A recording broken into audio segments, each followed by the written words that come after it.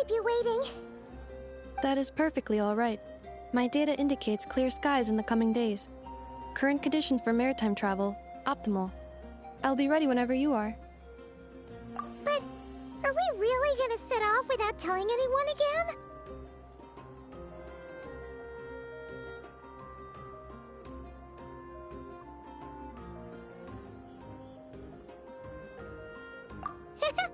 Funny you mention it. You'll never guess who Paimon saw on the way over. Hey! You didn't seriously think we'd let you leave without a farewell party, did you? No chance. Yeah, come on, Traveler. We've already made all the preparations. And most importantly, how dare you try and slip away without first paying your respects to the almighty Dragon Lord! A little bird told us you'd soon be leaving for Nodcry. So, we asked Paimon to give us a heads up before the date of your departure. You sure it's not time to think about changing that little habit of ours? Don't worry, we won't keep you long. Besides, everyone's there already.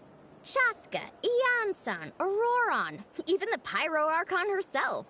You're invited too, Anefa. Shilonen has a special gift for you. Accompaniment request accepted. Shilonen demonstrates excellent massage technique. My impression of her is exceedingly positive. Wait, so robots like massages too? Or is it just that Shilonen really knows how you're wired? Alright, enough with the chit-chat. Let's head to the venue.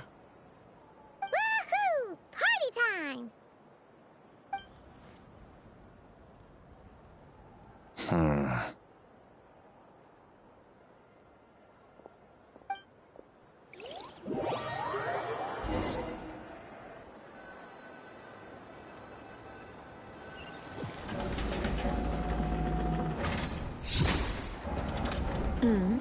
Spit it out, then. They've set off. Just as my calculations projected. About time I met this variable in person.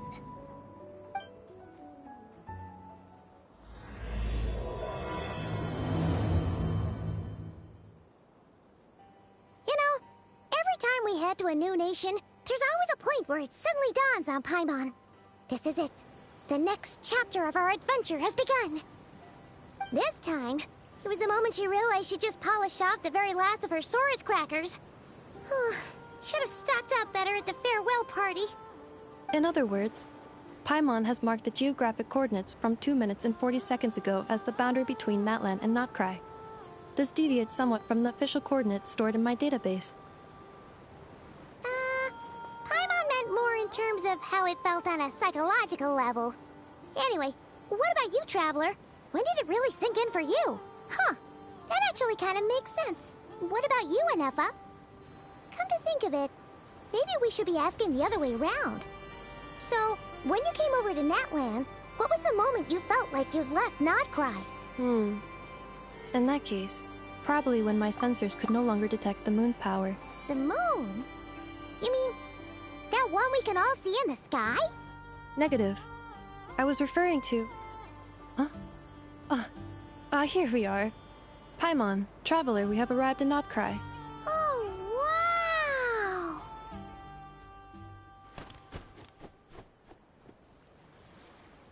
Paimon, Traveler, welcome to Notcry.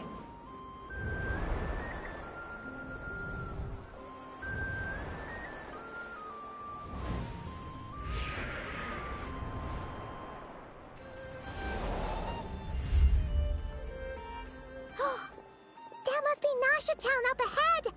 That's the place you were telling us about on the way over, right?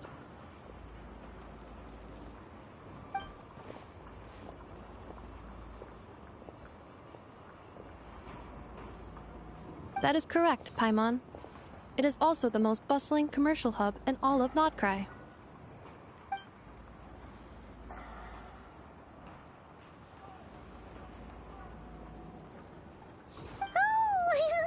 Sounds like the perfect place to start trying out all the local specialties!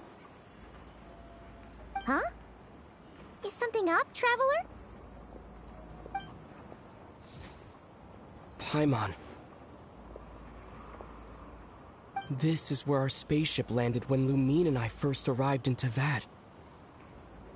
Huh? Are you sure? But how come you've never mentioned that before? Seems pretty important to Paimon.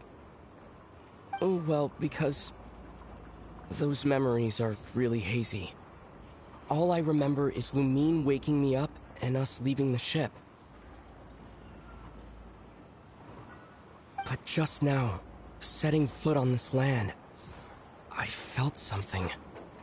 The kind of power I sensed in those moments. Are you referring to Kuvaki? Kuva, what now? The locals refer to it as Kuvaki. It is a unique elemental force found only in Notcry, or rather, a pure, primordial form of elemental energy. That is correct. Another similar concept I have found in my database is the primordial sea. Legend has it that long, long ago, the moon that shines in the sky above us once rose from the land of Notcry. Modern geological surveys and meteorite studies conducted in the region have since supported this claim. So, when you mentioned being able to detect the moon's power earlier, you were referring to Kuvaki?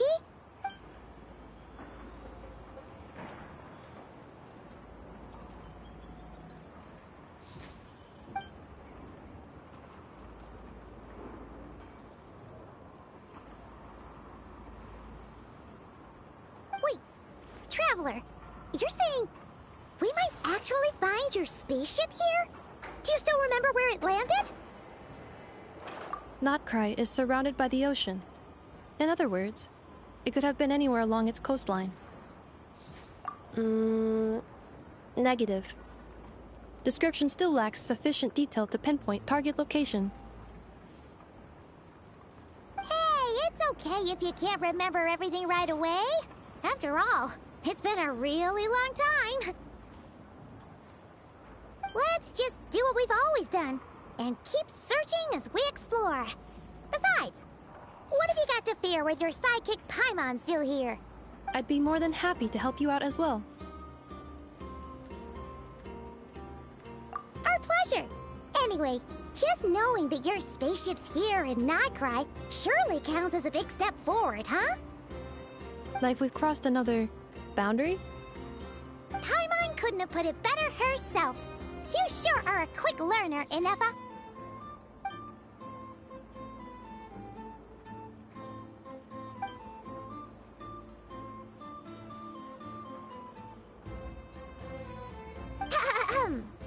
Well, as the best guide in the whole of Teyvat, Paimon hereby does solemnly declare... Notcry, here we come!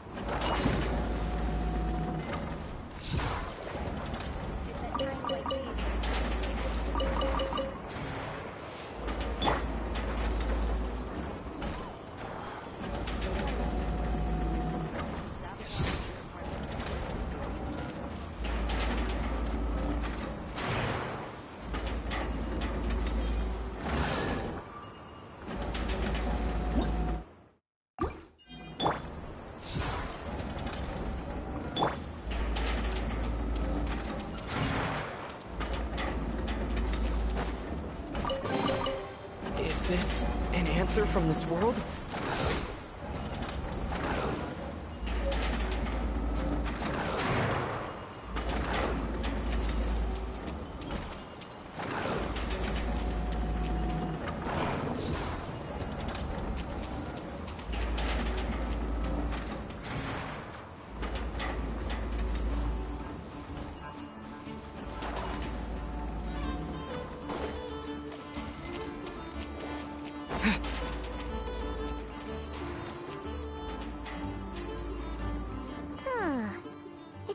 wonder to Paimon, if we were looking to put out a missing spaceship commission, or to learn more about Notcry, wouldn't it make sense to drop by the Adventurers Guild?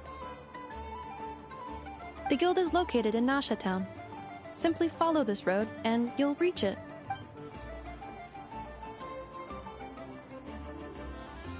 Huh? What in Teyvat is that? Looks kinda like a Seelie, floating around in the air like that. That is a Kuhenki, a species unique to the land of Notcry.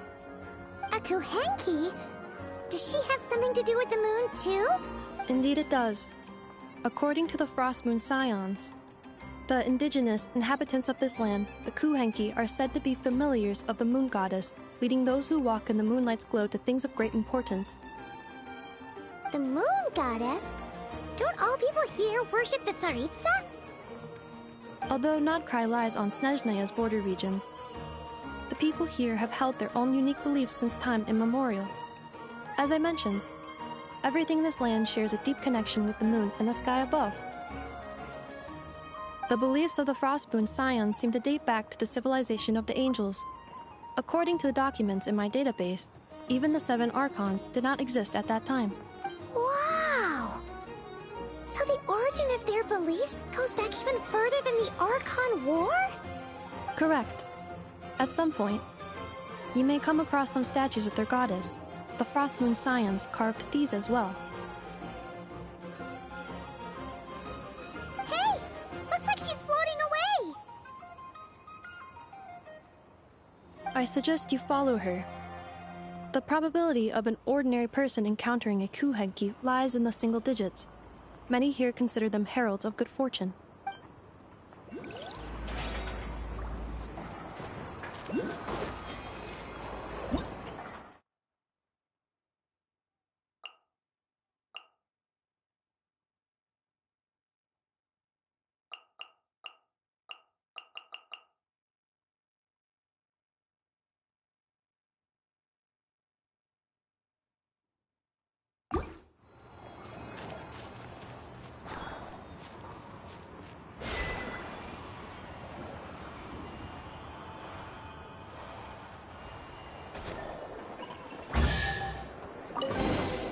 A reward on the road. Is this a travel guide? Huh. It actually led us to something useful.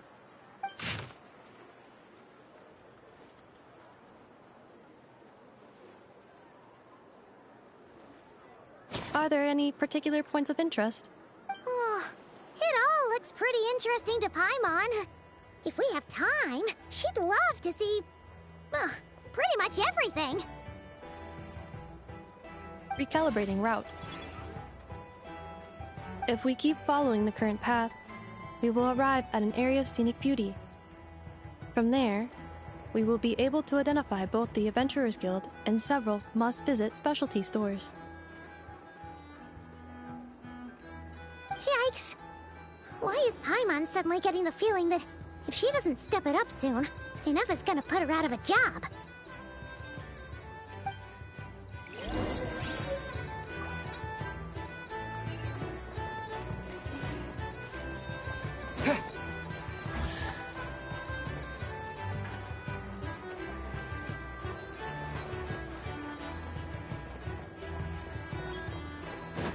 There's no such thing as lost.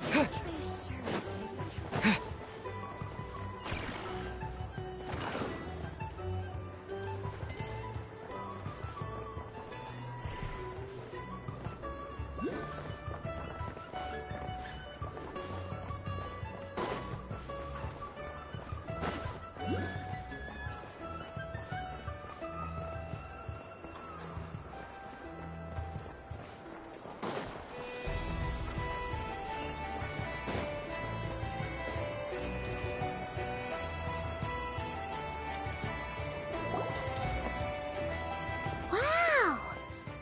Nasha Town actually looks pretty big from here. Feels a bit different than Paimon imagined, though.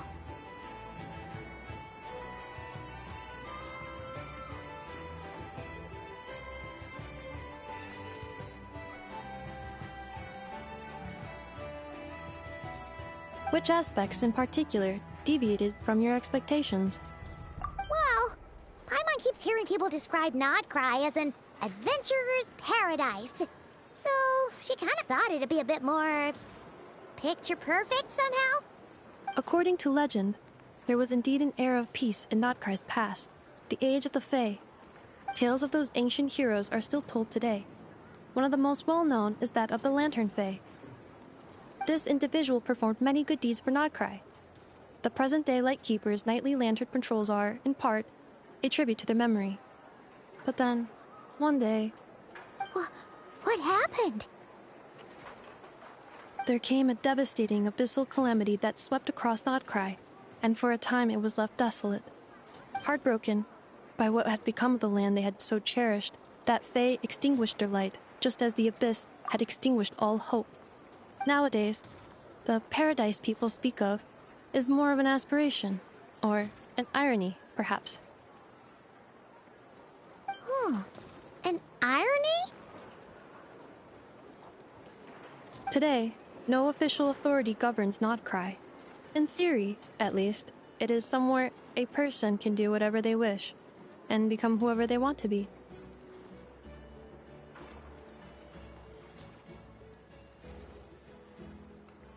The Adventurers Guild is just over there, in Nasha Town's central plaza, and the flagship tavern is over that way. Hey, what's that building over there? You know, the biggest, tallest one.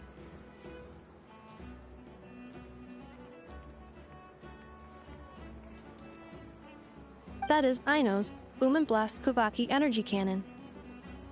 It gets activated when the wild hunt threat level outside Nasha Town reaches a certain threshold.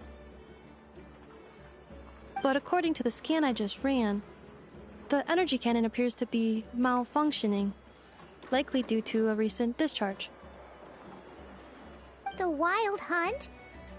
Isn't that the abyssal calamity you mentioned that's specific to Nodcry? It is a phenomenon that has been occurring for several centuries now. Yet the time and location of wild hunt attacks are seemingly random. At first, it was more of an old wives' tale that adults used to scare children. If you don't start behaving, kid, some night, the wild hunt's gonna come for you. Listen, do you hear that? That weeping in the fog? Those are the cries of a young woman being dragged away.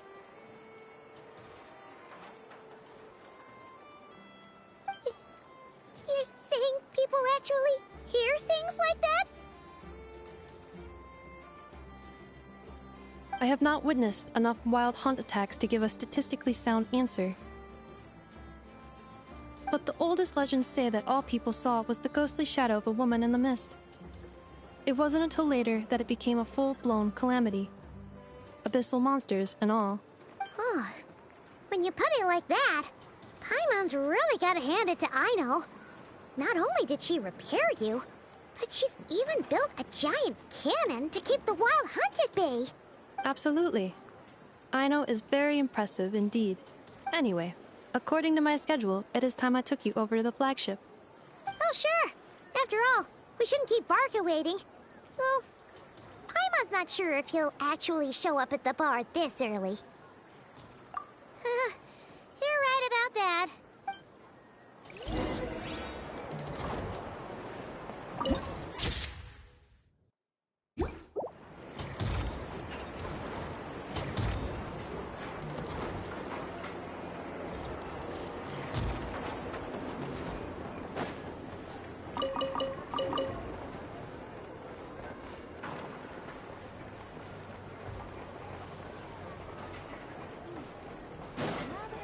Banner was inspired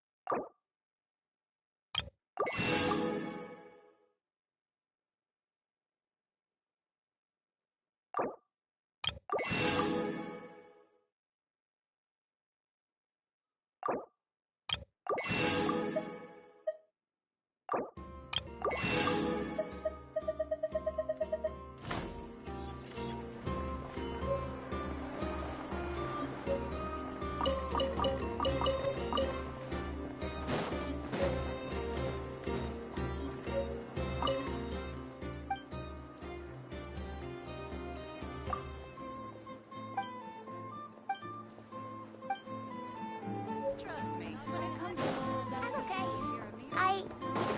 this isn't here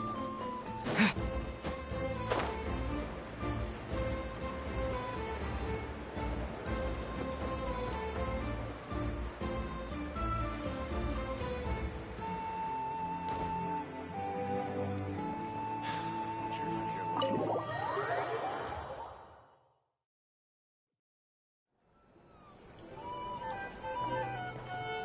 Here we are, the flagship. Varka told us to meet him here in his letter, right? Let's see. Varka? Varka! No matches, I identified. Huh. So he isn't here after all. Oh, guess we never did actually say we'd be arriving today. Hey, why don't we go ask the owner? If what they say is true, Varka's drinking prowess must have left quite the impression.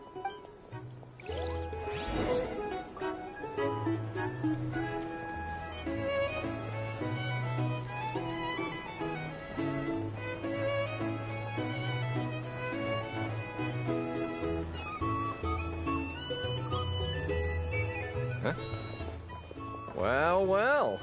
If it isn't the ineffable Ineffa. Hello there, Demyan. You know each other? Of course! Ineffa's a regular here at the flagship. So, robots are into booze too? Not at all.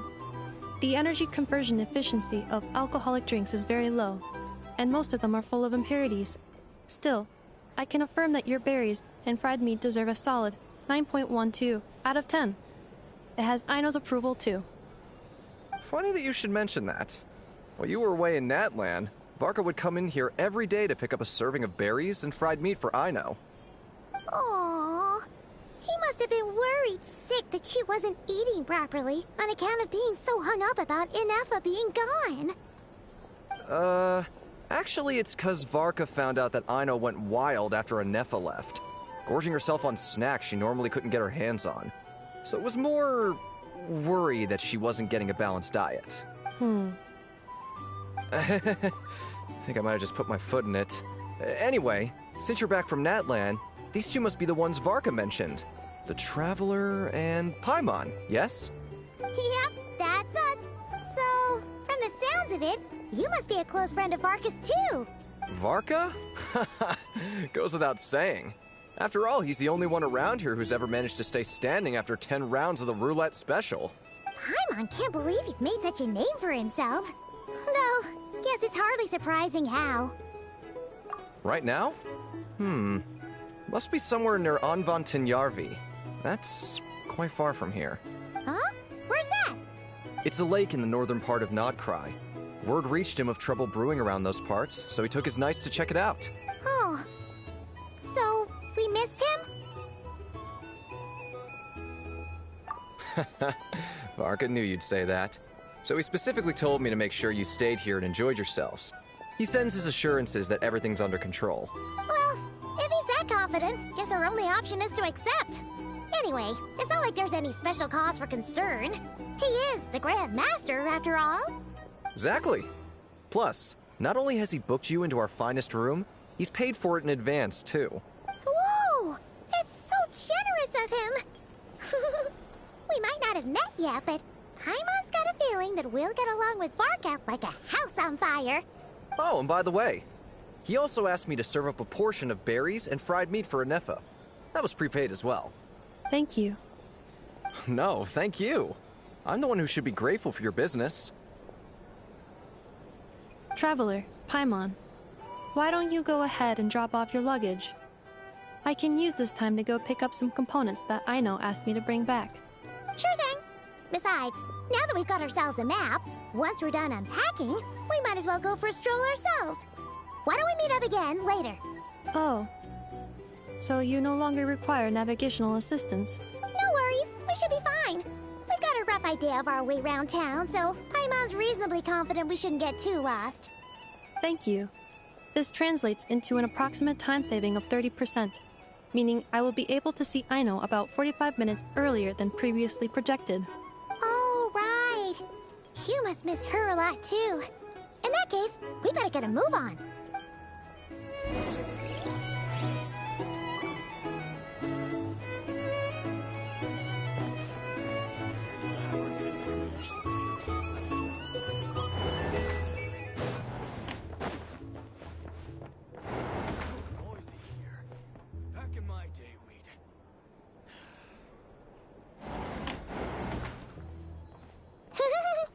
Feels pretty nice having someone sort out our food and lodging for us, huh? But is this really the flagship's best room? It's pretty big, make no mistake, but it looks a little worn out, right? Though, to be perfectly honest, that feels right at home with everything else we've seen of Nasha Town. You mean it's got something to do with Nodcry's history? Oh, that makes sense. But what exactly was this calamity?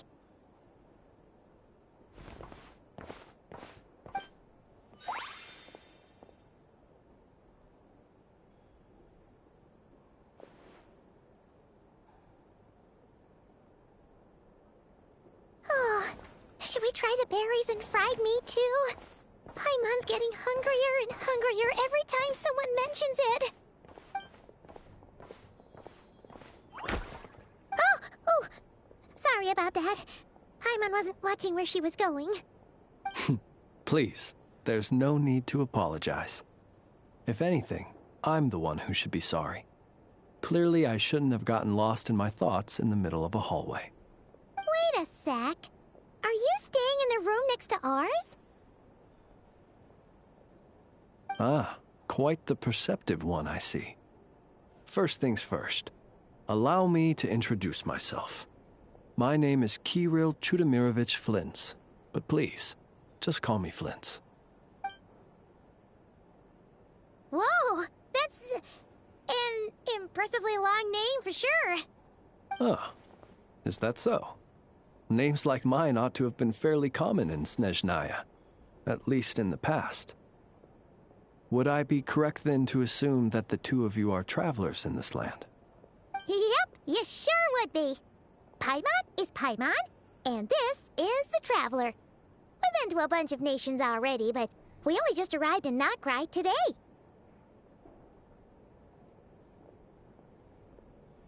What a rare honor it is to meet such worldly travelers. Are you here for travel too? If only I had the time to spare. No, I'm just staying the night. Oh, so you're here for business? That's certainly one way to put it. I'm a Ratnik of Nodcry, normally stationed near the burial grounds to the north. My sole cause for being here today was to repair this lantern of mine.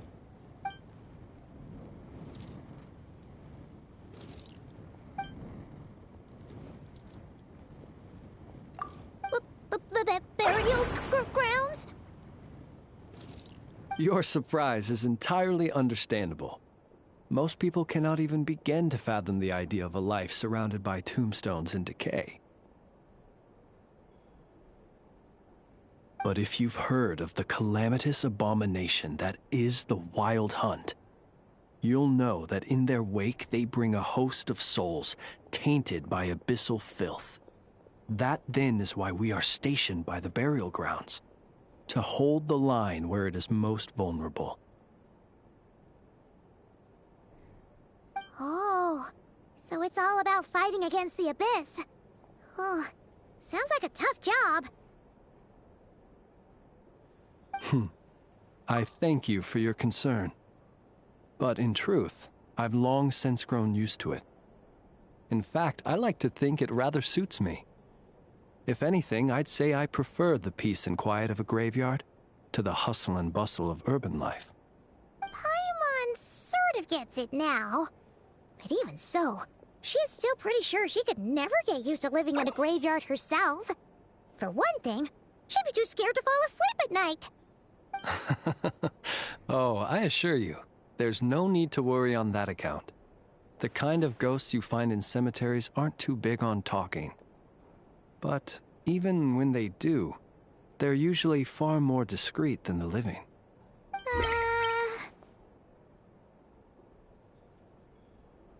Well, would you look at that? Who'd have thought we'd end up chatting this long? Must have a lot in common, huh?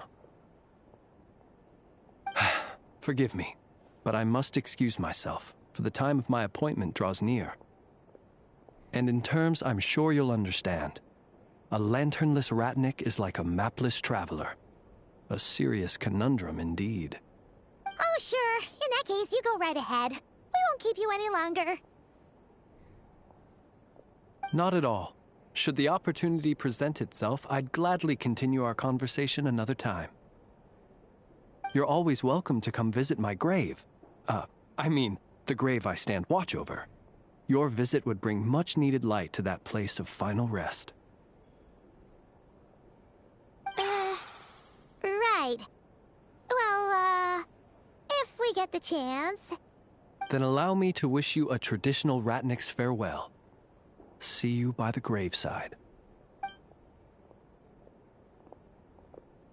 Ugh. Jeez. What a weirdo. Not to badmouth him at all. In fact, he seemed pretty cultured, but at the same time, kinda spooky? Must be all that time he spent around graveyards. His lantern? No, not really. You mean, 'cause it was broken? Huh. Guess you've always had a nose for stuff like this. If you're worried, you can always ask him the next time we cross paths.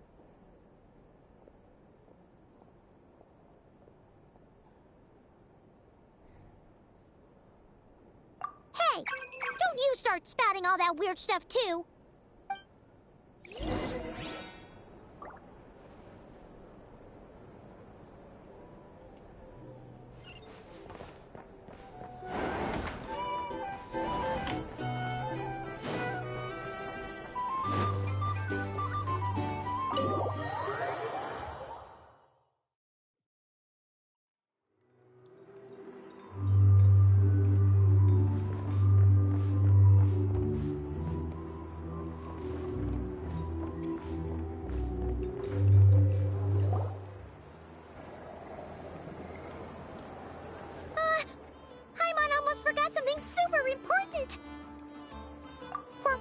Try out the berries and fried meat?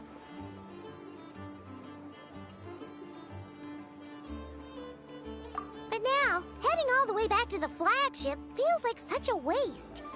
Please, accept today's boon. Come night or day, may the blessings of the moon goddess shine down upon you. Huh? What's going on over there?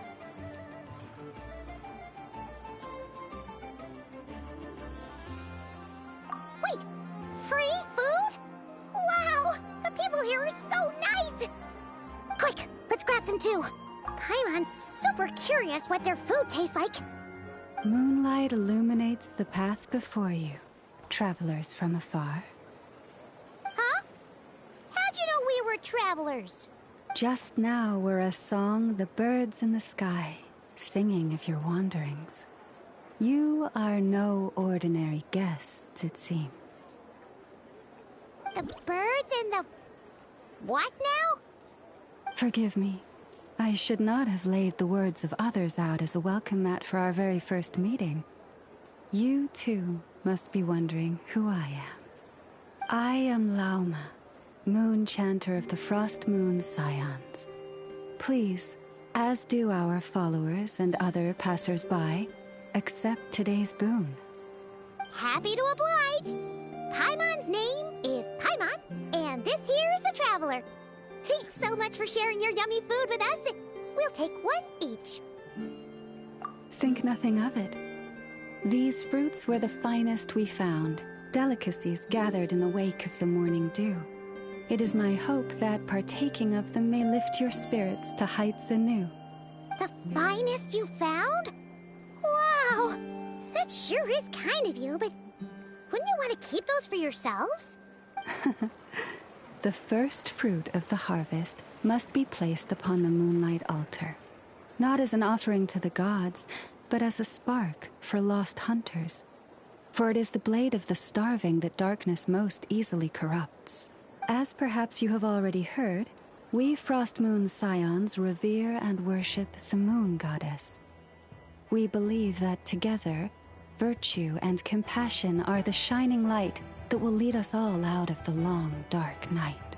And now, with tides of haughty Fatui swarming into Nodcry, driven by greed, and greed alone, more than ever before, we must all unite under the banner of virtue. Huh! Look who it is again. Those unsufferably kind-hearted Frost Moon Scions. Got enough for us too? That's right! 2 servings each! We're starving over here! The Fatui! After what you've been doing to our sacred statues, how dare you even show your faces? Wilhelmina, bestow today's boon upon our guests. You hear that? No slacking now. We'll have the very best you got. But, my lady, they... Please, you two, accept this meal. But remember this. Kindness is the first lantern left to guide those who stumble in ignorance. Come again? Let me finish. But should they still refuse to follow the moonlit path, then by our frosted blades shall we show them its shadow. You! Hey, look who it is. Tch, whatever. Just you wait. We'll be coming for you next. Huh? Where's the meat? Who wants to eat this garbage? Those stooges really are the worst. Ever since they came to Nodcry with all their weird equipment and built that so-called experimental design bureau, our lives have been turned completely upside down. Judging from how they reacted just now, it seems the Fatui already know who you are. Well, we have gotten in their way in pretty much every nation we visited, so we're probably at the top of their blacklist by now. I see. Then, on behalf of the Frost Moon Scions, I thank you for the goodwill you have shown us. Because if they had gotten ahead of themselves just now, I'm sure you would have stepped in to help. Just as the birds and beasts put it, your arrival heralds joy to us all. Besides, for a weary traveler far from home, what better respite than to bathe in the moonlight? You will always be welcome at the Frost Moon Enclave, the place we call our home. May we meet again in the moon's gentle glow. These are delicious! So refreshingly fresh! Those 2 Fatui wouldn't know a good thing if it came up and bit them on the shoulder. Looks like Anefa isn't done with her shopping yet, and the Adventurers Guild is still empty. Where should we head next? Good idea! Wouldn't want to let the Kuhenki down, after all. Let's see... Okay, Paimon's got our route all figured out. So, all that's left to say is... don't fall behind! This is Nuts and Nuts. It's mostly a fruit shop, but there's a crafting bench, too. This is the Speranza, one of the travel guide's recommended restaurants. All the waiters here are kids. This is the Vesnitsi Prolejik greenhouse. Apparently, their flowers are all made of metal, so they'll never wilt away. And this is the Rossum Workshop. If you ever need a weapon made, this is the place to go. And over here, they've got a super tall observation deck. Whoa! Take a look at that! You can see really far out into the distance. That way's north, and that looks like something built by the Fatui? And then over there to the west, that must be the place Lauma mentioned, where the Frost Moon Scions live. So, what'd you think? Even if Enefa kinda stole her limelight earlier, this just goes to prove that Paimon's own tour guiding skills aren't too shabby either, right? Hey, come on! Would it kill you to compliment Paimon? Huh? Look! There must be someone at the Adventurers Guild now! There's already a line forming outside! Looks like we'll finally be able to ask about your spaceship! Oh, or was there anywhere else you wanted to stop by first? Where? Which one are you... Oh, now you mention it, Paimon's noticed it too. Ugh, better not be who she thinks it is. Anyway, where we go first is completely up to you. Either the Adventurers Guild, or that suspicious-looking shop. A word of warning, though. If we step into that shop, be sure to keep a very close eye on your Mora.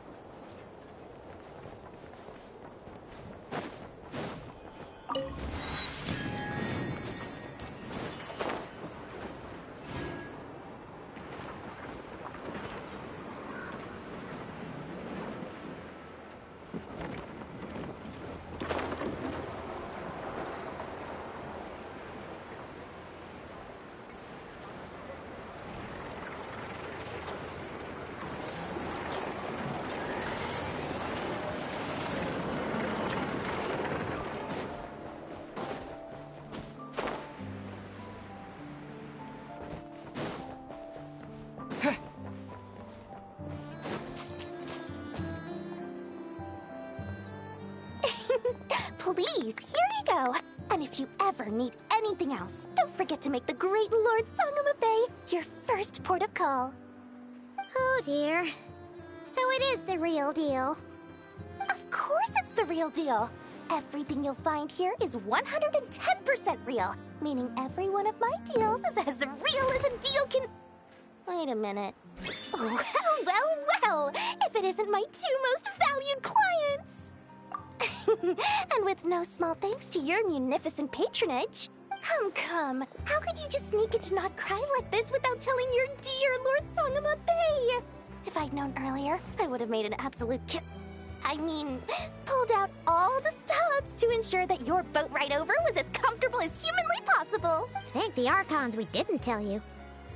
Oh, come now. You know as well as anyone how impeccably and conscientiously above board I am when it comes to doing business. Well, regardless of whether that's true or not, the main issue here is that we had no idea you had a branch in Not Cry. A clever merchant always has a backup plan, or two, or three up their sleeves. As the saying goes, a rabbit with many burrows fears not the hunter's arrows. A merchant with stores galore hears no debtors at the door. Since you're both here in Not Cry, would you care for some of my finest local souvenirs? Whatever you're looking for, I have it. Or if it's Sumeru you're missing, I've got that covered too. We literally just arrived. Do we look like we're on the hunt for tourist trinkets to take back for our friends? My, your high-minded tastes never cease to impress. In that case, I know just the thing. You must be on the hunt for something like this? What's that? Your hat? Information, of course. Information about Not Cry. Locked securely in the otherwise impenetrable vaults of the Lord Sangama Bay's brilliant mind. I knew it! I just knew you'd appreciate the value of my wares. On the back of all our pleasant dealings in the past, I'll even take a hit by throwing in some insider info for free. Wow. You sure are feeling uncharacteristically generous today. What do you mean by uncharacteristically? I am the most generous person forget it. Anyway, the long and the short of it is this. The moment I set up shop in Not Cry, it struck me how many different factions there were. all competing against each other for power and influence. Well, as they say, there's no time for business like a crisis. Things got even more turbulent after the Fatui pulled down 2 ancient moons' remnants. People began to catch a whiff of the coming chaos. And the more troubled the waters, the greater the potential profit. Not at all sorry to interrupt, but we're not here for Mora. Oh, really? But surely it was the tales of an adventurer's paradise that brought you here.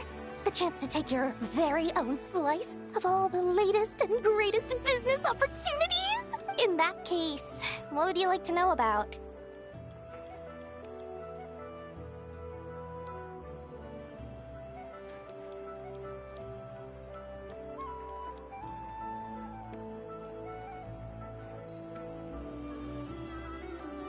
The Frost Moon Scions?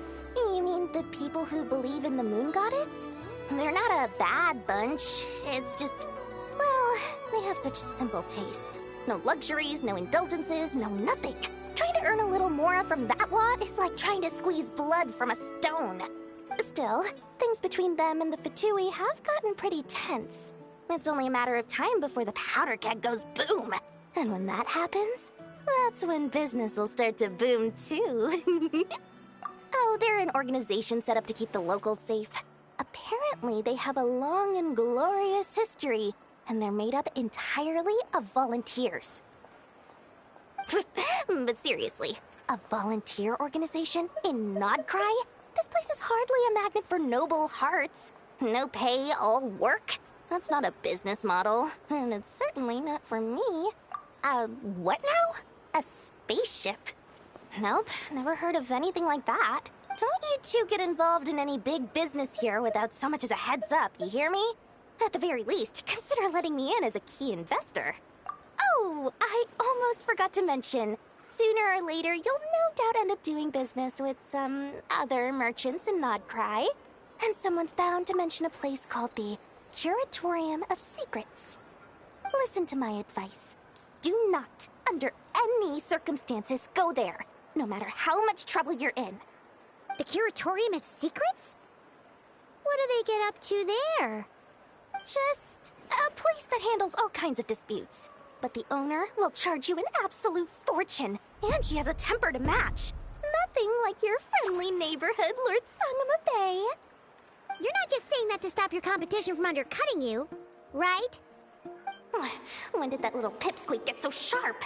And after I gave them all that info for free just to win them over. What do you mean? Of course not. I'm only thinking about your wallets. I mean, on behalf of your wallets. You're really not convincing anyone, you know. All right. Business is a cutthroat business. I won't argue with that. But I'm not lying about that boss lady. Not only did she make it into my top 3 people not to mess with in Nodcry, she's also in my top 3 people most eager to trade in favors. Seriously? It feels like you're just bad-mouthing your rival now. Fine. If you don't believe me, go see for yourselves. We might both be from Sumeru, but compared to hers, my conscience is so large, why, you could fill 3 whole palaces of Alcazar's array. But when you realize what I'm saying is true, don't say that good old Lord Sangama Bay didn't warn you.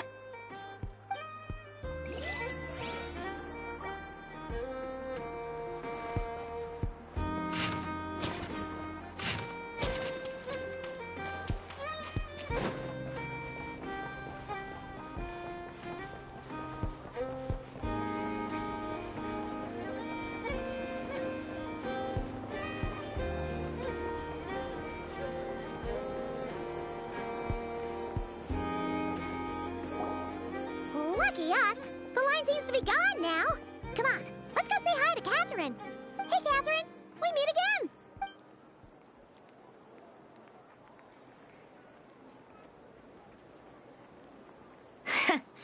How ridiculous. Huh?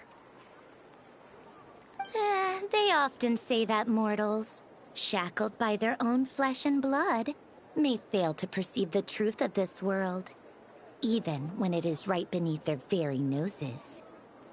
Yet I had not expected to have the pleasure to witness such heights of absurdity firsthand. But Paimon must have gotten the wrong person? At second glance, you do seem a bit younger than Catherine. And you certainly sound a lot less friendly. A creator might forgive ignorance, but being mistaken for one of my own creations is beyond all pardon. Look very closely, for standing before you is none other than Marionette, 7th of the Fatui Harbingers. A Harbinger?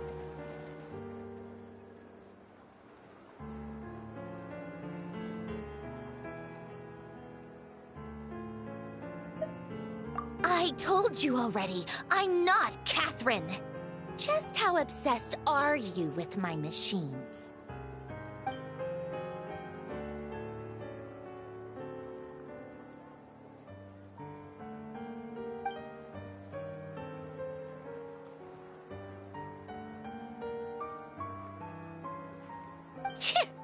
Today's encounter is merely a courtesy call. A friendly warning, if you will. You interfered with my work once before, with that little robot. I let it slide. After all, it was nothing more than a distraction, a side project at best. But we are in Nod Cry now, and as such, I strongly advise you not to stand in the Fatui's way. Otherwise, the next time we meet, I might just have to drop all this meaningless etiquette. Oh, please. You've got some nerve coming out with barely veiled threats like that. You're the one stirring things up here. Oh, perhaps you have misunderstood. Just because Nod Cry lacks a ruler at present, that does not mean it should not be ruled. We Fatui are simply establishing a new order. Yeah, right. More like shady experiments, judging by your massive creepy research facility. I've said what I came to say. What you do next, only you can decide. So why don't you start by using your already limited processing capacity to calculate your even more limited options? And, being the refined young lady that I am, I shall indulge you just this once. Ad Astra Abyssosque. Welcome to Nod Cry, Dominion of the Fatui.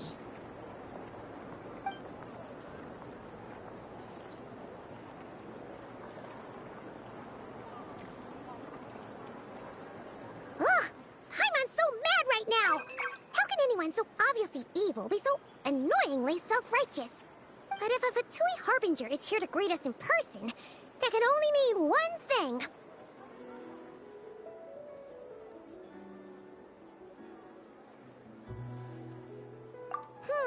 We'll have to be extra careful from here on out. Paimon hates feeling like she's being watched.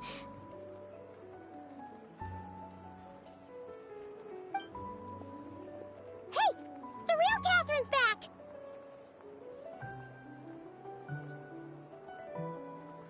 Ad Astra Abyssosque. Welcome to the Adventurers Guild. How may I help? I will do everything I can to assist you. You're so much nicer to talk to, Catherine. Please don't leave us again, okay? Hmm?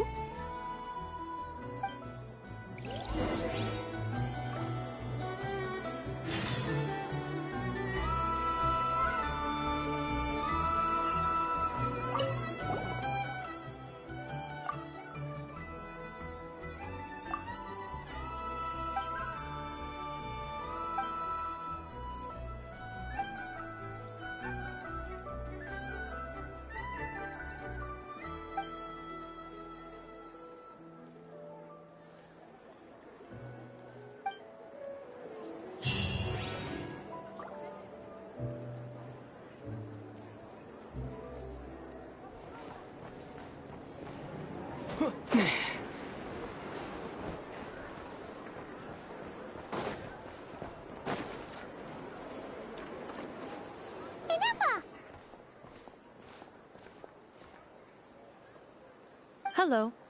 I was just about to start tracking your whereabouts. Did you manage to get everything Aino asked for? I did. What about you? Do you need me to navigate or introduce any more places around town? Not for now. We've seen most of it already. We probably need some time to process everything we've learned, though. Any progress with the spaceship? No. Catherine came back just now, so we asked her, but even she hasn't heard a thing. One possible explanation is the vast stretch of time that has elapsed. Additionally, given the limited resources available in Nodcry, it is entirely plausible that the wreck was scrapped for parts, or even mistaken for a pile of broken machinery. Aww. Understood. In that case, why don't we go ask Aino together? After all, she was the one who salvaged me, ancient dragon technology and all. If there really are any unusual parts floating around Nodcry, there's a high chance they've passed through her hands at some point or another. Good point. And since you keep mentioning her, we're curious to meet this whiz-kid mechanic too. Understood. Then I'll handle navigation as before. ETA at the Clink Clank Krumkake craft shop. 34 minutes ahead of schedule.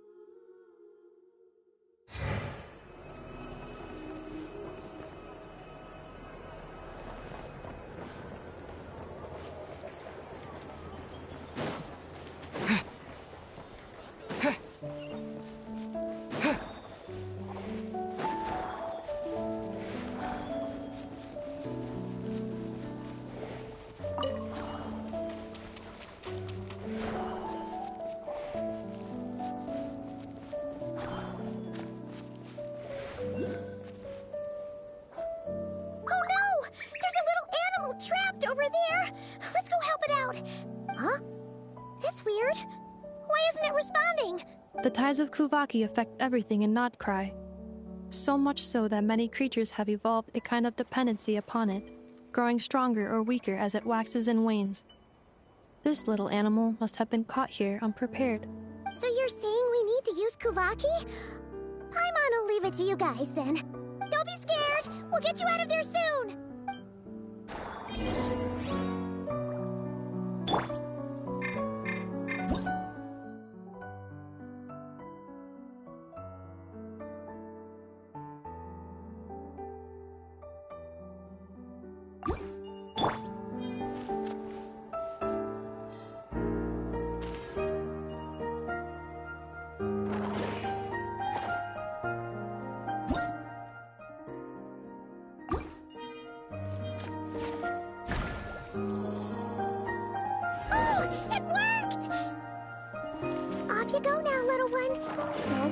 yourself caught again.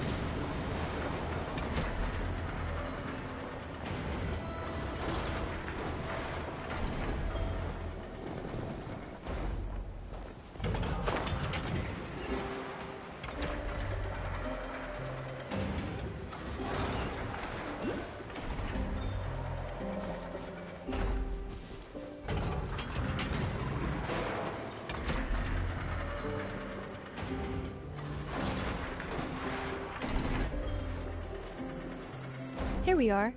The place Aino and I call home. Whoa!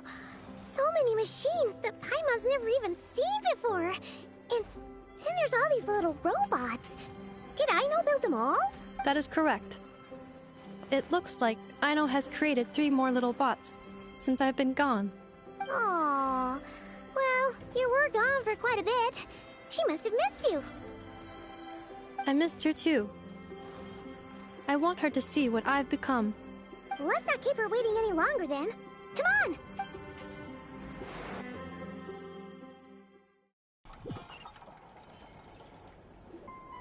on! Aino, I'm back.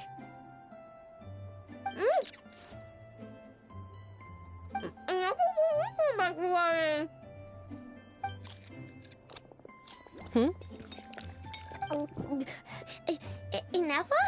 You're back significantly earlier than I expected. Like a whole 30 minutes at least. Everything went very smoothly, which saved me quite a bit of time, so I know. Could you turn around for a moment? I know. I've been on my best behavior the whole time you've been gone. She's got chocolate all over her mouth. I know. While I was away, did you strictly abide by my tailor-made snack intake schedule? Oh, of course I did. 1 whole cake, 1 crumb cake, and 1 pack of chocolates a day, right?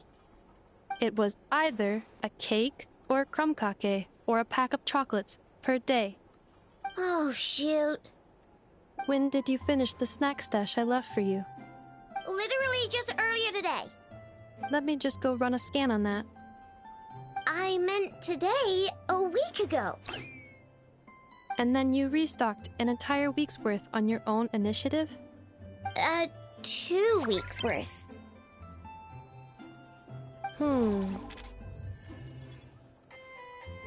Why does Paimon feel like the roles in this household are pretty much the opposite of what she imagined? Calculation complete. Aino's recommended snack calorie intake for the next 4 weeks. 0. No fair! You're a meanie, Ineffa. This is what happens when you break an agreement. Oh, come on! Don't do this to me! I only ate a teeny bit extra every day. Just a teensy-eensy-weensy bit extra. That is objectively not a teensy bit extra. Seriously?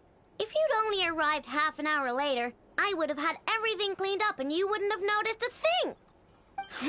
But now that I think about it, you even said you'd come back a bit earlier than you did, so I wouldn't have to worry. But then, you were away so long, and I was so worried about you. And that's the only reason I even... Oh... I know. I am very sorry to have kept you waiting. I'm back now. Welcome home. So, will I be able to keep eating snacks as usual now? Negative. Okay. Well, given that I am later than I initially projected, I'll let it slide. But just this once. Thanks, Ineffa! You're the best! I know. Allow me to introduce. It's the honorary knight in Paimon! I know. Uncle Varka talks about you guys all the time. Nice to meet you, Aino. Ineffa's told us all about you, too. Huh? Really? She actually said that about me? Well, she's not wrong. Oh yeah, so, you're here to see Uncle Varka, right? A couple of days ago, he suddenly said he had to head out on business, and that he might not be back for a while. He asked me to let you know if I saw you. Yeah, we heard about that at the flagship. Did he say what he was doing? Nope. Just told me to take good care of you guys and make sure you feel right at home. Oh, shoot. Please, take a seat.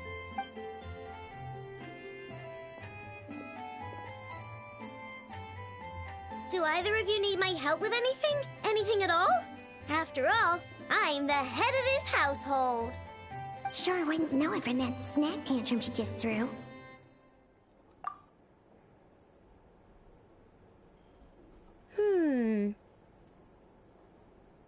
A spaceship, huh? From outside to that? Exactly. So, ring any bells? No. Oh. You sure? Nope means nope.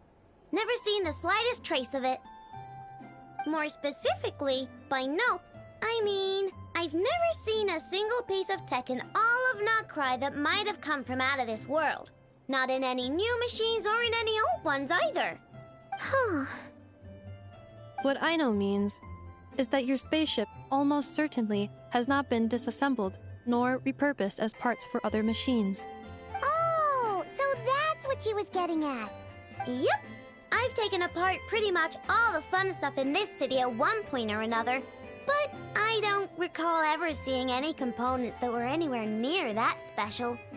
So, either your spaceship crashed somewhere it's never been found, or someone did find it and then hid it really, really well. But who would even do something like that?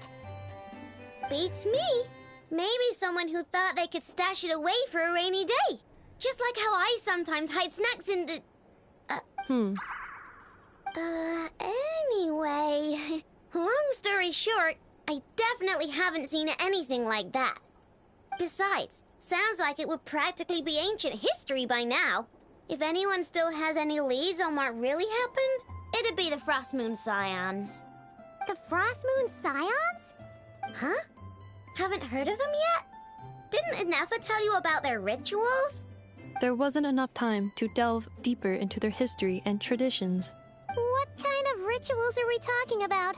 I've never actually seen them myself. Just heard bits and pieces here and there. They say that each of their moon chanters has had access to an ancient relic that lets them see the true past. Not sure exactly how it's meant to work. I can't get my head around anything that can't be explained by either machines or science. And to tell you the truth, I don't like it much either. Looks like we'll have to try our luck with the Frost Moon Scions. Aw, leaving so soon? Sure you don't want to hang out a little longer? It's getting late, I know, and these two still need to head over to Hisi Island. It would not be convenient for them to linger much longer. Aww. All right then.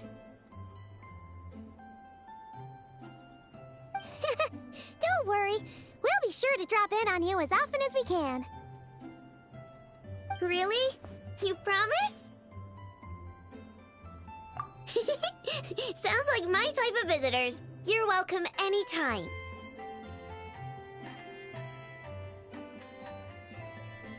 I'll be staying to look after Aino today, so I won't be going with you.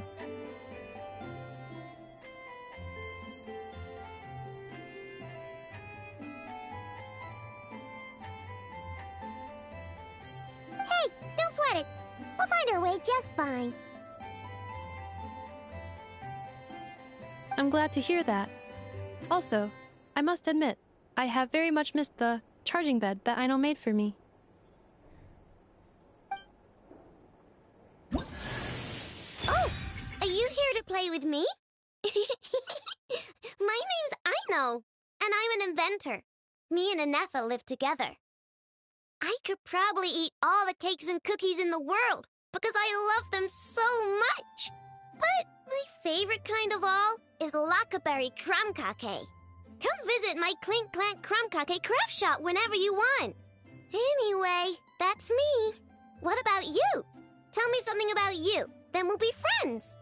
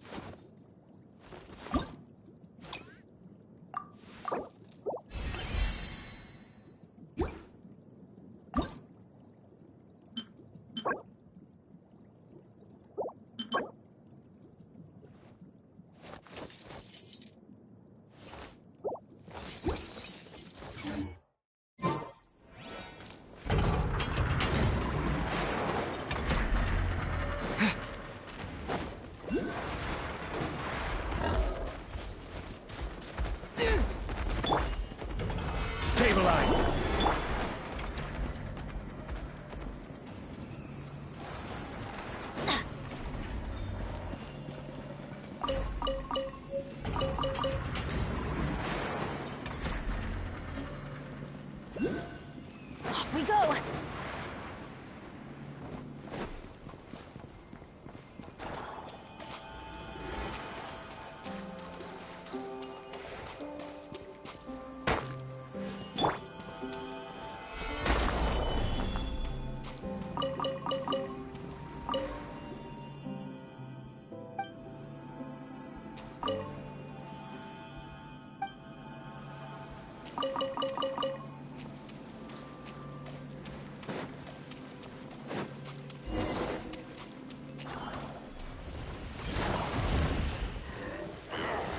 I stand against the long night and purge the darkness! Solidify!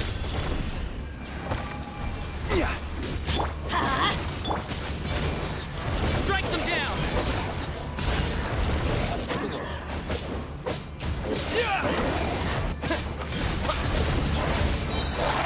Strike them down!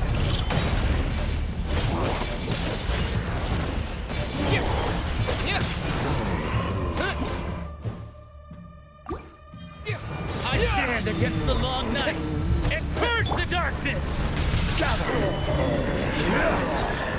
Order guide you. Teamwork is dreamwork!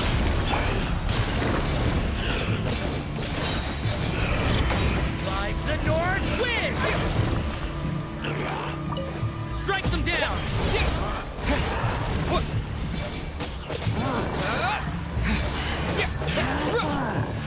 I stand against the long night and purge the darkness! Rise with the sun! Light of the blazing sun!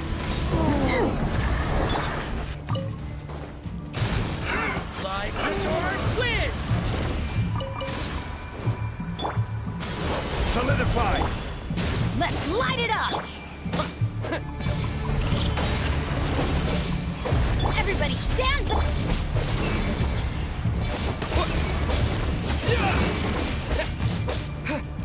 I stand against the long night and purge the darkness!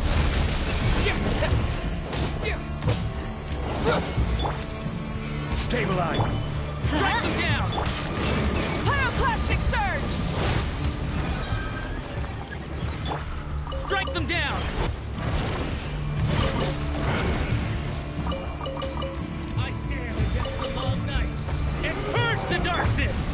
Gather! Let's light it up!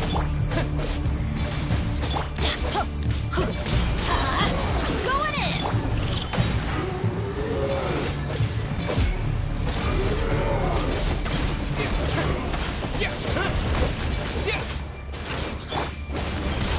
This is order. Light it up!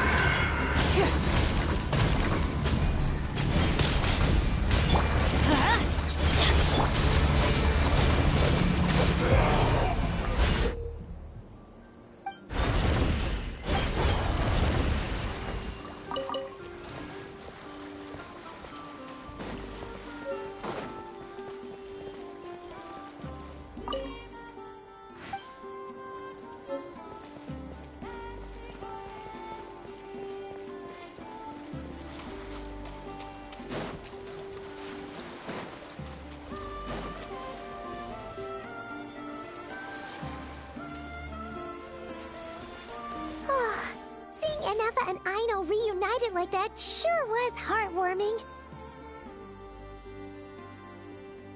Mm-hmm. We should definitely hang out with them more in the future.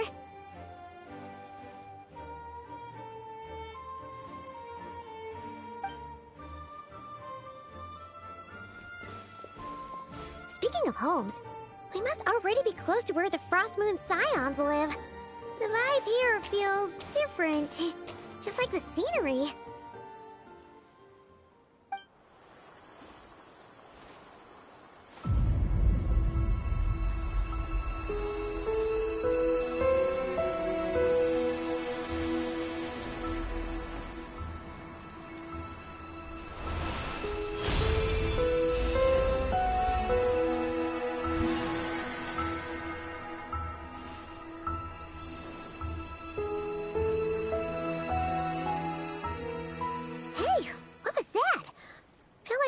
Sort of breeze blew by, and then the petals suddenly turned into...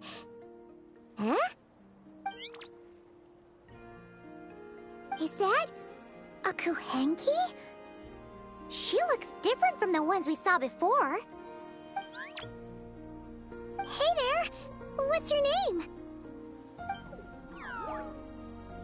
Huh. Doesn't seem able to speak.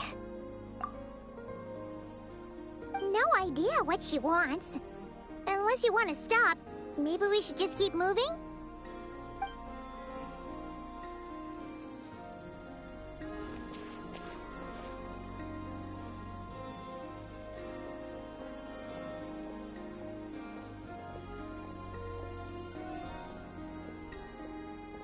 She's following us! Go on. Go on now. We've got stuff to do. Best you find someone else to hang out with.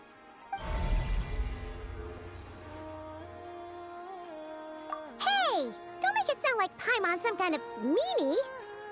Paimon had no idea what she wanted, okay? Ugh. Anyway, next time Paimon sees her, Paimon promises she'll be nicer. Seeing as we're on our way over to meet Lauma anyway, we can ask her about it while we're there.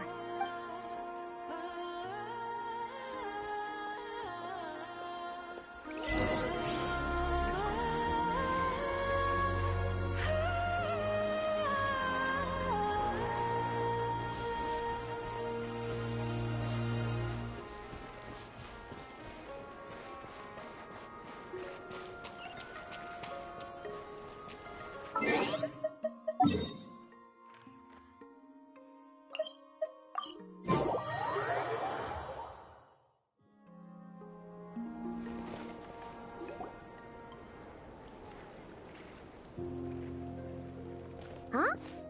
Hey, look! Isn't that Lauma? The moon chanter? Let me take a look at your wound. You must be more careful. Doesn't matter how much of a rush you're in, your safety always comes first.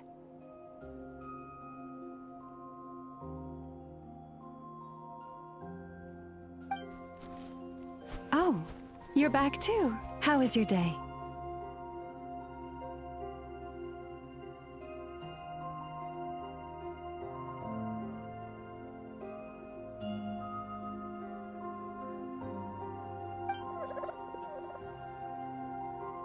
You what?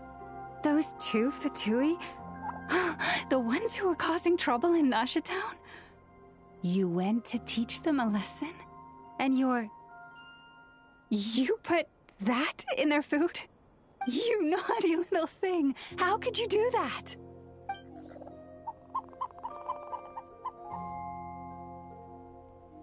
They didn't notice. That's not the point. You mustn't do that again, okay? Next time, at the very least, bring a few of your friends along too. You'll be an easy target if it's just you on your own. Hey, Lauma! Still remember us? Oh, it's the Traveler and Paimon, isn't it? Welcome to Hisi Island. Not at all. Those who come with kindness in their hearts are always welcome with the Frost Moon Scions. Were you just talking to those animals? I was indeed.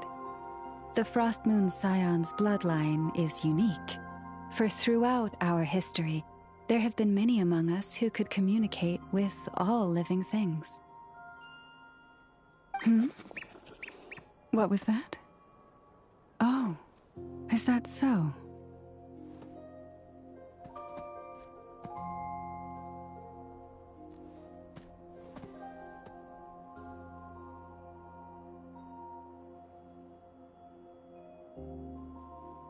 She says she was trapped in a plant earlier, and that you were the ones who rescued her. She wants me to thank you on her behalf. Oh, it was nothing. Barely lifted a finger.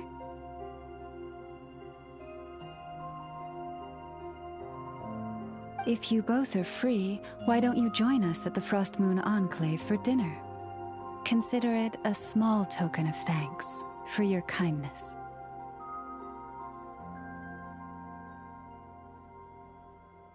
We'd love to! And actually, we had something we wanted to ask you anyway.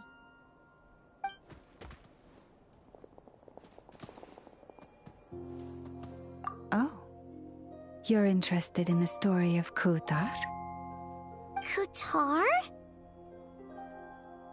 Yes. Kutar is our moon goddess, the moon maiden who guides us.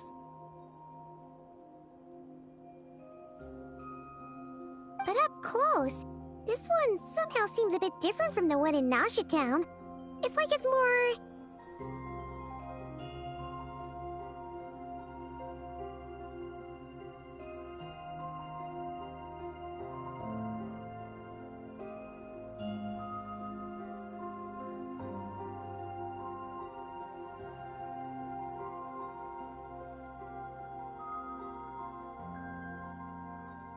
natural?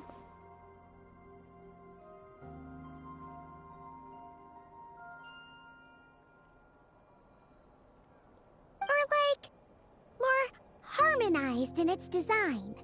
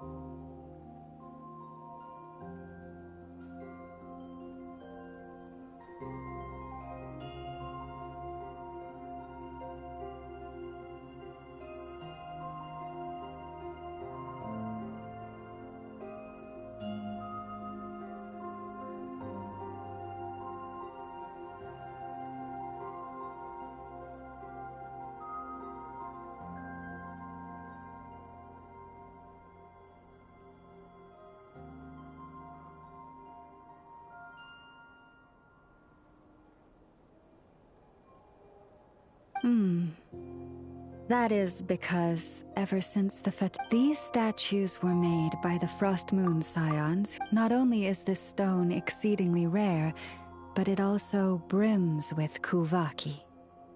I suppose the latter must be what caught the Fatui's eye. For a time, we put up fierce resistance. But now, this is the only one left that's... We heard they even pulled some ancient moon's remnants down from the sky! That's right. The two largest remnants landed in Nodcry. One here on Hisi Island, and the other on Paha Isle.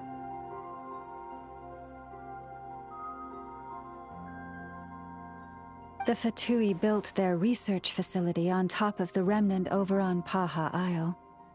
but they've had their sights set on the one here, too.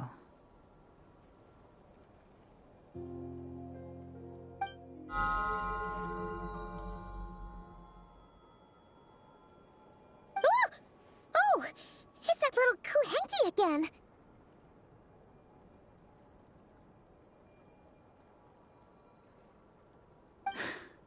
Surely that can't be. Hey! We've been wondering what was up with it, too. It just appeared out of some petals and hasn't stopped following us since. No, that is no ordinary Kuhenki. These we name Luonnotar, beings born from the moon goddess's blessing.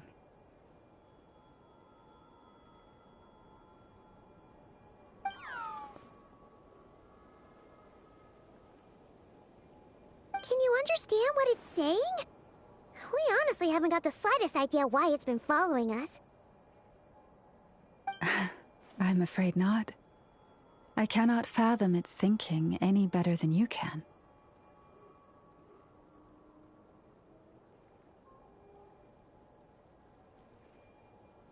Sometimes a long time must elapse before the moon goddess's blessings turn into Luonnotar.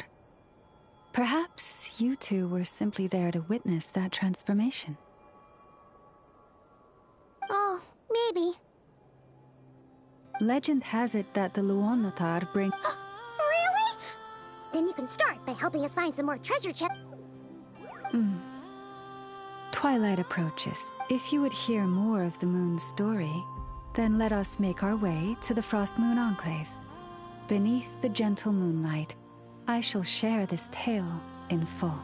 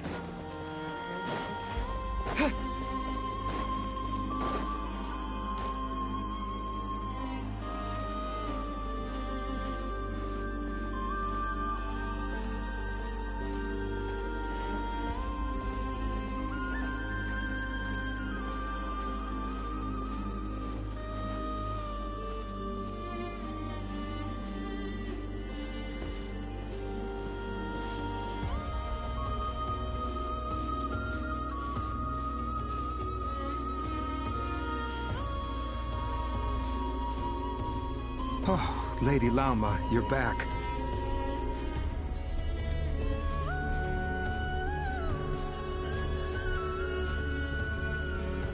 Come day or night, may the blessings of the moon goddess shine down upon you.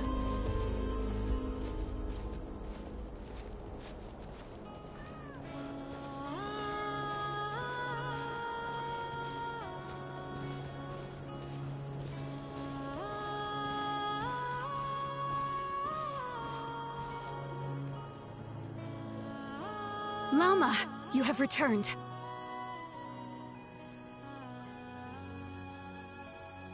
Wilhelmina, this is the Traveler and Paimon.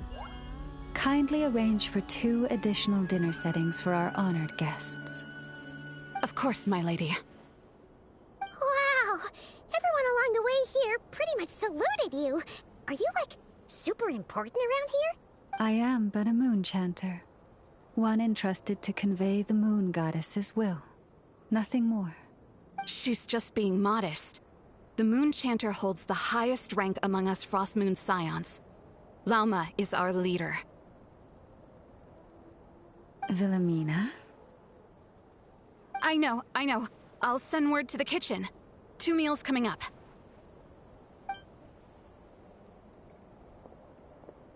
Whoa!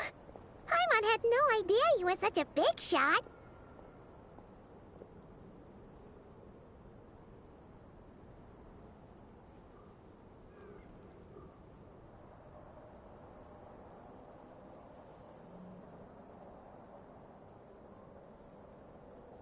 It is merely that the unique traits of our bloodline have manifested themselves especially strongly in my person. That is no accomplishment of my own.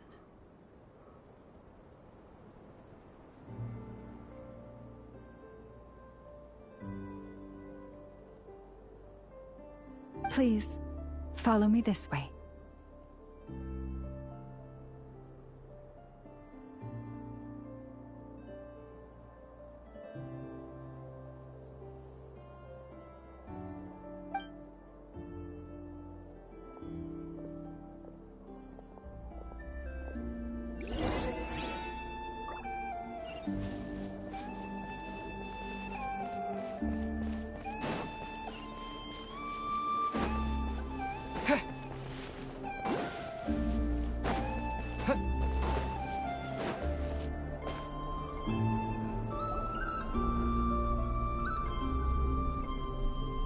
Even to this day, I am still trying to piece together the many fragments of our past. It is a story not only of the Frost Moon Scions, but also of the moons themselves. A story of the moons? Yes. We Frost Moon Scions are the last descendants of the ancient golden realm of Hyperborea. Its former glory may have faded, but what remains is a memory uniquely ours. In the distant past, Tevat had not just one moon, but 3. It is said that they were created by the primordial master of this world, cast into the firmament to keep peace in the land below. Firstborn was the eternal moon, largest of the 3. Legend has it that it was her immense Kuvaki that gave rise to the ocean tides.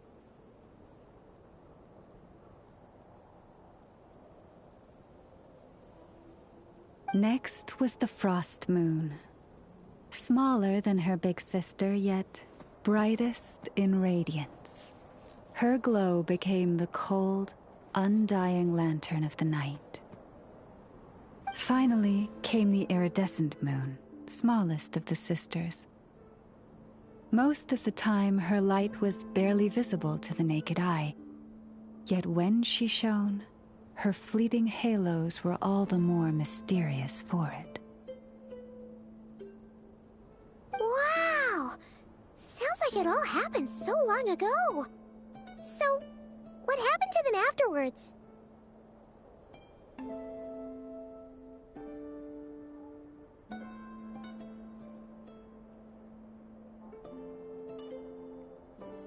Afterwards, well, as you have seen, the 3 moon goddesses perished. This happened in a war triggered by the Descenders, and of the 3 lunar husks, only the Frost Moon survived unbroken, while the others were shattered to pieces. Oh, so that's why there were ancient moon's remnants in the sky. Yes. It is also said that when the moons shattered, most of their fragments rained down upon this land like stardust. That is why Nodcry is blessed with such an abundance of Kuvaki.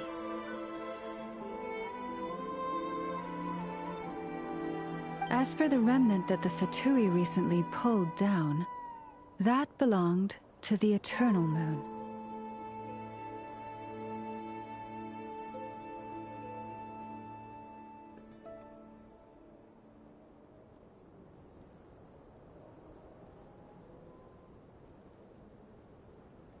Wait a sec. But you just said that 2 of the moons were shattered, so where are the remnants of the iridescent moon?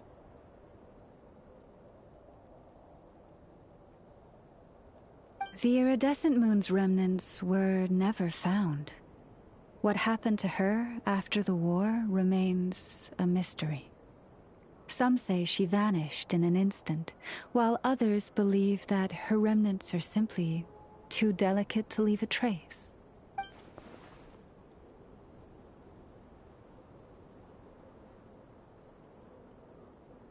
Yet, though the era of the three moons has long since faded into legend, successive generations of Frost Moon Scions have always passed down a prophecy that one day the moon goddess would return.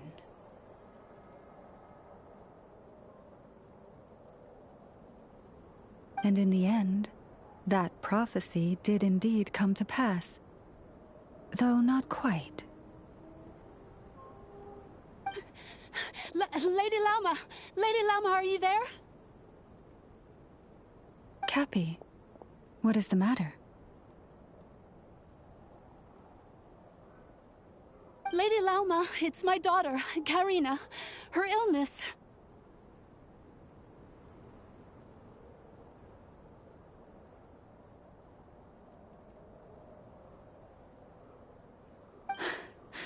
Take me to her, right away.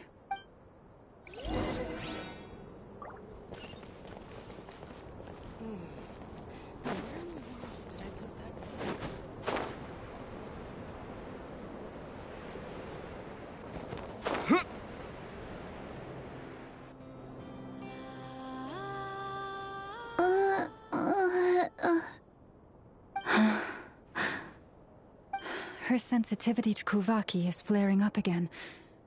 After her last treatment, did you follow my advice and seek medical help in Nasha Town? But those doctors are all Snezhnayan. They're outsiders, compatriots of those brutes who invaded our homeland. How can we possibly trust them? Not all outsiders are enemies, Cappy. They've been treating this condition for generations. They have the experience we lack.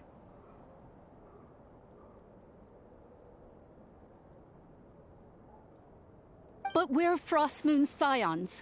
Should we not remember what the outsiders did to our moons? Surely the Lady Kutar will reward our devotion.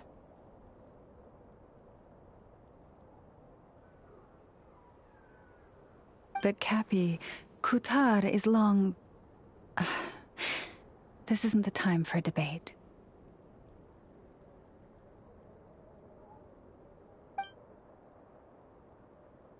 O lost child, snow-swept and buffeted by the howling winds of the frigid night, let not the silver flame within you fade.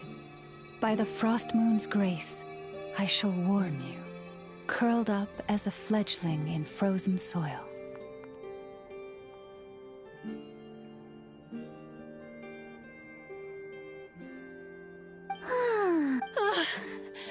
Praise be to the moon goddess, my Karina.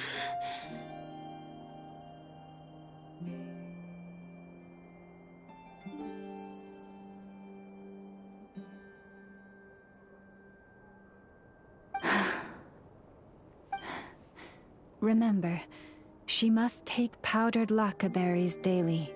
It will ease her symptoms.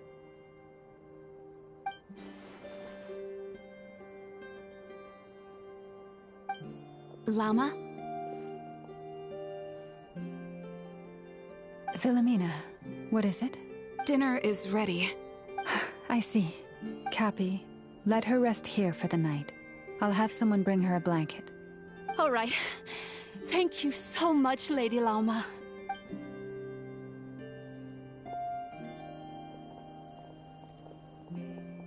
Will she be all right?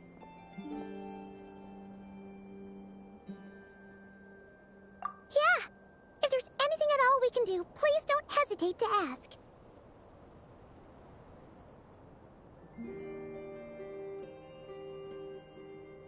Thank you for your kind... Please, do not be worried. Come, let us head to dinner. I believe you still have some questions for me.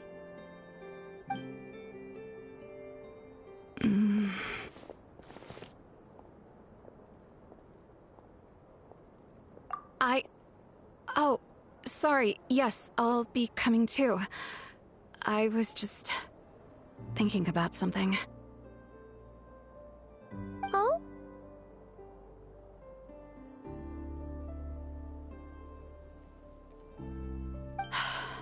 Lauma makes such an unshakable moon chanter. calm, capable, someone we can count on. Deep down, though, I know she's been quietly carrying the burden for the rest of us. Traveler, Paimon, believe me when I say that as a fellow Frostmoon Scion, I do worry about Lauma. It's just that sometimes it's hard to say it to her face. Could I ask you to look out for her? I fear that would stress her out even more.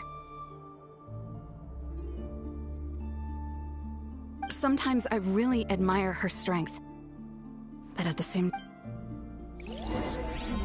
This is more than a fair price already. Prices like these are just outrageous.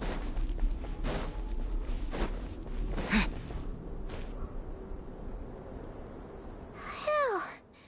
Paimon's so full. That was even better than the stuff you gave us before.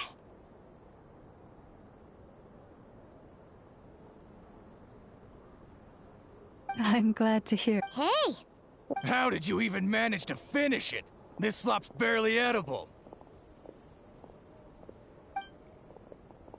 Then again, I guess that's what you'd expect from savages. It's you! Those rude old Fatui we just met back in Nasha Town! My sincerest apologies. If you found the food we gave you earlier difficult to swallow, may I suggest taking a deep breath and joining us? These delicacies might change your mind. After all, I suspect that your previous meal may have been tainted with something most unpalatable. Huh? What do you mean? Tainted with what exactly? With the bitter snobbery of those who call themselves civilized. Why, you... Looking for a fight? Sure, I'd be more than... Hold it. We're not here to brawl. Yet. We're here on official business. Orders from above. We're here to deliver the Frostmoon Scions a warning. Or rather, a final ultimatum. You have 3 days to hand over the relic and reveal the whereabouts of your so-called Kutar. If you fail to do so, the Fatui will immediately begin the cleansing of Hisi Island. Which, by the way, is the sovereign territory of the Tsaritsa of Snezhnaya. What insolence! Your demands are outrageous! For generations, this land has belonged to the... Dear guests, allow me to save you both time and trouble with a speedy reply. The Frostmoon Scions will never hand over anything to the Fatui. And to those who set foot on our land with ill intent, I say this. With your blood, we shall draw an inviolable line in the snow. That applies to you, too. Stubborn savages, the lot of you!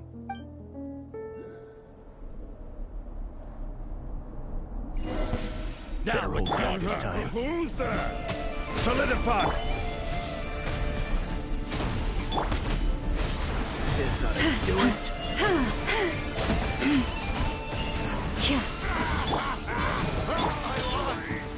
Teamwork is dreamwork!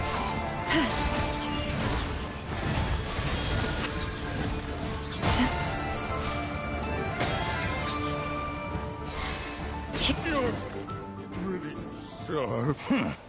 You'll pay for this. Mark my words. Hey, if you're so tough, get back here and put him up! Huh. Guess all they're good for is running away. I'm so sorry. You've had to put up with far too much unpleasantness today. Come on, it's not your fault. We don't like bullies like them either. But still, they mentioned a relic and Kutar. What exactly could they be after? Oh yeah, so this might not be the best time to bring this up, but we kinda have a favor to ask of you, Lauma.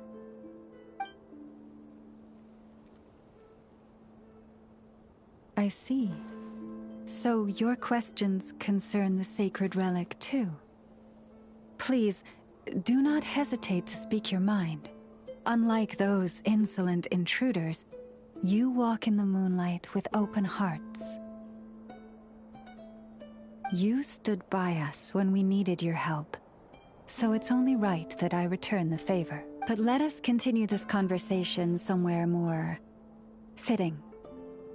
As it happens, there's something I'd like to show you, too.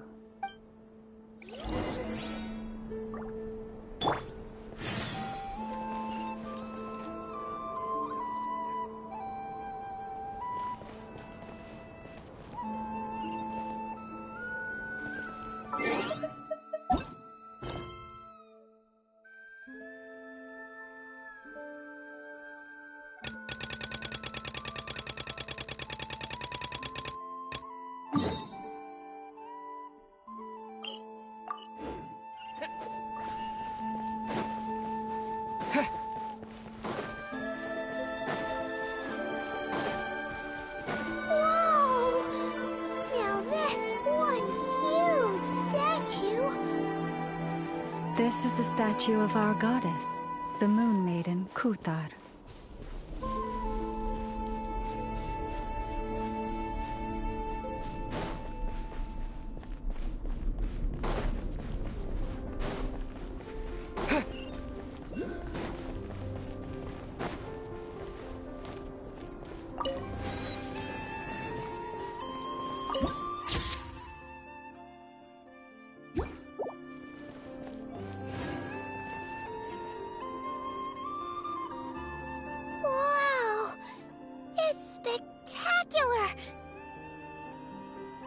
Kuthar was born here on Hisi Island around 500 years ago.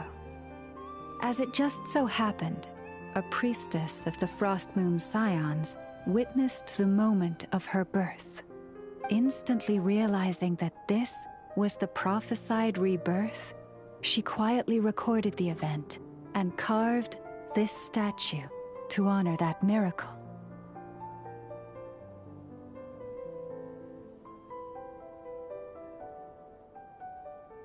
According to legend, Kuthar's birth was accompanied by the sudden appearance of many Kuhenki, who wove the moonlight that bathed her into silken vestments fit for a goddess.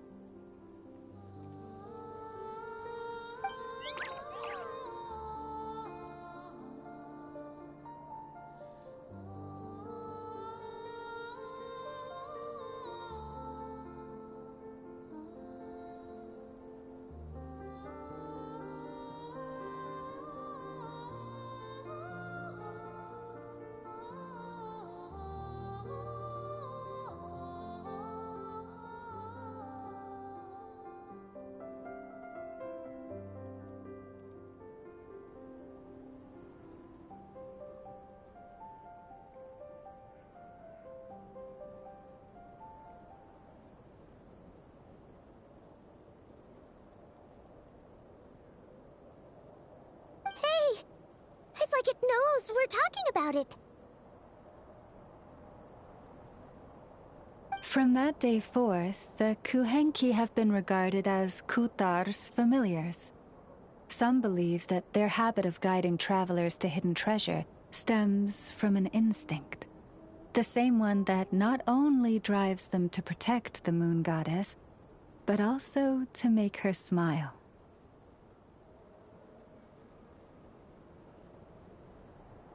After all, according to the records, Kuthar always looked lonely as she gazed up at the distant moon.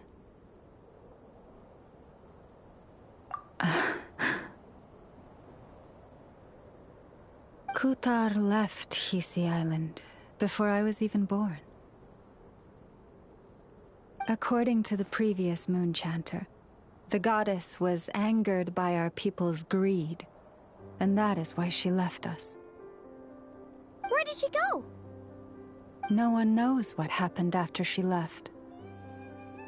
But just a few months ago, after those 2 ancient moons' remnants fell from the sky, she was spotted on Hisi Island, and the Fatui have been harassing and threatening us ever since. Judging from what they've said, Our moon goddess is actually their missing harbinger, Columbina, the damselette.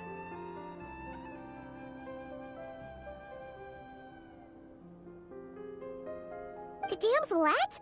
But isn't she number 3 amongst the Fatui harbingers? So she's actually the moon goddess. That too is a question I've struggled with. But even at the best of times, understanding other people's choices is difficult, let alone those of a goddess. Plus, forgive me. There I go again, rambling on about our history. But you came here to ask about the sacred relic, didn't you?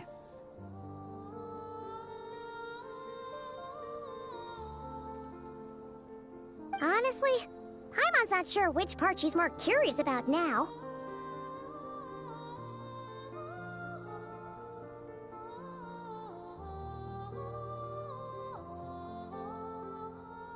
Since ancient times, the Frost Moon Scions have had in our possession a special fragment of the ancient moon's remnants.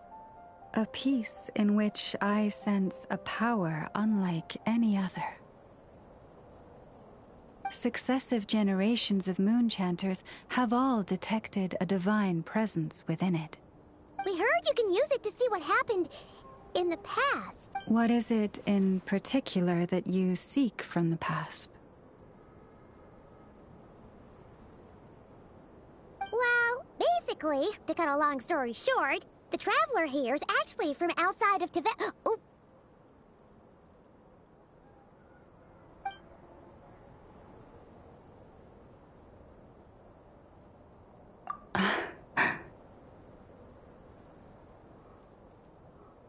Thank you. Your honesty is a sign of your trust, both in me and the Frost Moon Scions. Unfortunately, though, I won't be able to use the moon marrow to shed light on your past just yet.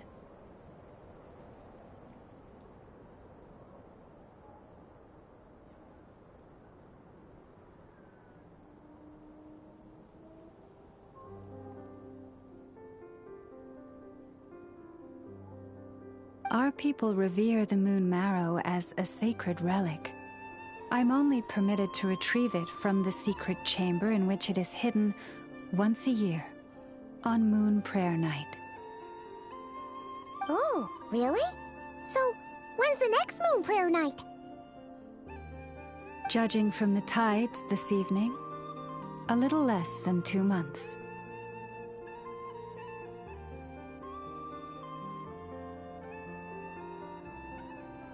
Huh? Does that mean the date changes every year? The ceremony is held on the night when the moon is closest to Tevat. This is also when Nodcry's Kuvaki reaches its peak. Only then can the seal on the secret chamber be lifted.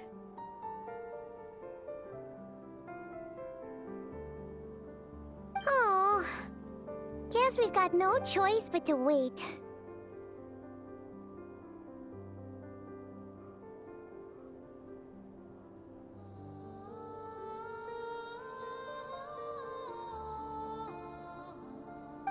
I am truly sorry that I cannot help you sooner. But, as the Moon Chanter, I swear that I will do everything I can to help you find the answers you seek. Think nothing of it. After all you've done for us, you deserve nothing less. Who'd have thought today was only our first day in Nodcry? Feels like so much has happened already. If I may be so bold, what does family mean to you? If you are aware of something, a secret that could hurt your family, would you be honest with them? Or try to hide it?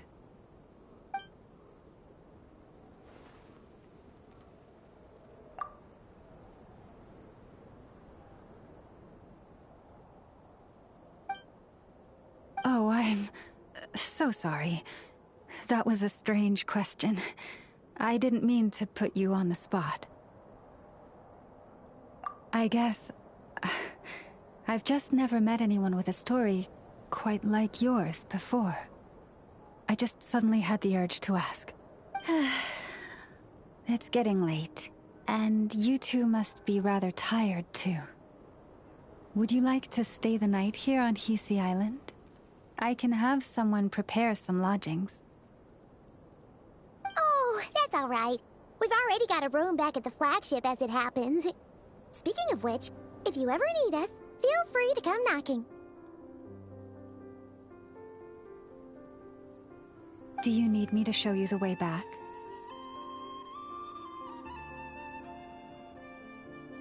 No worries. It's quite a way, and you should get some rest too, Lauma. We'll make sure to be careful. Understood. Then I won't keep you. May your first night in Nodcry pass in stillness and peace. So, what you thinking? Sure was an eventful day, huh?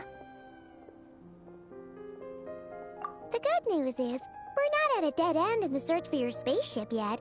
We can always learn more about this place while we wait. The usual drill, huh?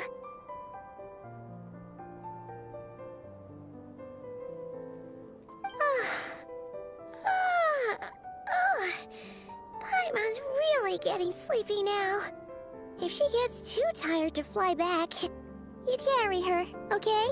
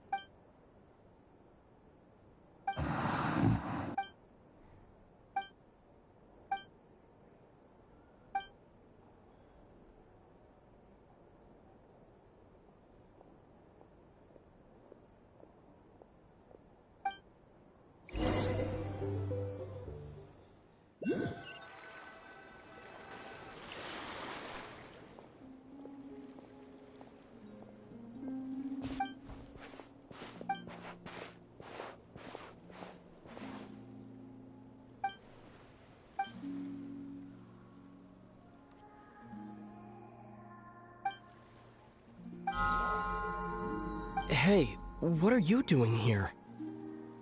These flowers... I remember. When you first appeared, there were flowers like this all around you.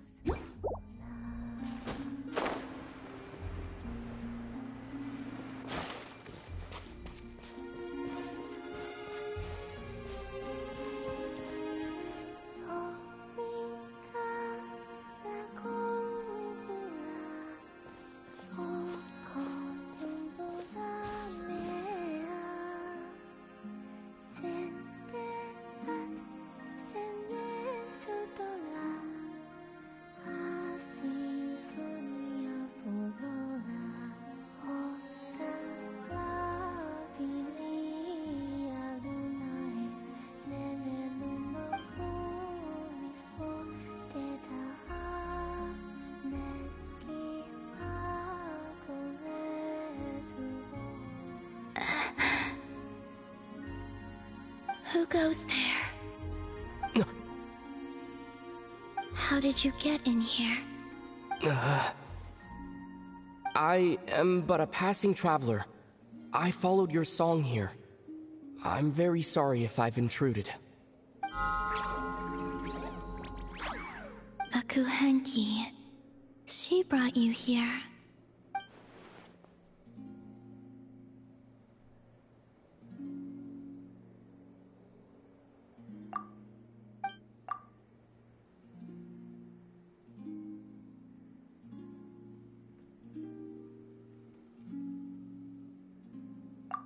May I ask, are you the one they call Kutar? And the harbinger that the Fatui refer to as the Damselette? The Fatui? Are you here at their behest?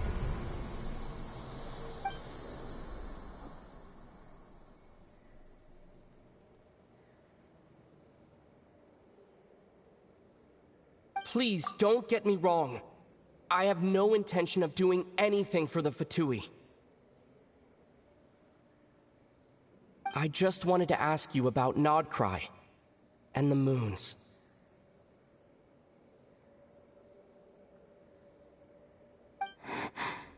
The moons?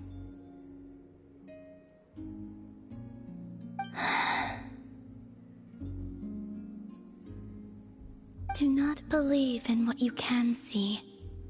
What truly matters is what you cannot.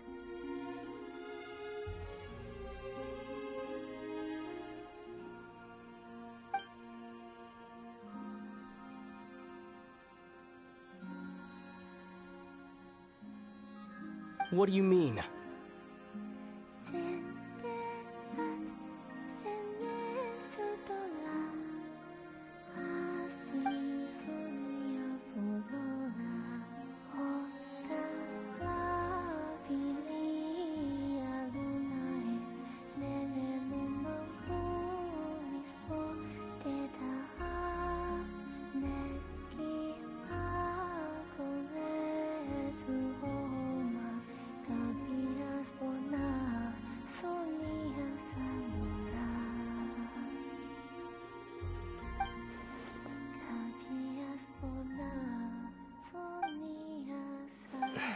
Listen, I'm the Traveler.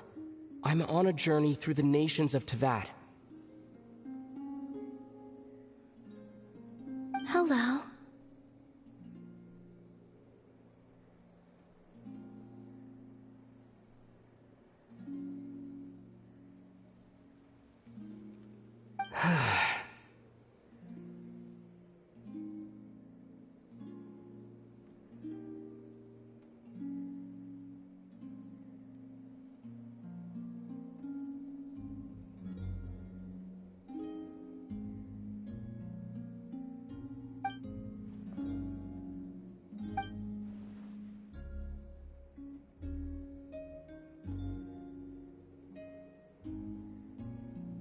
Could you tell me your name?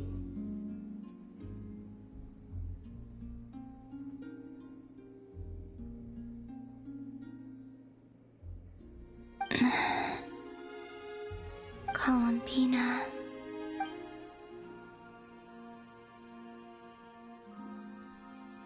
Kutar, the damselette, the moon goddess. Pick whichever takes your fancy. I do not know my own name.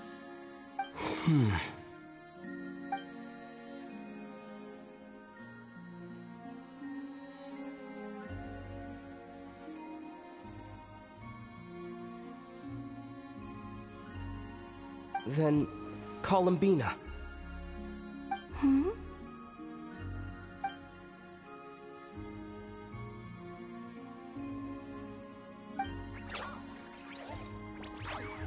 This Kuhenki, this Lanatar, did you bring her into being? Come here, little one.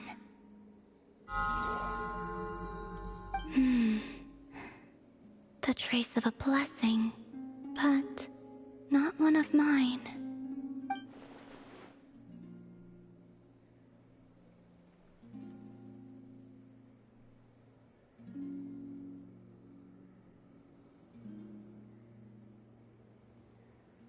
People always assume I can do many things.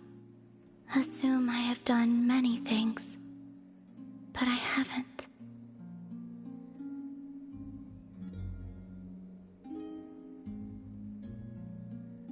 All I ever wanted was to.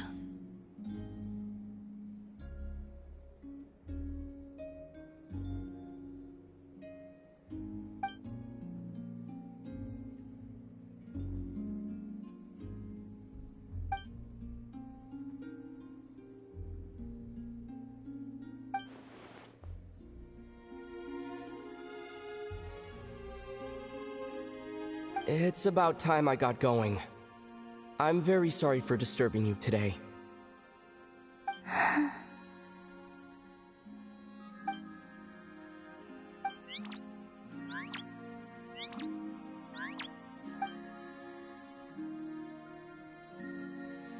Columbina, that Kuhenki.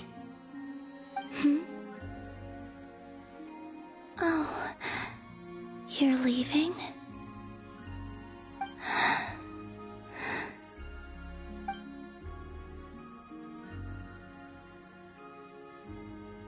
Go then.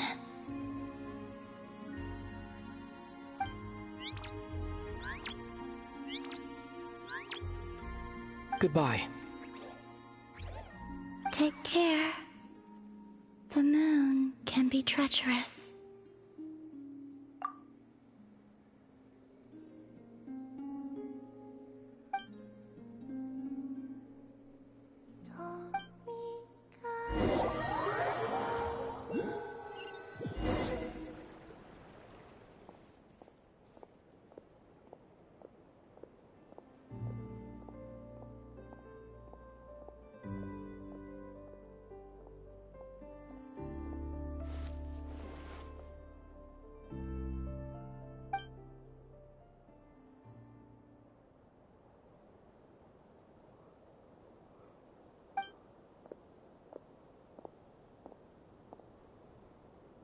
Wait, is that...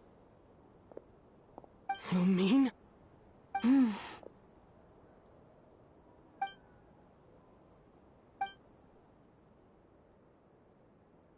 Lumine!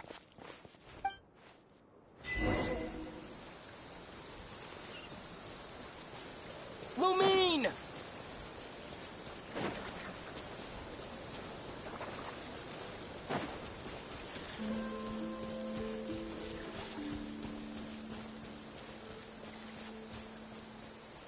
Lumine! Ether, it's you. Why are you here on Hisi Island? If I told you I was here in search of the Frost Moon Scion's sacred relic, what would you think? Huh?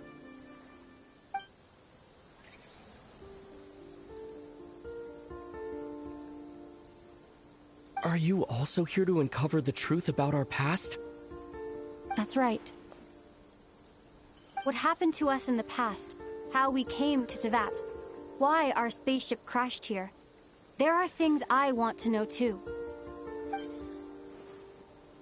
But I'm not about to sit around waiting for another 2 months to find out. Wait! Wait? But I still have unfinished business.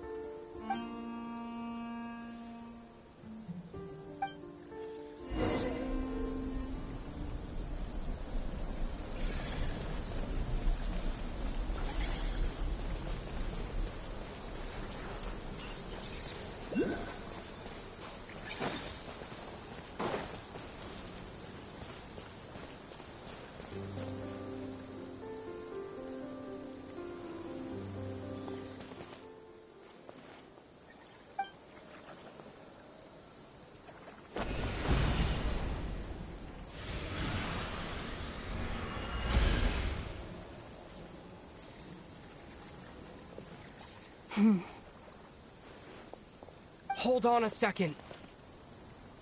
What's wrong? That's the Frost Moon Scion's sacred relic. We can't just...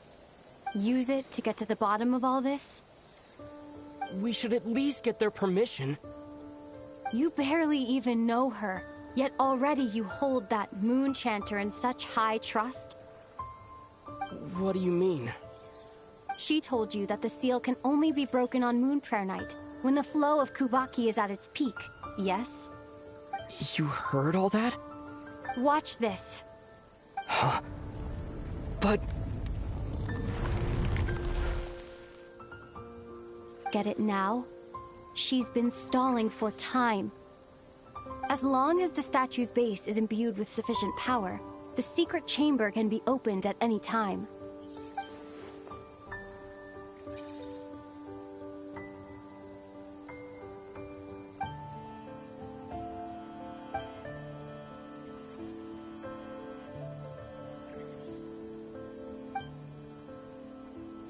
Is it such a sin when I don't put all my cards on the table for you, but not when someone else is doing it? It's not like that. Is it? Lumine, you've got it all wrong. This whole time, I've wanted to ask you, what happened to make you like this? I admit, I've been having trouble accepting it. But after all this time apart, I've finally come to terms with who you are. Willful side and all. I trust you. I still do. Through all the worlds we've traveled, you've always been there by my side. If there are things you can't explain yet, I can wait while the journey goes on. I'll wait as long as it takes. Until the day you're ready to talk. Ether.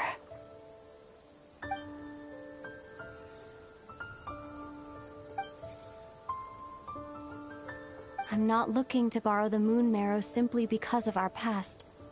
It holds answers about the very origins of Tevat. I've always believed that if you want the truth, you have to see the whole story for yourself. I'm not asking you to trust me, Ether. Just don't try and stop me. If this choice weighs on your heart, then let me go in alone. Forget this meeting ever took place. Bit late for that now. But maybe this is the chance I've been waiting for all along, even if it fades with the morning light. I want to go with you. You sure? Yeah. Then let's go. Lumine. It's been ages since we went on an adventure together. I can't wait. Really? You think I'd lie to my big bro?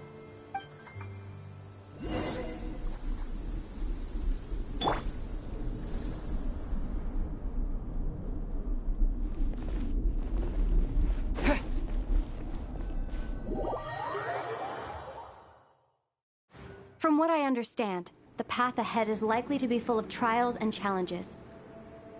A deterrence against intruders, and a test for those who truly seek entrance. I doubt the two of us will have any problems. I agree. Still, if we get separated, things could get tricky. Best we move together and watch each other's backs. Even the sound of your footsteps takes me right back. As a warrior, as a traveler, as my big brother.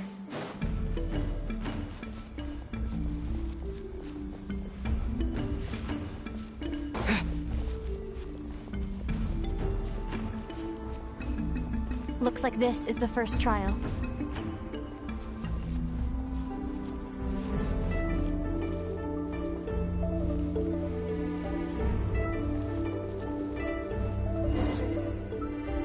Ether, do you understand how Kuvaki works? How it exacts force through push and pull? Let's see. How about this? I'll temporarily neutralize the Kuvaki on the cliff face and move the platform into the center. Once it's in place, you'll need to utilize the repelling force of Kuvaki to reach the other side. Okay, I'll leave it to you then.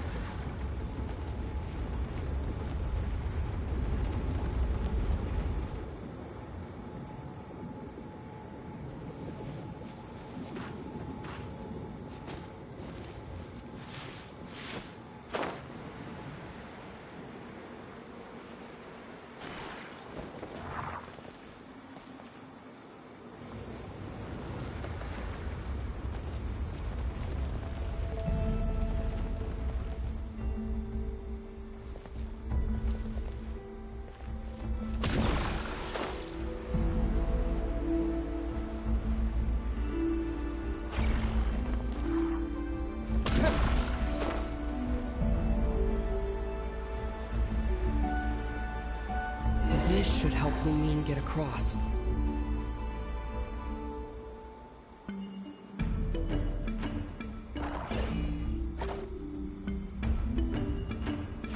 Lumine!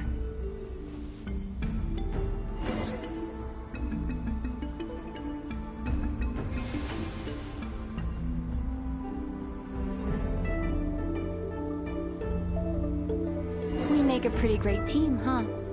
Just like the old days.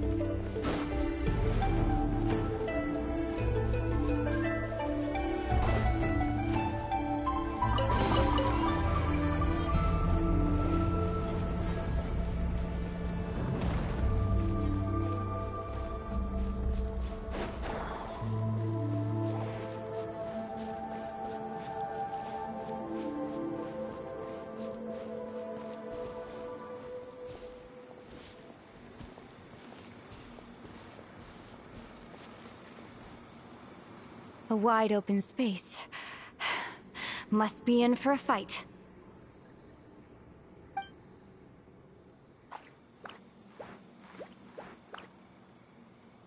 Was that it? What a letdown.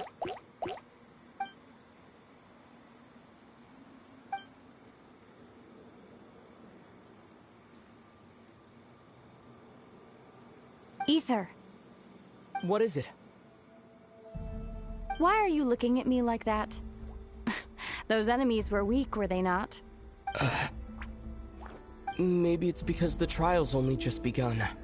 Actually, I've got an idea. Why don't we have ourselves a little friendly competition? Let's see if your journey has made you rusty. You're on.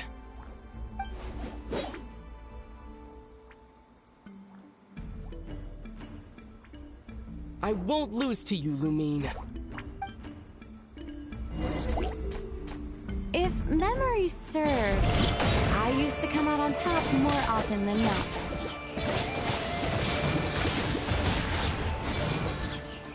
You sure you're alright? Seems your memory's slipping, Lumine. Save it. We'll know who's stronger soon enough. Let's see what you've got!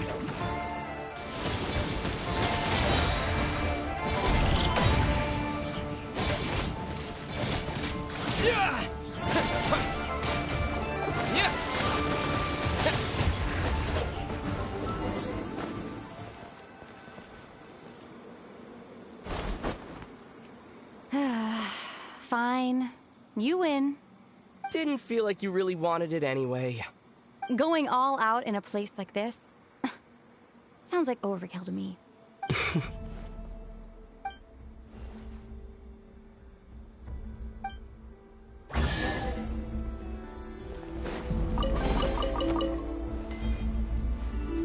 Let's keep moving.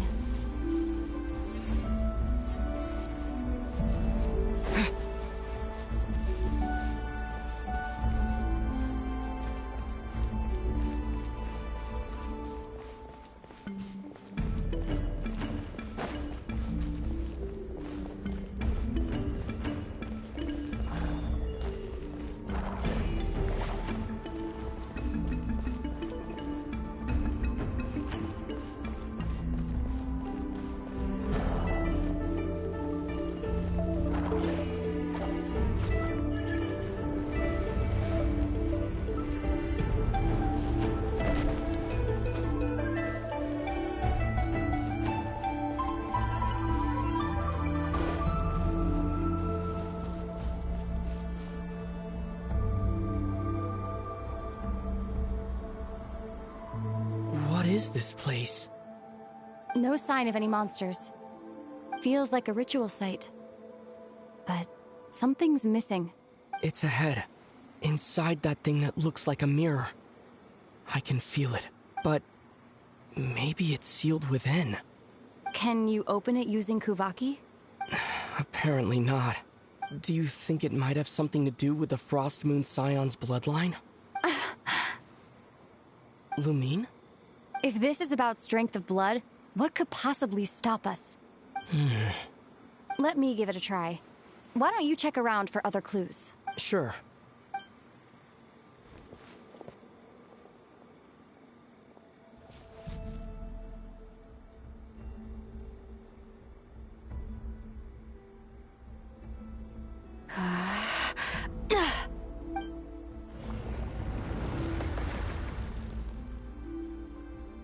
Found it.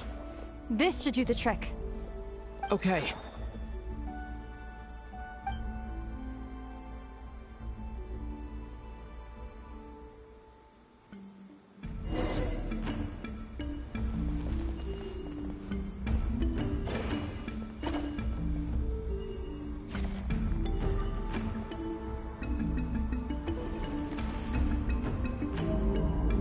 Yep, that got a reaction. That's one down.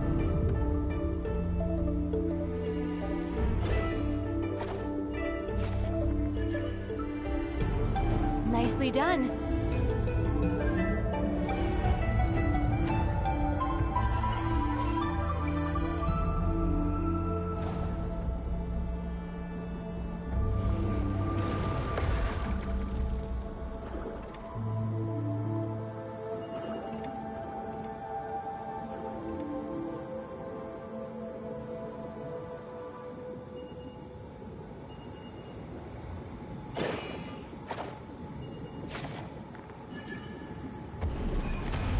this. One more to go.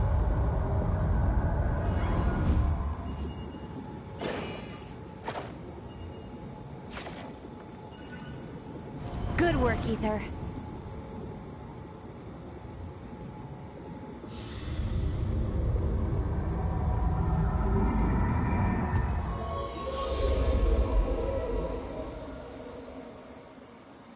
The door's open. Come. We must be close.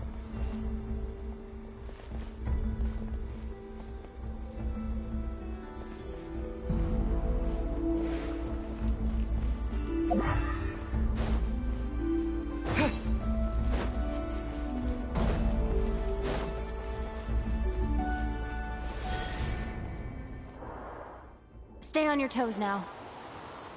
Have you considered that I might be the more experienced between us? Is that so?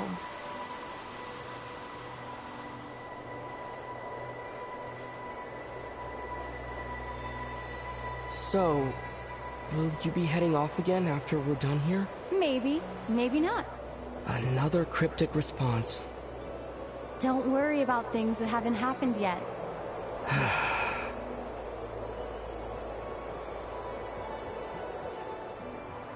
At the end of all this, what do you think we'll find? Whatever it is, we can handle it. What about the end of our journey? That's not something we need to worry about right now.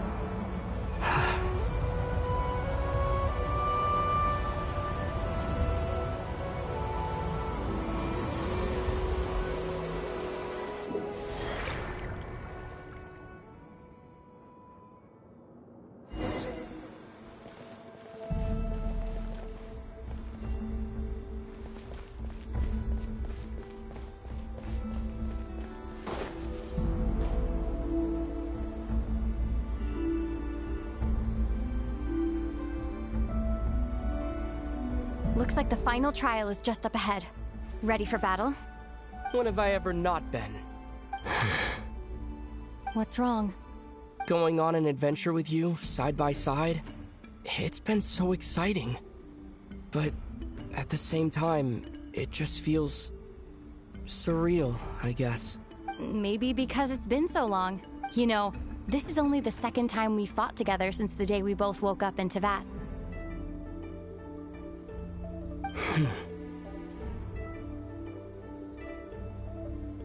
Maybe that's it. Ether, let the light of our blades come together once more, just like they did in the past. What do you mean? This is a night of miracles, an adventure that belongs to us. Let's not weigh it down with worries and regrets. This is our adventure.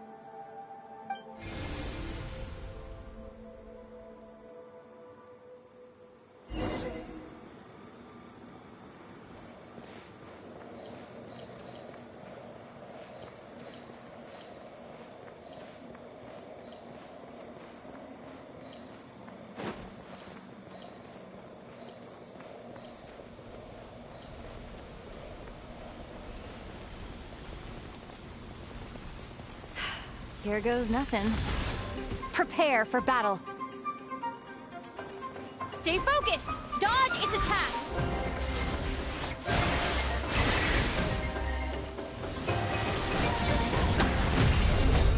Don't forget to heal yourself! Now's our chance!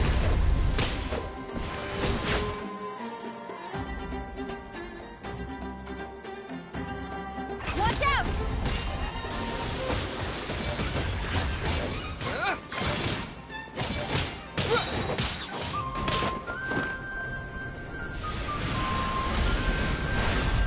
Time for the finishing blow!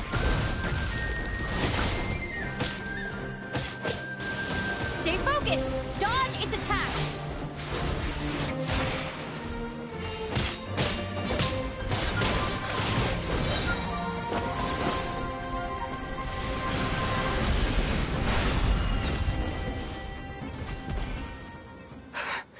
It's over. Nicely done. Flawless execution.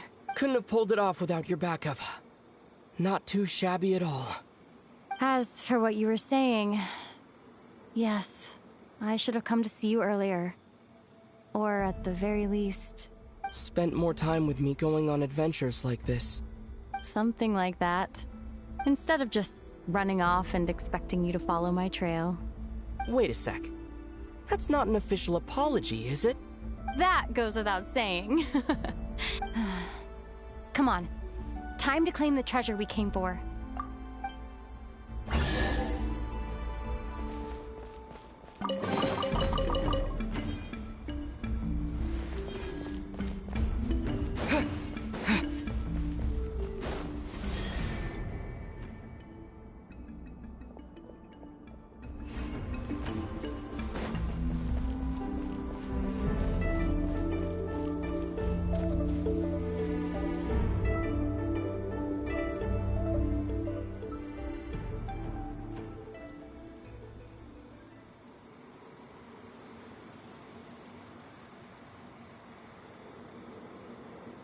So this is the Moon Marrow. The treasure we've been after.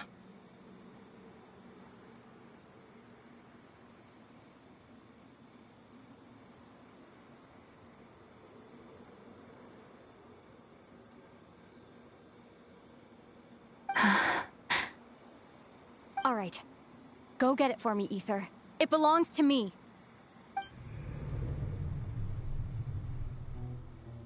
What's wrong, Ether? After everything we've just been through, you still don't trust me? Don't you want to know the truth too, just like I do?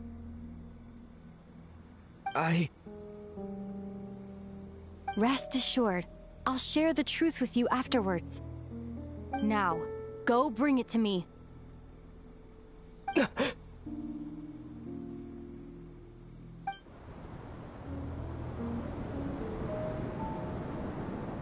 What's going on? Where did this fog come from? Lumine!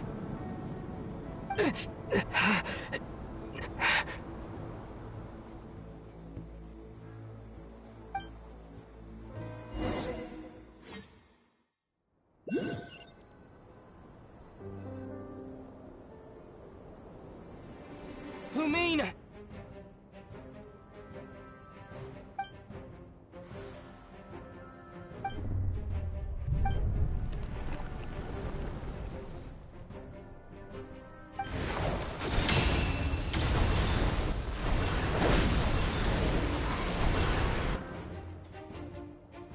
Lumine! Huh? What are you doing here? Yes, we ran into each other at the flagship this afternoon. I'm honored you still remember. Are you looking for something here?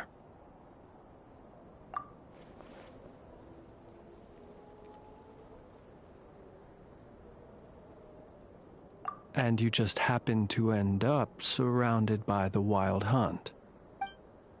Sorry, I did not intend to come off as pointing fingers. Indeed, perhaps our courses of action do not differ so greatly. Not exactly. We Lightkeepers are accustomed to patrolling at night. A long-held tradition, you understand. I was just passing by when I noticed that the Wild Hunt had struck. So I simply did what I am duty-bound to do. As a matter of fact, I just saw someone leaving in quite the hurry. Was that your companion?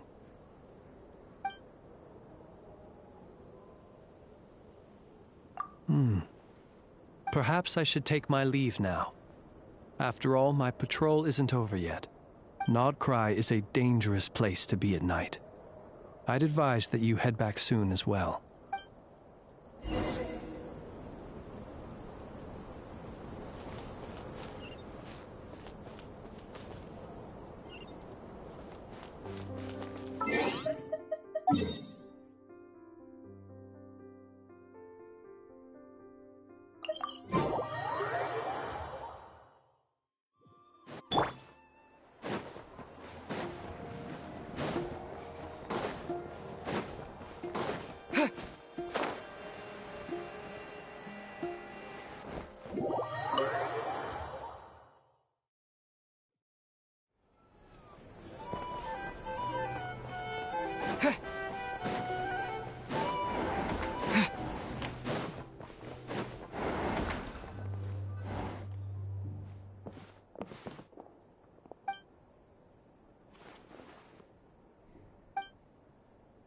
woke up and saw you were gone, so she made you a cup of berry juice to help you sleep. Her own secret recipe. When you get back, drink it up and go get yourself some rest.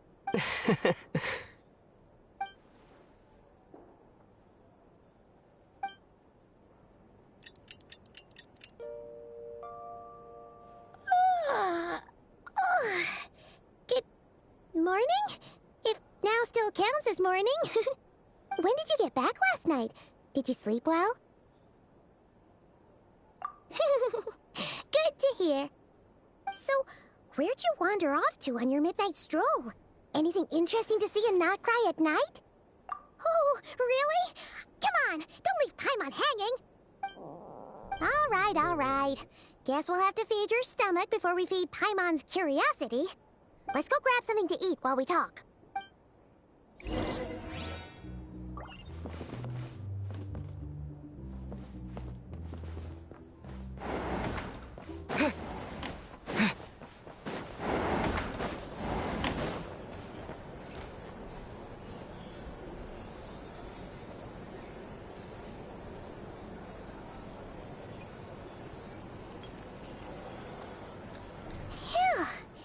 This is just the best, huh?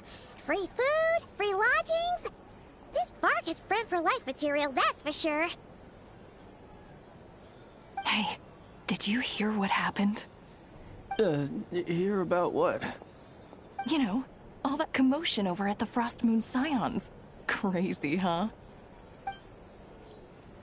Huh? Oh, what happened? See what I mean? Completely oblivious to what's going on around you. The sacred relic of theirs. It's been stolen. Hey, slow down. Paimon knows you're hungry, but you don't have to worry about her stealing your food. At least, not today. What? Was it those Fatui? No idea, but the news has already spread right through Nasha Town. What did their high priestess... what do they call her again? The moon... something... Anyway, what did she say about it? What could she say? She's the one who discovered it was missing. She was in Nasha Town first thing this morning, hoping to launch a joint investigation with the Voynich Guild. Whoa! Did you hear that? Lama and the others, their sacred relic's been stolen! Who in Tivap would even have the nerve? Paimon bets it was that bunch of good-for-nothing, rule-breaking, troublemaking Fatui!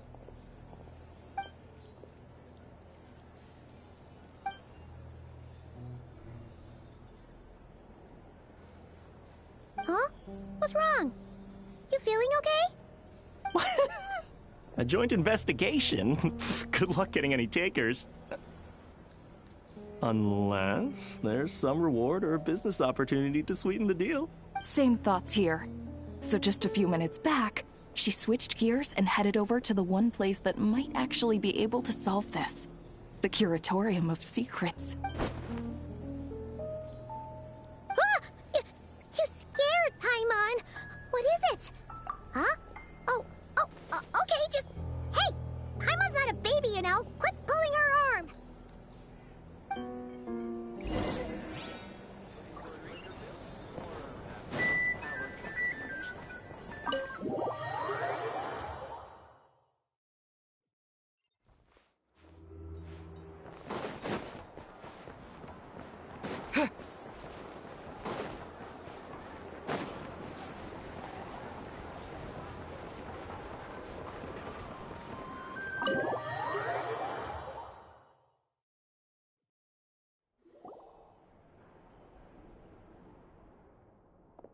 Huh?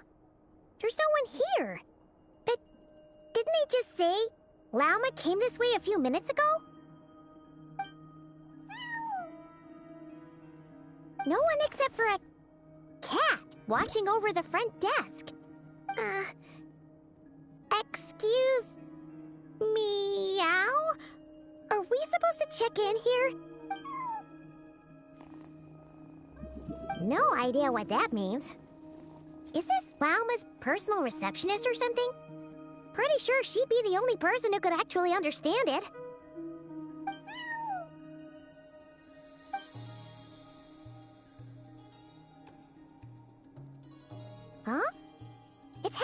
room.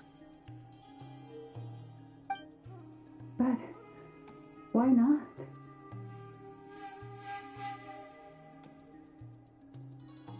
Like I told you already, that's just...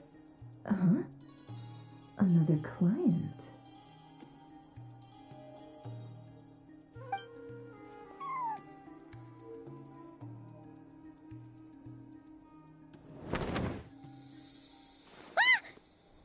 So, you were in this room the whole time?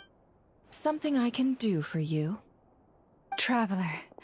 Paimon. Oh, you're acquainted then? Yes. They visited Hisi Island yesterday.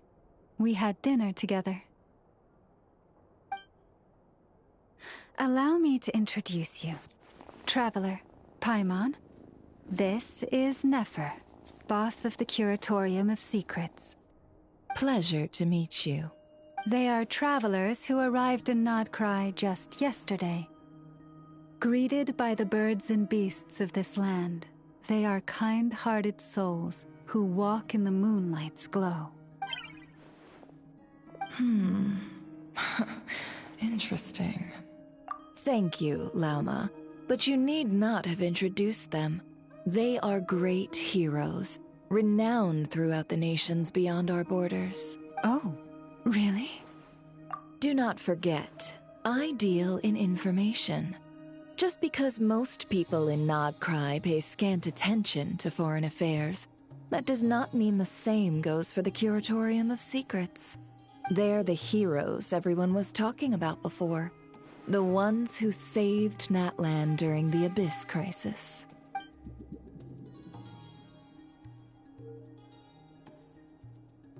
I see.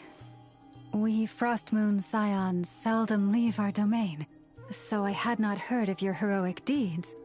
Please, forgive my ignorance. It's no big deal. We were hoping to keep a low profile anyway. If we had to list all of our titles and good deeds, we'd be talking till sundown, and then some. Huh? What's wrong? Still not feeling great? So, what brings you both to the Curatorium today? Oh, so basically, we were just eating when we overheard people talking about how the Frostmoon Scion's relic had been stolen, and then he dragged Paimon over here. I see. Ah, I see. So you came over here because you were worried about Lauma. A combination truly befitting of great heroes. Strong at arms and pure of heart. In that case, Lauma, I've got a suggestion. Why not ask these battle-hardened heroes to take the commission for you? Honestly, it's a little beyond the means of such a modest establishment as ours. Your modest establishment? Unable to handle a commission? You just don't want to take it, do you? You're right. I do not. What kind of commission is this? Surely it's not to recover your stolen relic? Yes, that is it.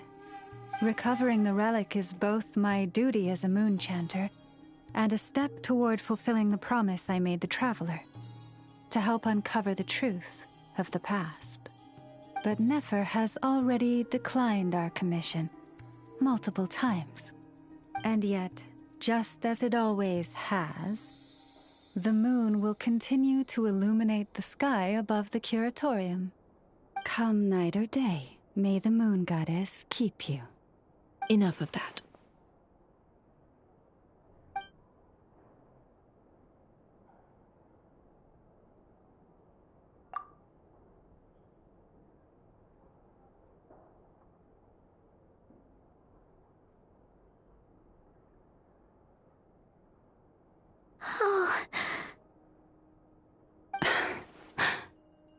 So, according to him, he never came into contact with the relic.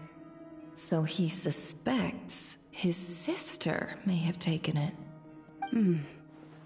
I understand.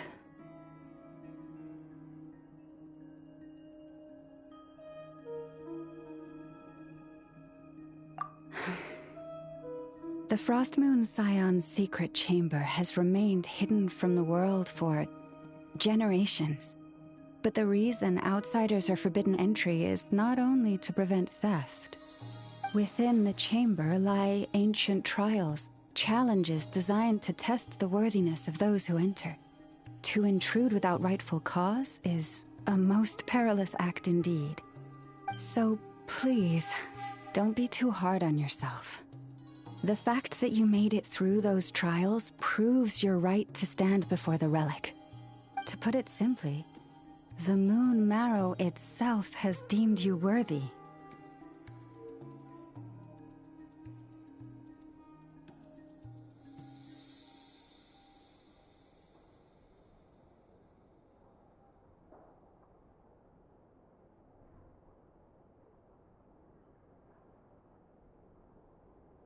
No. Your honesty tells me everything. You never sought to take the Moon Marrow for yourself. As for what happened at the end, I suspect the Chamber's protection mechanism may have been activated.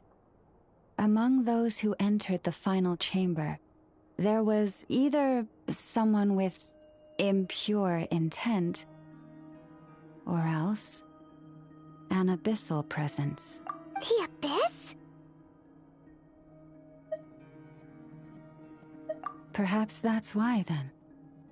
Either way, the Moon Marrow was taken, and I believe you. So the problem remains the same. I need to recover our relic. See? Didn't I tell you it would all work out in the end? But before everyone starts celebrating, forgive me for asking just one more thing. Are you absolutely sure your sister took the relic? What do you mean? Weren't they the only ones inside at the time? Who knows? Think about it. After your sister broke the seal with abyssal power, what was to stop someone else from following you in there? In theory, nothing. And as it just so happens, I received a tip-off from one of my sources earlier this morning. Word is, today of all days, the Fatui suddenly called off their search for the relic. What? Huh? Why? Well, either they woke up this morning and suddenly decided they'd lost all interest, or... Exactly. Are you wondering if your sister might be in cahoots with the Fatui? Which is why I asked, are you absolutely sure your sister took the relic? Or to put it another way, do you really know your sister?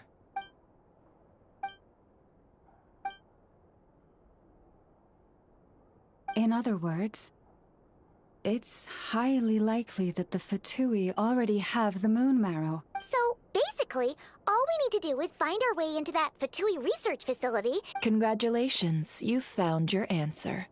Looks like the curatorium won't need to lift a finger this time. Well, Lauma, there we are. On behalf of our long-standing cooperation and the great hero by your side, I'll waive your consultation fee. But just this once. You're really not planning on helping us?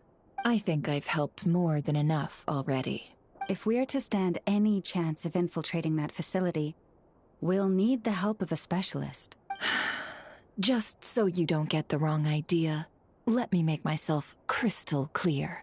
The Curatorium of Secrets has always striven to abide by a policy of strict neutrality. We do not take sides with any faction in Nodcry. I cannot help the leader of the Frost Moon Scion sneak into a Fatui facility. That would make me their enemy. When one of their harbingers asked me to help them infiltrate your territory, I gave them the same answer. No. All right. I understand. But I do have one final request. I promise it's my last. It had better be. No matter who it is, I want you to help us persuade the next person who walks through that door to join us. What is she up to? You're that desperate for help? What if it's a member of the Fatui? It doesn't matter. You're welcome to tell them everything. even about our plans to infiltrate the Experimental Design Bureau. All I'm asking is for you to say one thing, just one thing to help persuade them. If you do that, I promise I won't ask you for anything else. Made up your mind? Fine. Fine, I'll play along with your little game. Besides, as long as I'm not personally involved, no one can accuse us of taking sides. Boss, I'm back!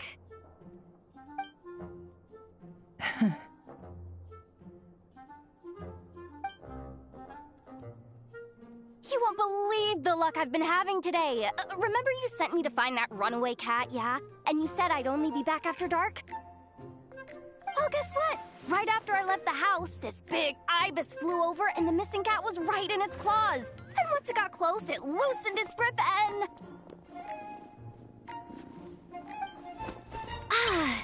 Boss, you're meeting clients. I'm so sorry. I'll get out of your way.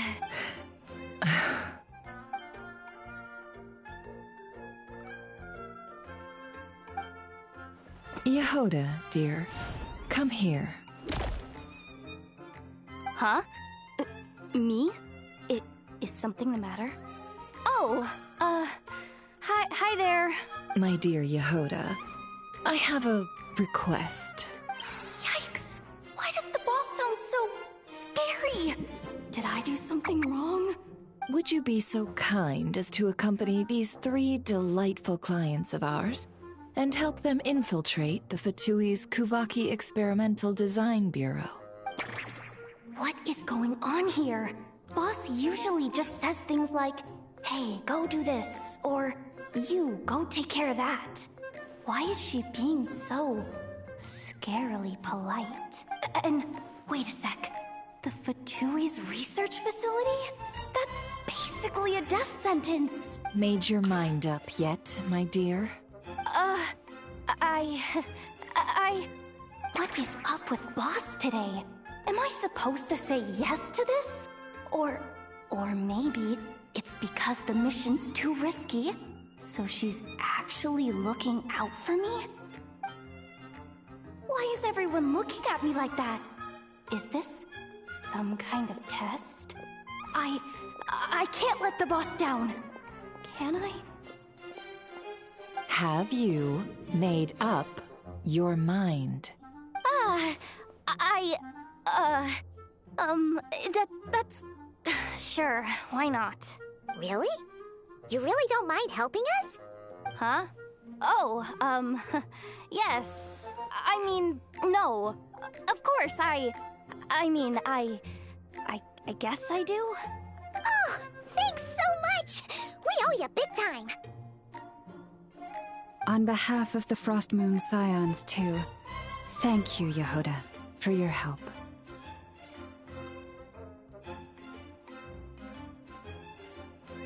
What the? Seriously, what just happened?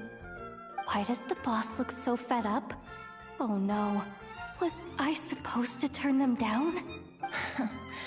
All that mentoring, time spent teaching her how to deal with different factions. In one ear and out the other. Never. You got what you wanted. You promised that was it. I know this goes against your principles. I won't forget the favor. Trying to get me to change my mind now? Of course not. I just wanted to say thank you. So, thank you. Oh. Yehoda, we'll leave the planning to you. Let's discuss the details elsewhere. Huh? Oh, okay. What have I gotten myself into? Oh, by the way, Yehoda, before you go... What is it, boss? You're fired. Huh? Effective immediately. As in, this exact moment. The Curatorium will take you back, of course, but only once you've completed this commission for our 3 clients. What? Is there some issue? Well, here's the upside. Without me taking a cut from your commission, you'll earn more. Seriously? Can someone explain what's going on here?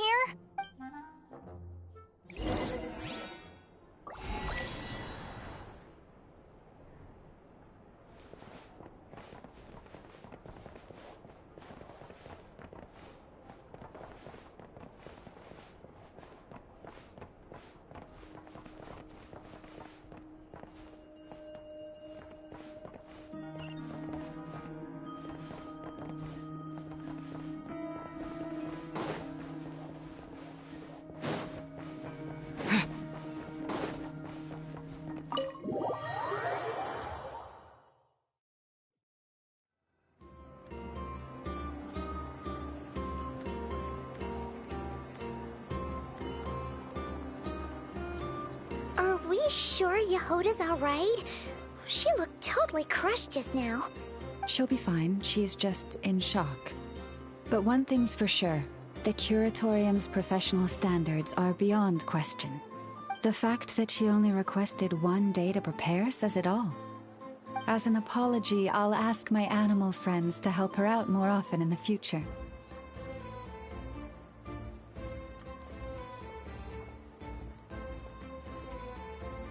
Also, thank you for being honest with me. It means a lot. Was it really, though? As far as I see it, trusting your family is never wrong. In this case, let's call it a misjudgment. But the truth is, we all make mistakes every now and then. What matters is how we deal with the consequences. So, in return for your sincerity, there's something I'd like to share with the two of you as well. Oh? What is it? Perhaps it is something best said under the moon's gentle light. Would the two of you meet me on Hisi Island tonight? Oh, it does sound important. You're right. There's too many people here. Somewhere quieter makes a lot more sense. Thank you both for understanding. Then let us meet beneath the moonlight.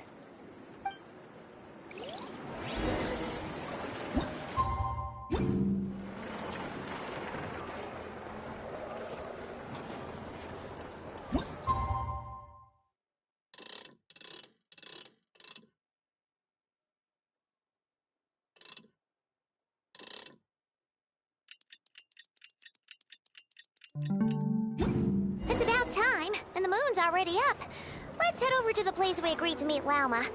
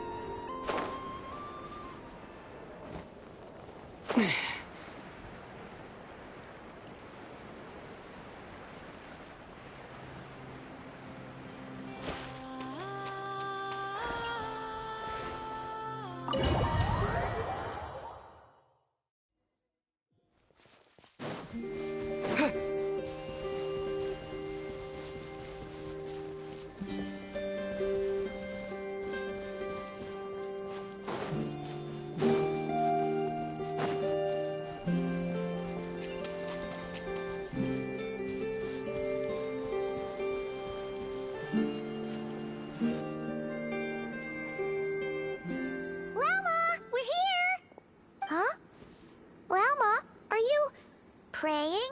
I am indeed. For the moment I was born, my people exclaimed, "Behold, eyes like the moonlit tide, antlers like the crescent moon, and blood that glimmers silver as the moon's reflection."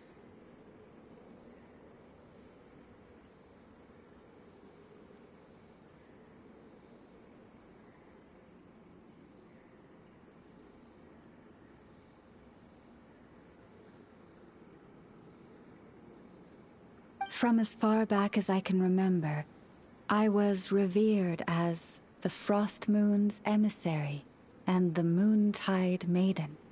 The first words I ever learned were prayers to the Frost Moon. The first gestures, those of our sacred rites. Wow, that must have been tough. Back then, I didn't know any better. It all just seemed so natural. The Frost Moon Scion's bloodline has long since begun to run thin. Nowadays, even those of us with antlers are few and far between, let alone those attuned to the power of Kuvaki. But I...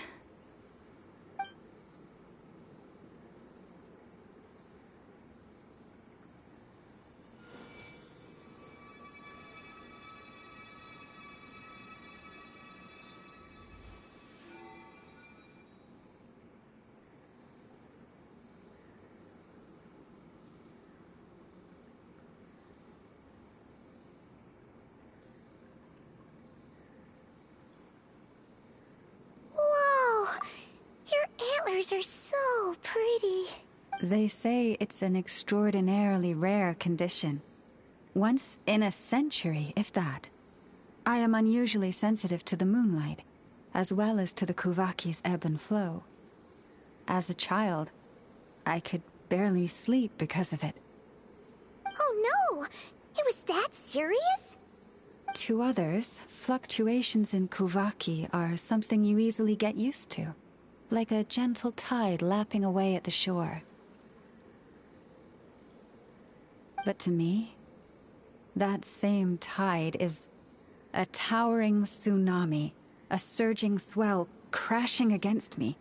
Of course, as the years went by, I learned how to suppress my senses and my power, enough to keep it all from overwhelming me. But because of that, I also had to walk the path of concealment. Concealment? From the moment I was first taught to pray, my kin would point up to the night sky telling me, "That, Lauma, is the Frost Moon, the last of the moons, the sole surviving truth." But I would ask them in response, why? Why can't I feel anything from it at all?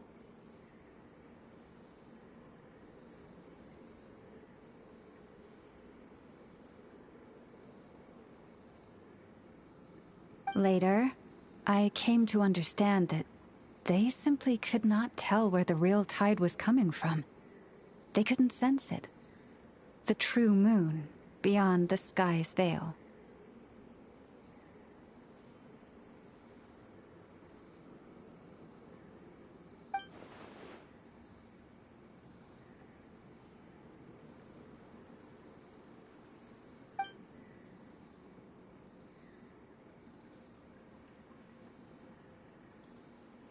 The moon is false. I reached that conclusion long ago. But there was no one I could tell. Not a single soul.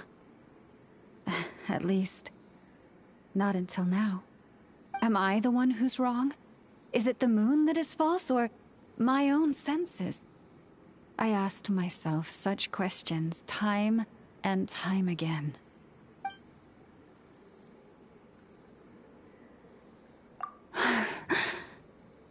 Thank you. When you called yourself a descender, I had a feeling you might be able to confirm what I had always suspected. And now that you have, it's exactly as I imagined. I feel relieved. Oh, Paimon kinda gets why you couldn't tell anyone now. It's not easy to change people's minds on something they've believed for hundreds of years.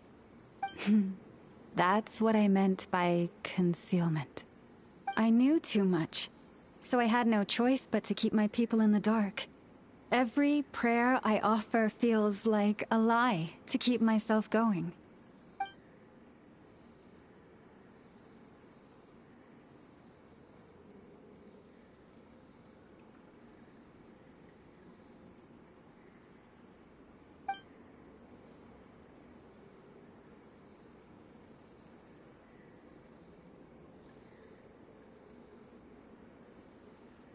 You've already met our Kutar, haven't you? Huh? When was that? And, more importantly, when were you planning on telling Paimon? Ah, no wonder. What did you think of her?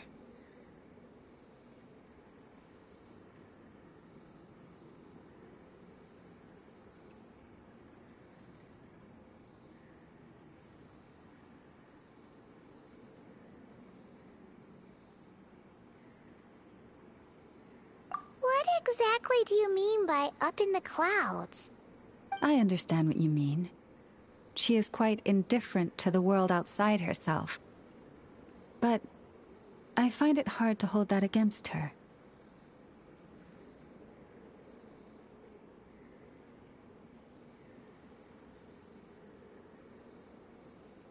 Yes. It was shortly after the fall of the ancient moon's remnants.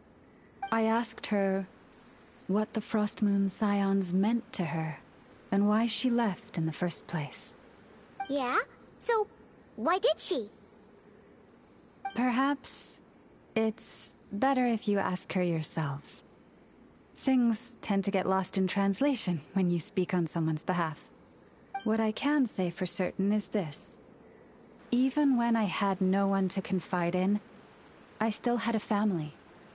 I still had the Frost Moon Scions. But that girl, born beneath the moonlight, perhaps she's never felt she had either. The truth is, though, she might have had it all. If only the Frost Moon Scions hadn't let her down.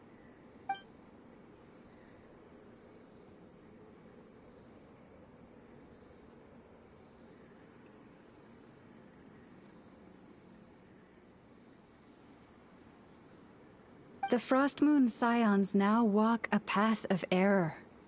They offer their prayers to a false moon, and to a goddess who can no longer answer them. I want to change all that.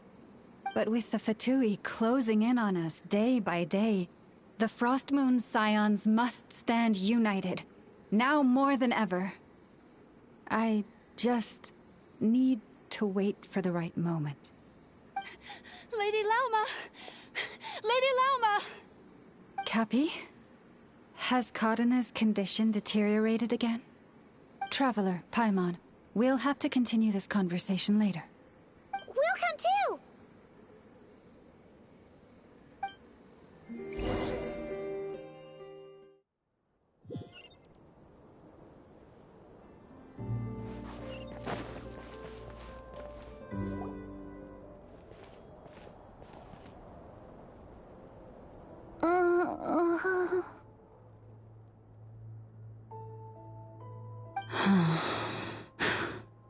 Why?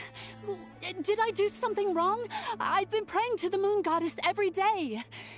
Why isn't she getting any better?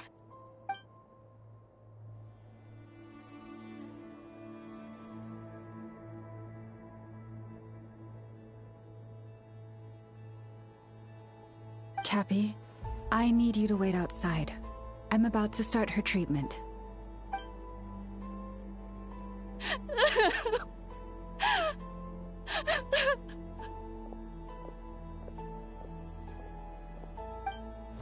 Is there anything we can do to help?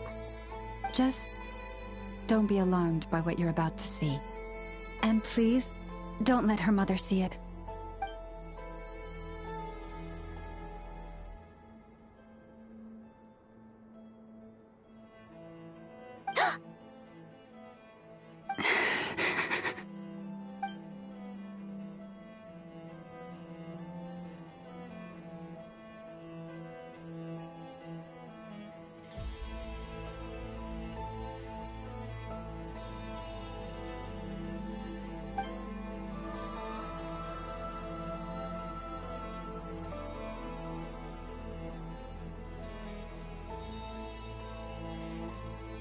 Shh. Please. Help me keep this a secret. She looks much better now. But, Lauma, was that? A medicine prescribed by a local doctor. For ordinary people, my blood has the power to counteract any adverse reactions to Kuvaki.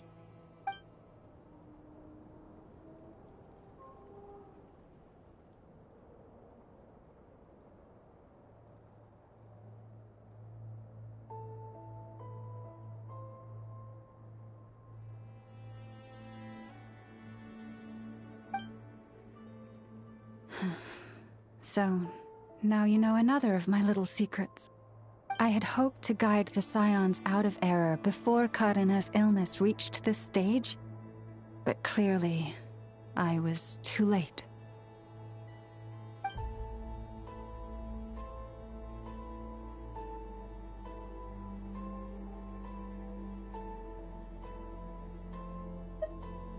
My life is as hidden from sight as the far side of the moon.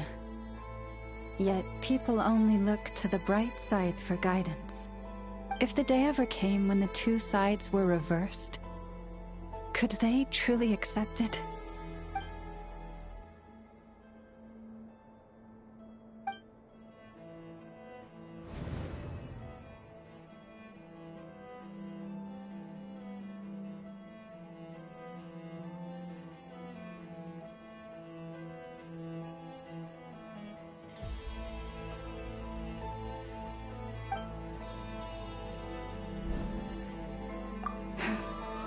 Hearing you say that puts my heart at ease.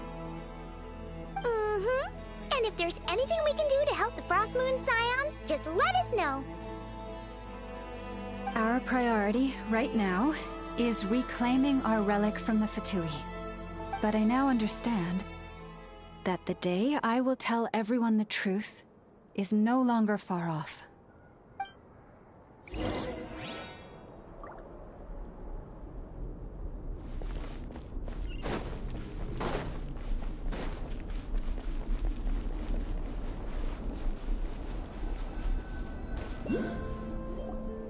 Wow! Paimon would never have guessed Lauma had all that bottled up inside. Hey! Watch your step! Ah! What's wrong? Oh, you scared Paimon. You scared me there too. Almost stepped right into one of my traps. A trap? Why would you leave a trap somewhere like this? Well, it's not like this is a main path. And besides, we Frost Moon Scions would recognize it instantly.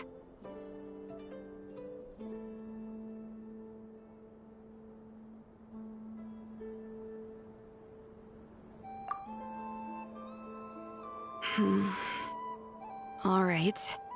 You don't seem like you're with the Fatui, so I guess there's no harm telling you. Lauma asked me to set up these traps to keep the Fatui at bay. Oh! Come to think of it, their 3-day ultimatum is almost up now. Yes. Hopefully they'll back off when they realize we won't go down without a fight. Oh, you've done a lot for the Frost Moon Scions too, just like Lauma.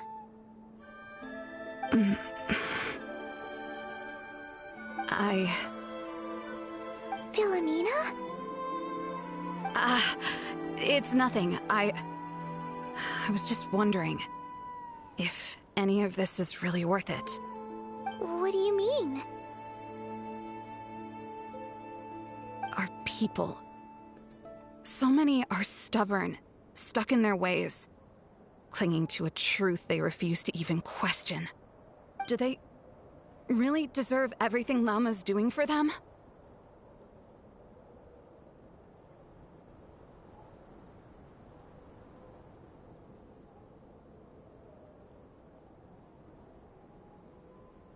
Well, yes, but even so, no.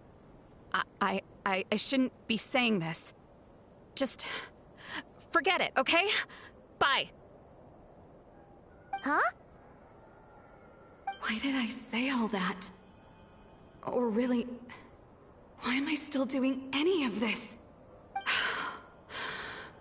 Either way, this will be my final night with the Frost Moon Scions. Wow, she sure took off fast. So, are we heading back to the flagship for a break, or what?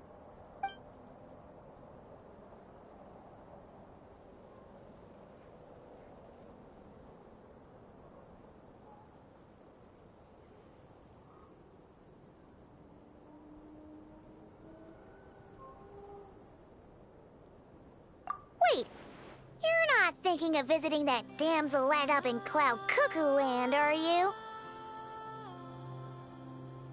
Huh. Given who she is, pushing her won't get us anywhere. Hey!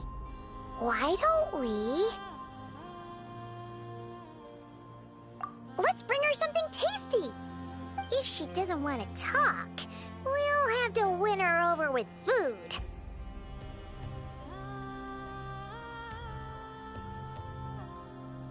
Hey, no harm in trying. At the very least, it shows we're trying to be friendly. Let's see. How about Ineffa's 9.12 out of 10 berries and fried meat, the Frost Moon Scion's boon of the day, and one of your signature dishes. Your choice. Should be a good mix of meat and veggies. There's bound to be something she likes.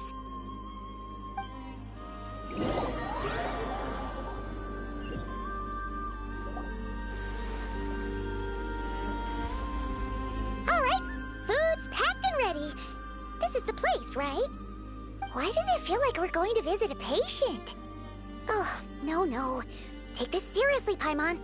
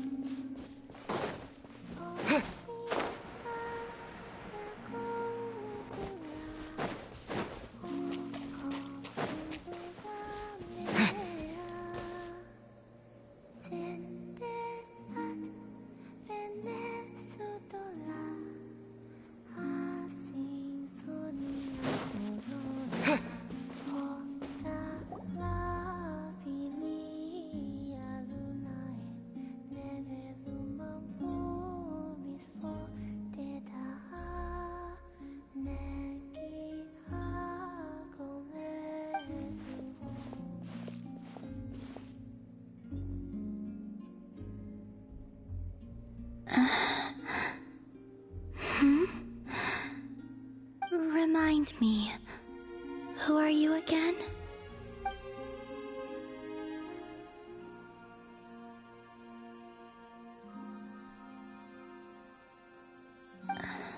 A different one floats by your side today. A different one? What's that even supposed to mean? Ugh, there goes Paimon's perfect conversation starter. Hi there! Paimon is Paimon, and this is the Traveler.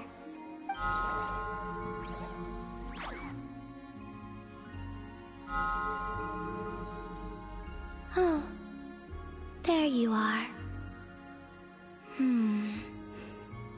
Between the two, I suppose you're cuter. Wait! What does she mean Paimon's less cute than that floaty thing? Columbina. What is it? What's your favorite kind of food?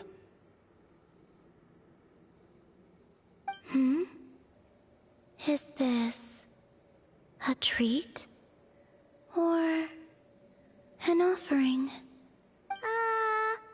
Let's go with treat. Anyway, this is all the Traveler's cooking, so please, help yourself.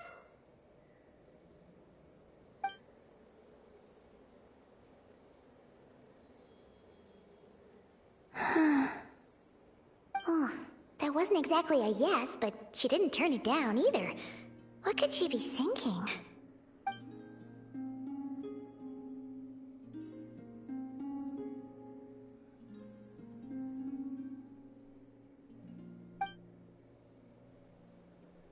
So, what do you want to ask? Hey, she's actually playing along! Quick, now's our shot. You know the moon in the sky isn't real, don't you? I know there is only one moon in the sky. It is simply that some can see it, and some cannot. What does it mean to you?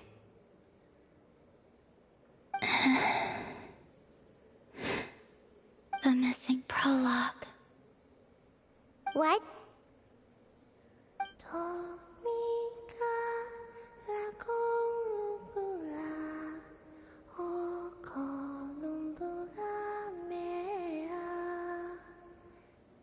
Huh? What does that mean? Isn't she going to explain herself? Can you tell me more about that melody? You were humming it last time, too. It must be important to you.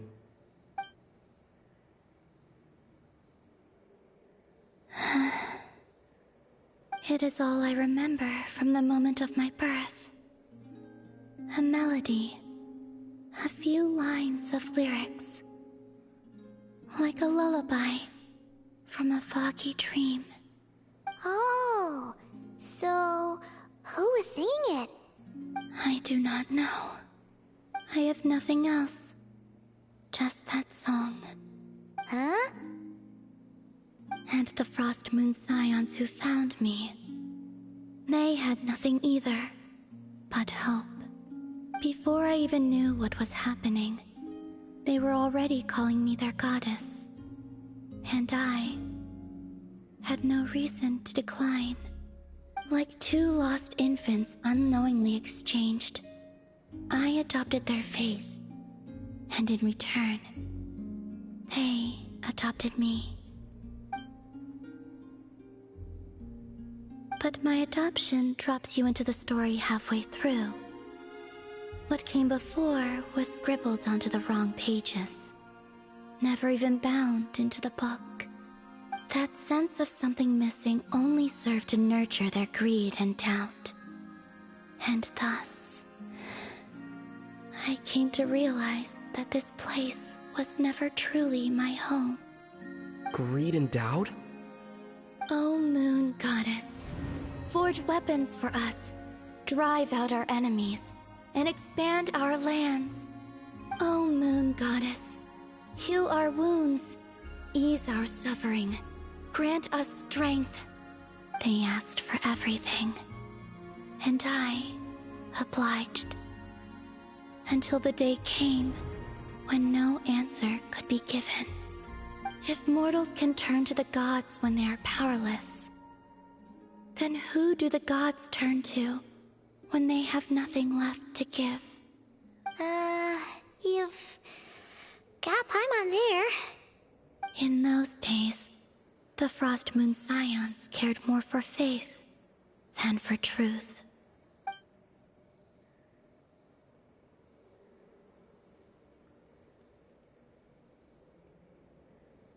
Reality rewrote the sky in words I could not understand.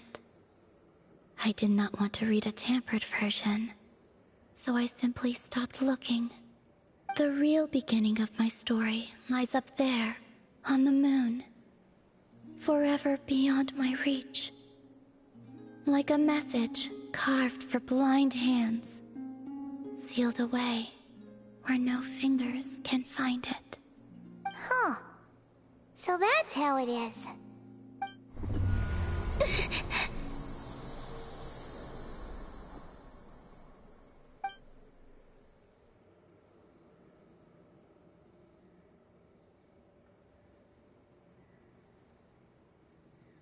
What's wrong?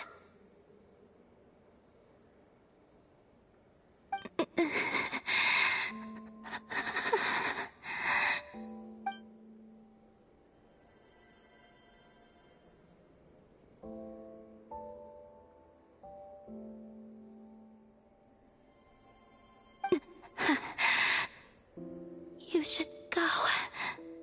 What, now? But you really don't look well. Did something just happen? Is there anything we can do to help? No. Aside from answers, I have nothing else to give you in return. This is the price of running away from home a second time. Running away from home?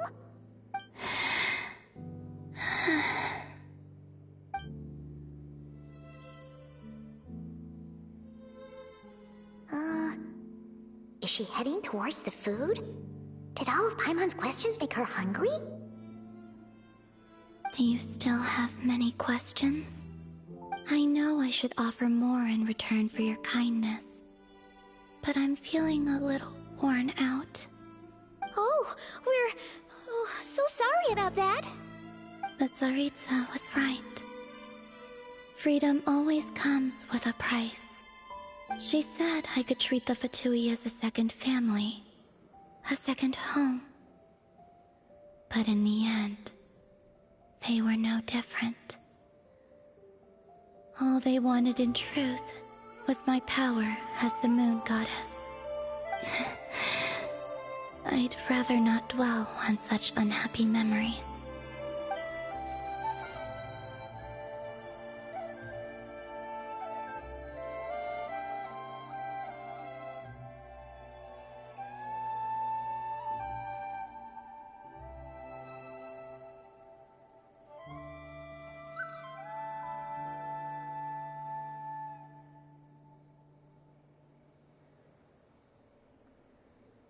I have fulfilled my promise to the Tsaritsa, though it has used up much of my power.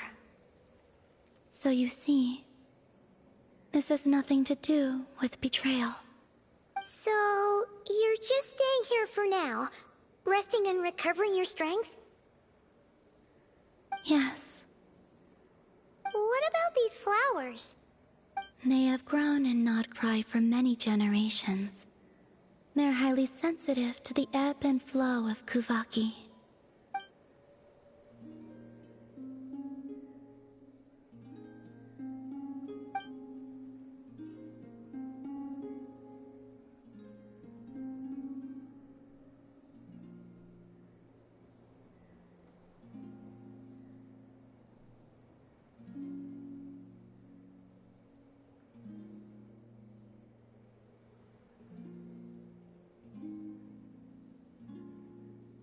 At times, I thought about using that relic the Frost Moon Scions had hidden away.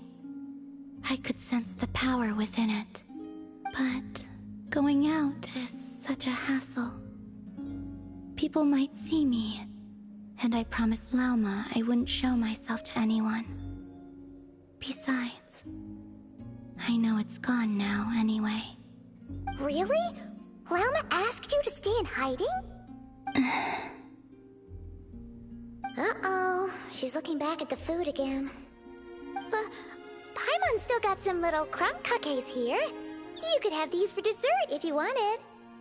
Lauma said she wishes to change the Frost Moon Scions, which is why she asked me to stay out of sight. I don't really understand what she meant, and to be honest, it's not something that concerns me. But I wasn't planning to see anyone anyway. If they found their way here themselves, that's hardly my fault.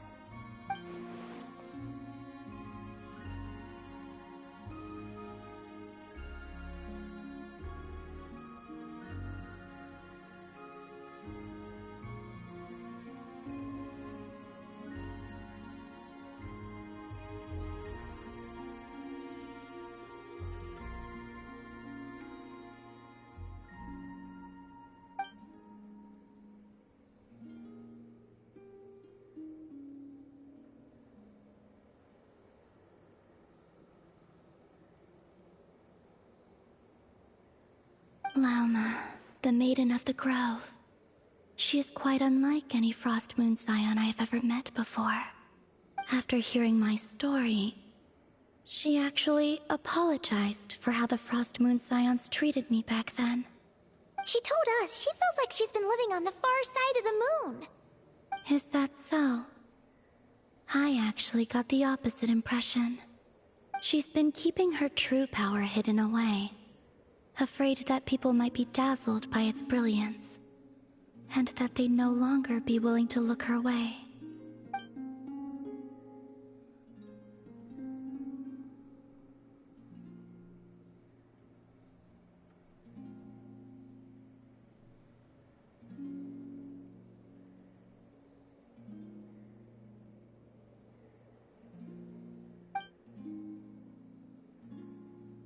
So what do you wish for now?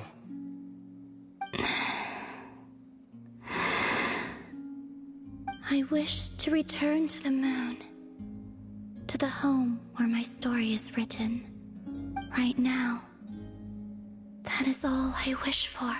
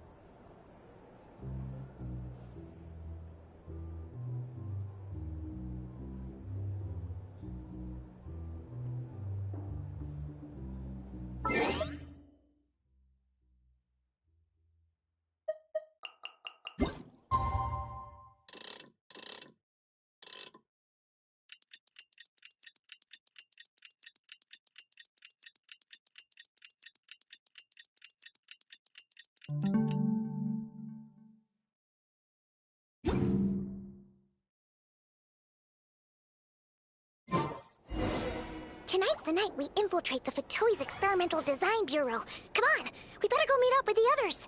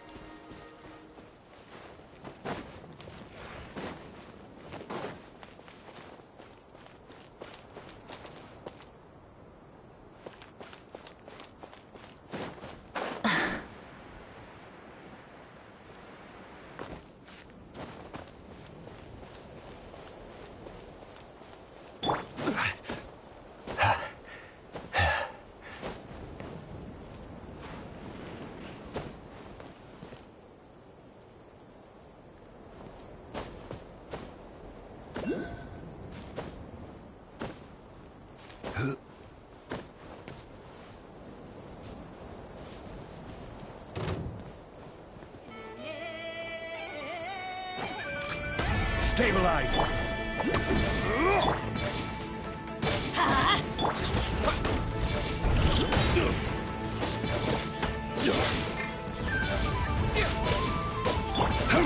Order guide you. Gather! Let's light it up!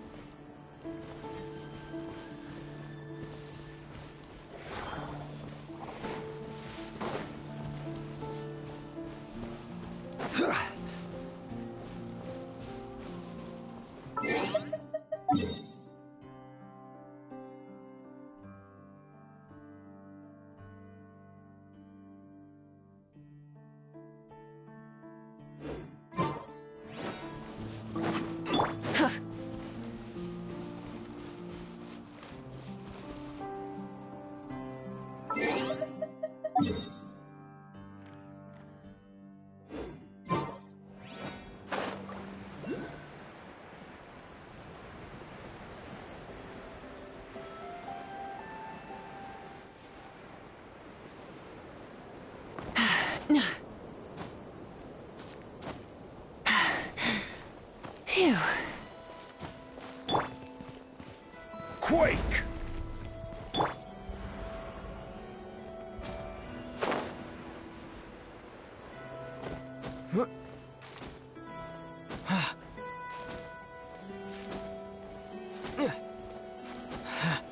I'm going in!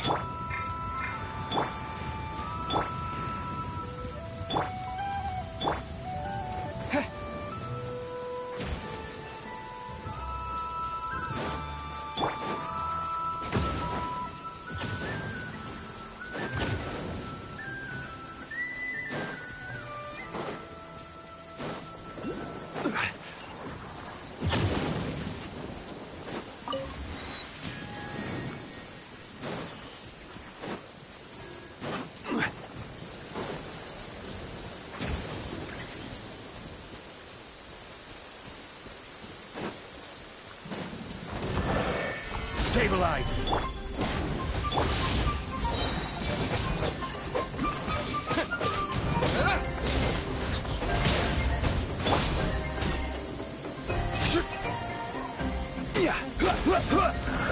Solidify! Burn it down! Light of the blazing sun! Teamwork is strict.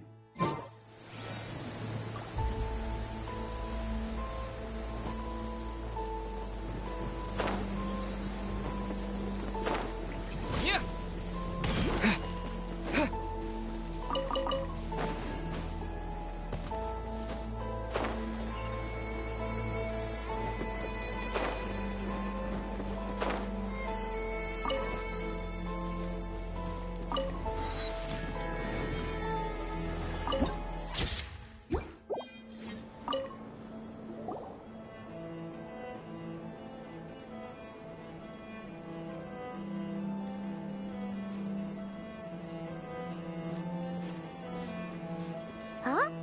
How come you're here by yourself, Lauma? Where's Yehoda? I haven't seen her. Seriously? Don't tell Paimon she's ditched us on our first mission together. I don't believe so. Nefer and I have our differences, but that shouldn't interfere with our shared objective. Recovering the relic is my duty. But as far as she's concerned, there's plenty to gain here too. In Nodcry, it's common knowledge that the Curatorium has a nose for profit and opportunity. The same way aphids flit from flower to flower in a never-ending quest to make honey. Huh. Sounds like you know her pretty well. Still, Yehoda sure is taking her sweet time.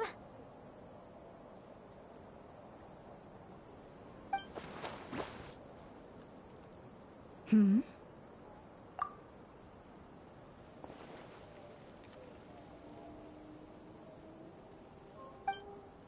Huh.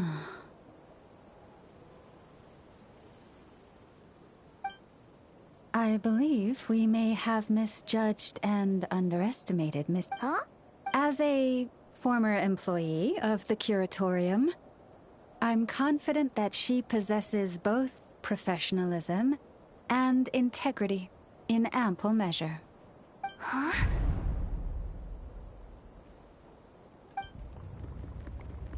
Huh? What was that noise?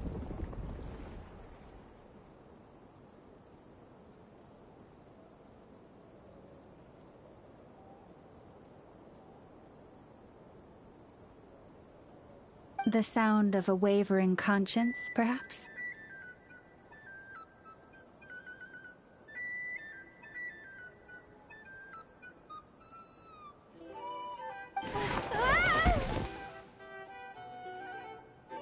Whoa! Something just fell down. Hello, everybody! What kind of an entrance is that? Wait a second. Have you been hiding nearby this whole time? Yeah. I was just, scouting things out from up high. Darn it. How did Jane Doe even notice me up there? I can't believe I'd only realized I'd run out of smoke bombs this morning. What if something goes wrong inside? How am I supposed to make a quick getaway now? Thought I could just hang back and wait for the clients to get cold feet. But nope. Turns out they're all completely fearless. Don't they know how scary the Fatui are?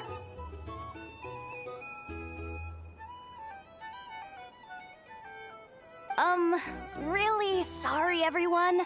Truth is, just as I was heading out this morning, I discovered I'd run out of a super important, completely essential, absolutely indispensable piece of equipment. So, what are we gonna do? Well, as I see it, there are two options. Plan A is, we take a detour to Nasha Town to restock. Though, who knows if any shops will still be open this late. Plan B is, we call it quits right here. Disband the team and I'll go home. My place is only like a 10-minute walk from here, so... Personally, I vote Plan B. Bada bing, bada boom! Maximum efficiency, minimal effort. Don't try to solve your problems by running away. Not a fan of either? Then I guess our only option is to fall back on Plan J. That's J for Yehoda, by the way. Why didn't you just tell us that was an option in the first place? Come on, that would have totally ruined the surprise. Boss pulls this trick all the time, and it's always the clueless ones who end up praising her to the skies. Feels like you just threw shade at a whole lot of people. I have faith in your professionalism, Yehoda. You don't need those flashy tricks. Your abilities alone are more than enough to earn our respect. Huh. This Jane Doe sure has an eye for talent. Speaking of which, maybe it's time I started calling her something nicer? You really mean that, Jane? Laumado? I do. I'll tell you what, it's not every day you get to work alongside such considerate clients. I have a feeling we're gonna make a great team.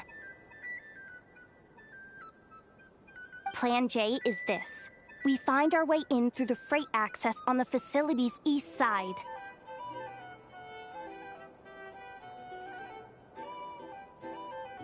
It's tucked away from view, and security's lighter at night. I've prepared some special gadgets too, so we should be ready for anything.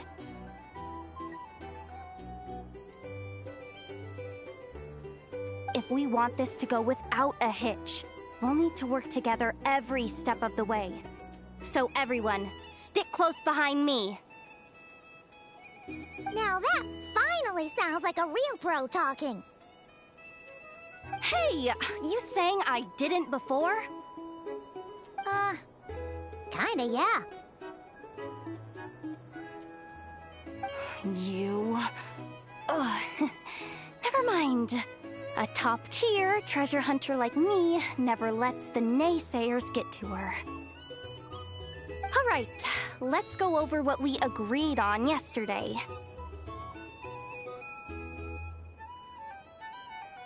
The goal of infiltrating the Kuvaki Experimental Design Bureau is to locate and, if possible, recover the relic that the Fatui stole.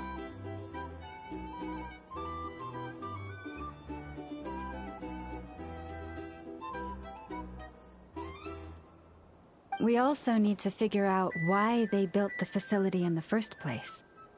I'm worried that they've set their sights on the ancient moon's remnants on Hisi Island. Well, now that we've got a plan, time to get this show on the road.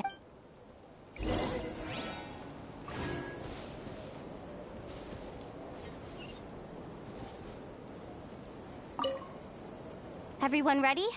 Yeah? All right then. Let's get this job done.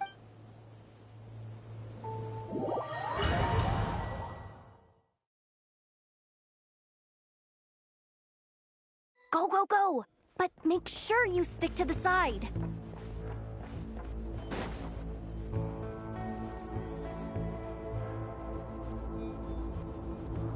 Just as I thought. There's a gate controlling access from the outside. Good thing I brought this keycard, huh? Well, technically, I stole it. But no need to tell them that, right? Blame that chump who thought it was a good idea to get wasted at the flagship during work hours. Ooh! Is it top-level clearance? Of course. That goes without saying. Let me read it out loud for you. Fatui Experimental Design Bureau number 183574, maximum clearance, maintenance intern. That doesn't sound very top-level to Paimon. Never underestimate interns. Even the most legendary of thieves started out as rookie pickpockets, you know? Besides, if it wasn't for this person's selfless generosity, we wouldn't be able to just waltz in like this, would we? Feels like you're trying really hard to change the subject. Allow me to teach you the first rule of treasure hunting. First and foremost, use every resource at your disposal.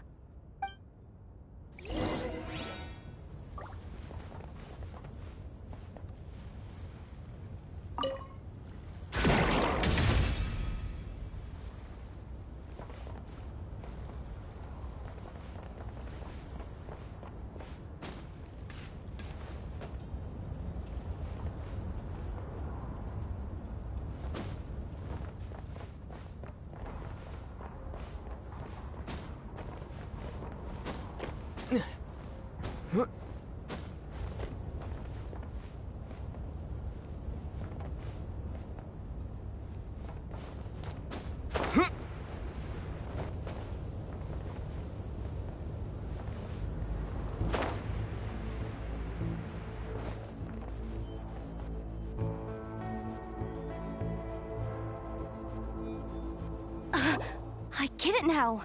It's like a pair of light bulbs just lit up in my head. What did you just get? The blue light, aka Plan A, is telling me to take the path along the left side. It'll be a lot stealthier, but that might mean a bit of a detour. The red light, aka Plan B, is saying, just charge straight in. But that'll mean dealing with, like, a dozen sentry bots already powering up. Although, I might be able to switch them to training mode. Their attacks will be weaker, but we'll still be in for a fight. Can't you just put them in sleep mode?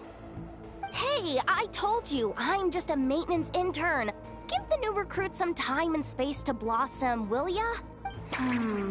We're still pretty close to the entrance. Surely they'll call the whole thing off once they see what these bots can do. Anyway, I say we go with Plan B. Either way, I won't be doing any of the fighting, so the shorter route sounds good to me. If we can avoid fighting at this stage, we should. Plan J is to call it a night so we can all make it back to bed before sunrise. After all, the deeper we go, the more dangerous this is gonna get.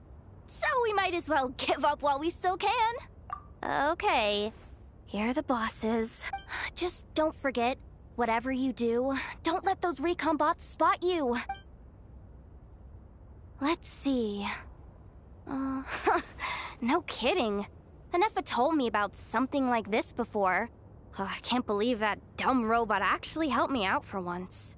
All you gotta do is... this. And the recon bots will be reassigned to another position. That way, when it's time to move forward, the path will be clear. Which reminds me, it's about time I taught you the third rule of treasure hunting. Go with the flow. What about the second one? You skipped that one. Huh? Did I? Oh geez, must have gotten them muddled again. I mean, the second rule is exactly the same as the first. Guess that's what you meant by going with the flow, huh?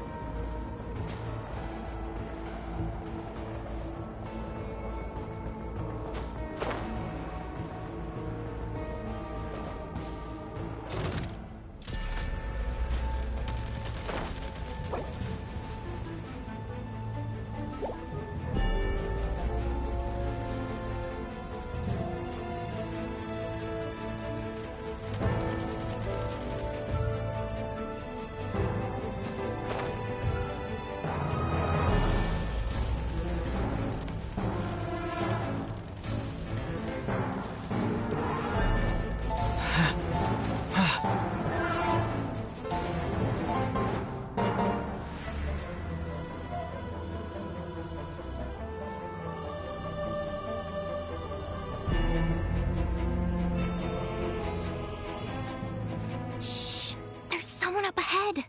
Has the lockdown been initiated? Move it, soldier! The cargo has already been transferred. The lockdown procedure is complete, Commander. That sector is now fully sealed. The night shift. Just our luck. Don't they usually handle deliveries during the daytime? There's not supposed to be anyone here. We've come this far already, and they're really trying their best. If I suggest backing out again, it's not gonna look good. Come on, brain. Think!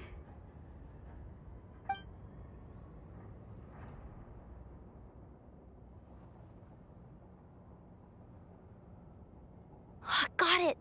The freight shaft to the upper levels. We might have a shot there. Let me see. Huh? The recon bot in the middle's not responding? A double lock failsafe? We've been outfoxed. Stay calm. Stay calm.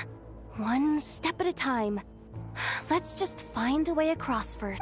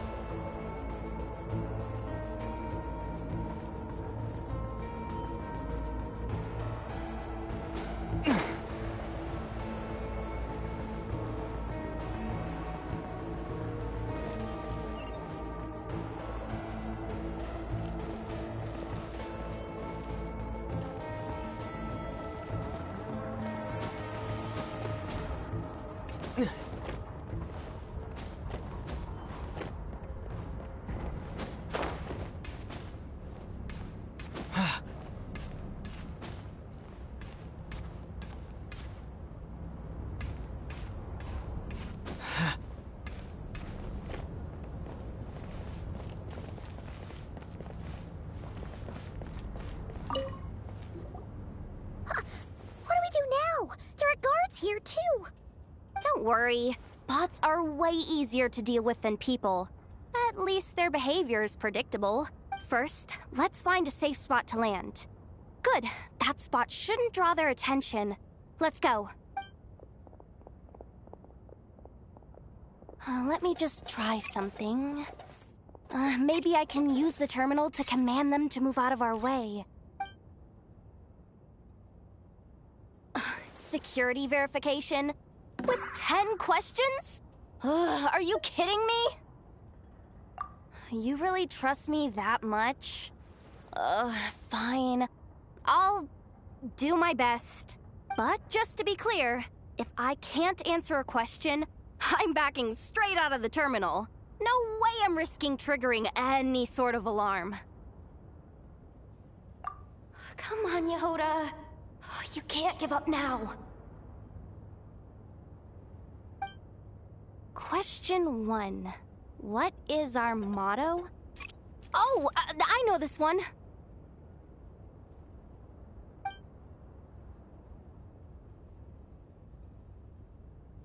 Question 5. The name of the harbinger in charge of this facility. Let's go with, Sandrone. This one should be... the Pale Star Edict. I've heard one of Boss's informants mention that before. Final question. Enter employee ID. And it's timed? Okay. 183574. Confirm. I actually got them all right? What a miracle. Not bad, Yehoda. Not bad at all. Guess you're an official maintenance intern now. Hey, that could be my personal plan B if I can't get my job back. Just kidding. The Fatui are awful. The bots have taken the command. They're moving off. Let's get going while the coast is clear.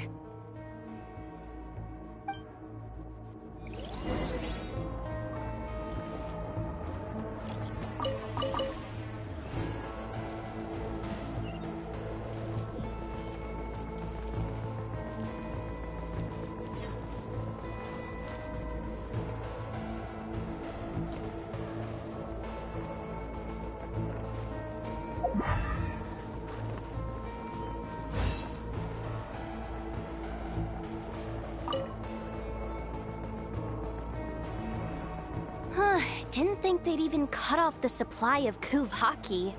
They're being really cautious. If we can somehow divert some emergency power into the system, we might be able to force boot this thing. What do you mean by force boot?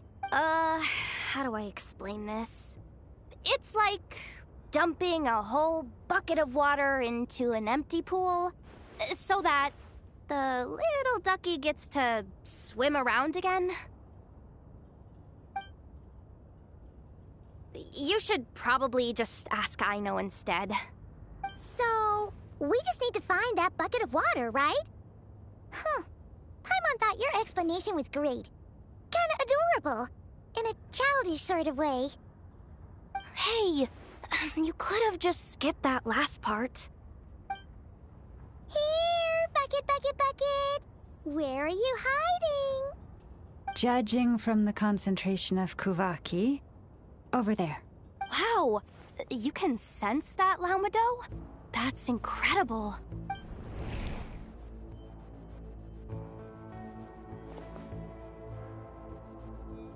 Let's move the recon bots above them out of the way first.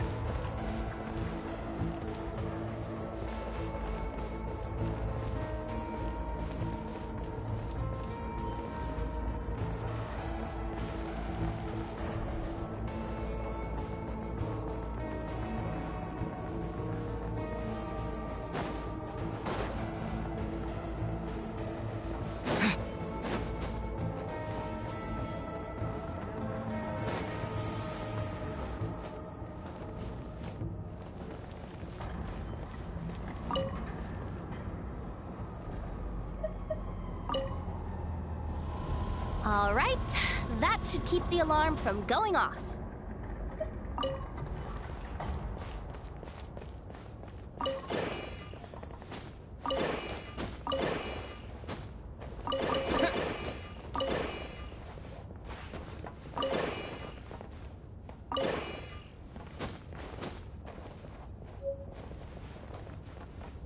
Time to plug in the charging component.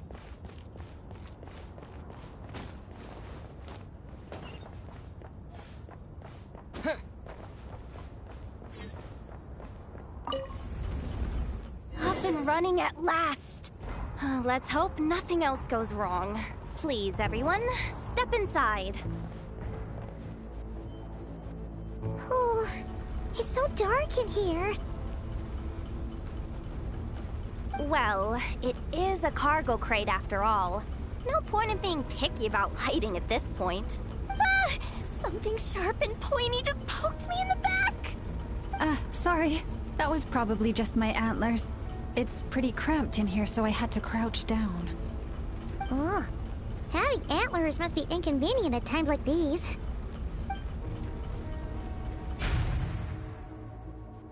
Ah! What's going on? Don't tell me something's gone wrong already.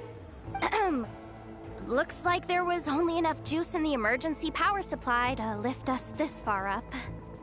Ugh. Awkward. Am I gonna get docked for this? Based on the boss's policy of docking pay for every screw-up, No, wait a sec. I've already been fired. Doesn't look like it's moving again anytime soon. I think we can get through if we follow the ventilation duct along the outer wall. The entrance has gotta be somewhere. Don't worry, this was totally part of the plan.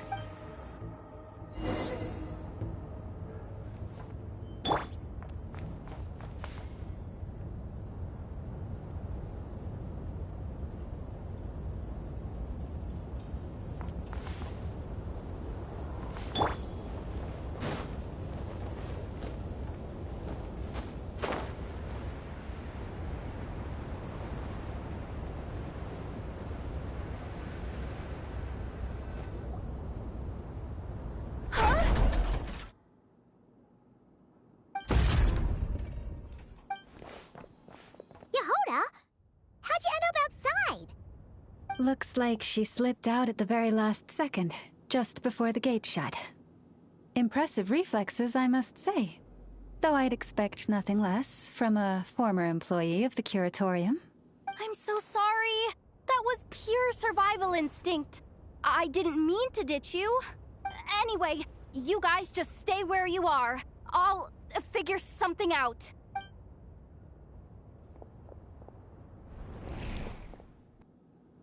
Hey, there's a terminal nearby. Hang tight!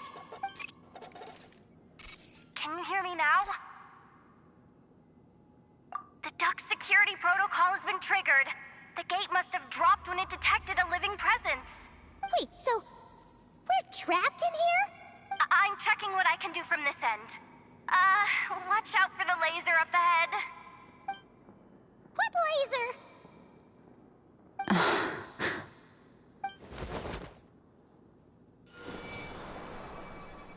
Oh, we see it now.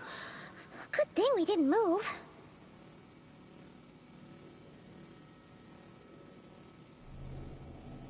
Got it. I think I understand the situation. Hang in there. Just one moment. This is killing me, but I think I've got it. I can try adjusting the direction of the Kuvaki flow inside the duct. If I've got this right, you might just be able to dodge the lasers by utilizing the Kuvaki's pull in reverse. Oh, Paimon thinks she gets what you mean. But I can't see where you are from here, so I'll need your constant input. Just tell me what to do. I'll follow your lead.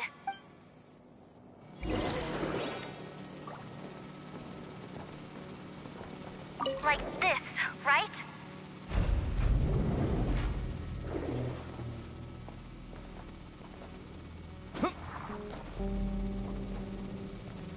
So, wanna grab dinner after our shift?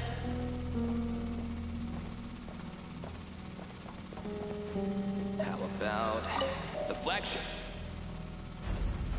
Too far. And besides, we're not exactly in with the locals.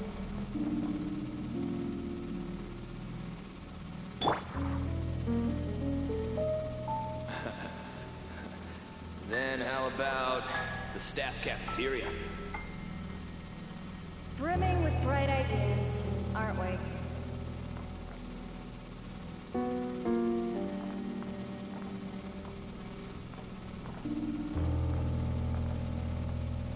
Like this, right?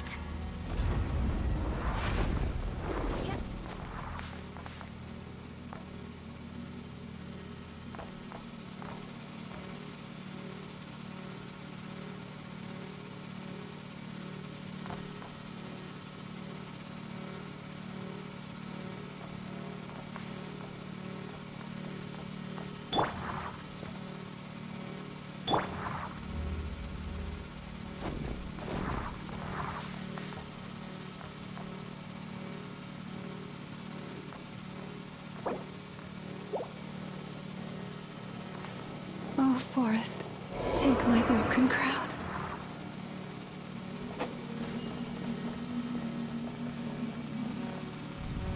Sure thing.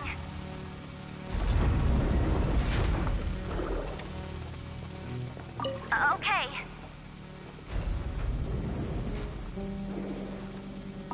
Okay.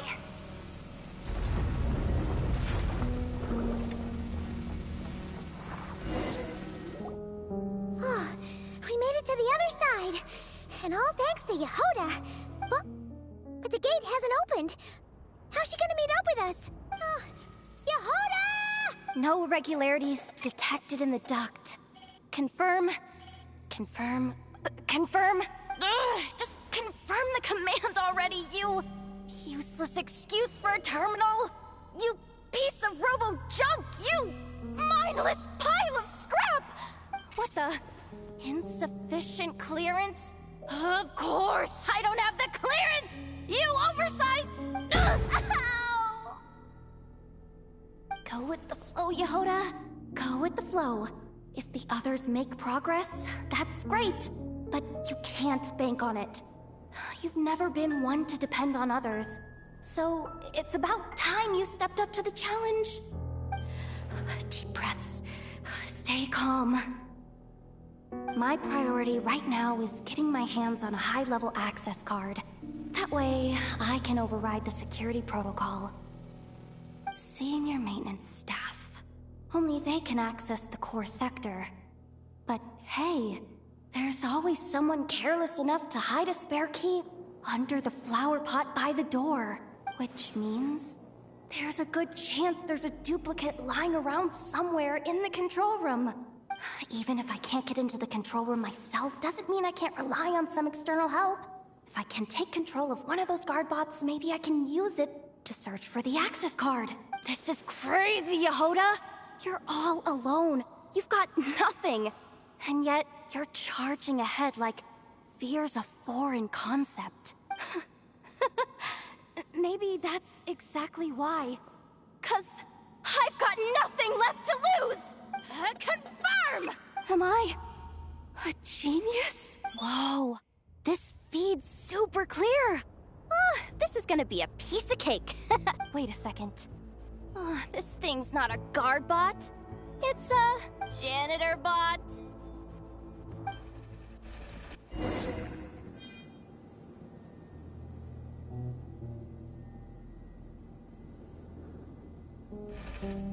You think Marionette even knows what we do down here? She seems to spend all day either holed up in her lab or out doing the rounds. It's still a mess over there. Go clean it up. Why? Planning to skim a little off the top? No, nothing like that. Just wondering if anyone would actually notice if we didn't show up from time to time.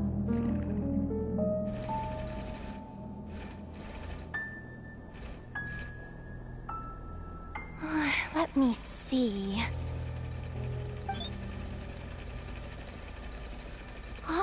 There it is! Hey, why'd you stop? You haven't finished sweeping that corner. But I can see the car from here. Ugh, guess I have no choice but to swallow my pride and stay in character for now. Sweep up the crumbs by my feet. Yeah, good luck with that. What are you gonna do when they ask for a progress report?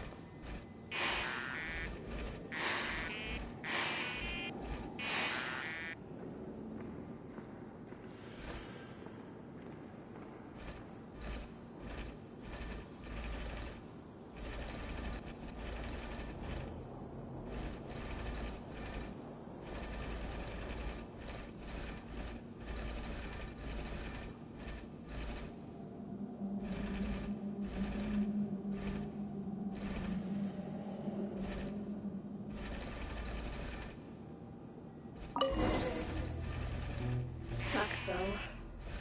Finally set somewhere warmer than Snezhnaya. Yet we barely get to see the outside world. Gotten rid of the dust behind the door yet?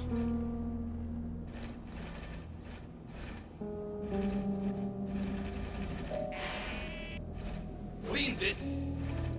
Come on. Where's that bot passage when you need it? There!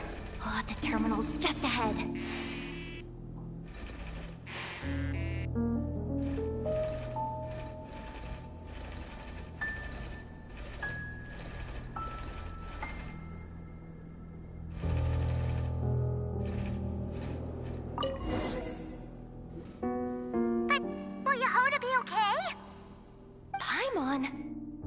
She said she'd use every resource at her disposal, so let's have some faith in her abilities. Besides, when it comes to surviving in Nodcry, she probably knows more than any of us. So, they really do believe in me. But how long are we gonna have to stay here? Paimon doesn't want to get caught by the Fatui either. Does Paimon mean the two Fatui in that room? Let me see if there's a way to distract them.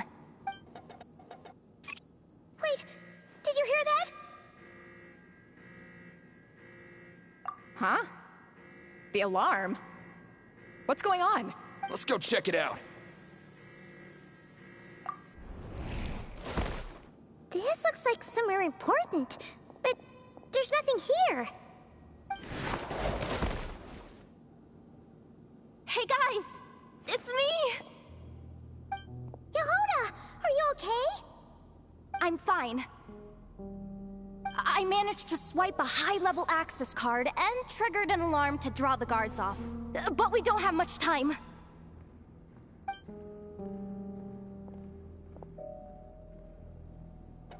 All right, looks like we can control the elevator. Come on, hop in. Let's take it further down.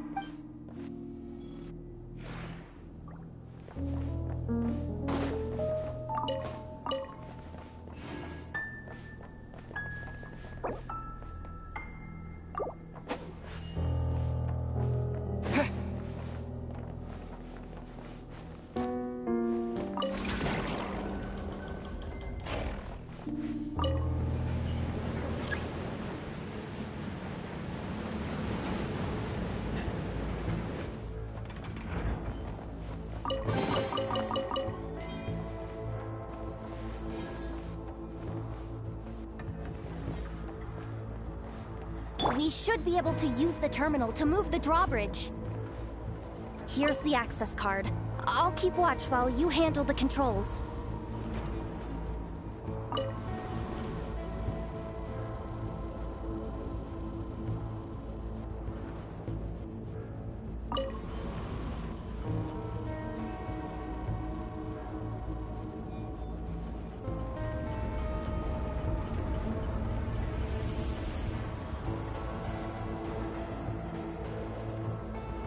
All done.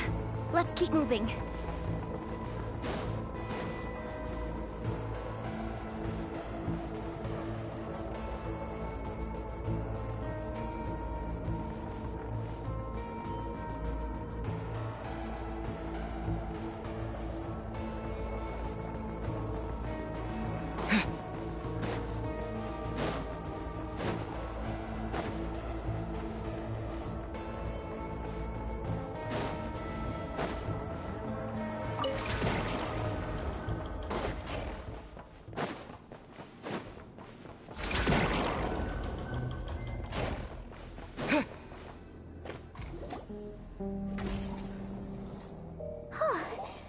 here. That's good news for us. Let's head inside. Looks like a rest area for the Fatui's Oprishniki.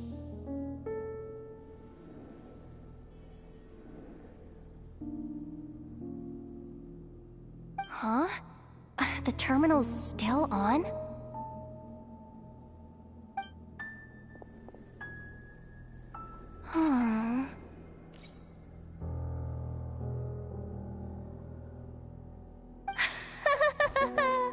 Looks like that good news is now half good news, half bad news. What do you mean?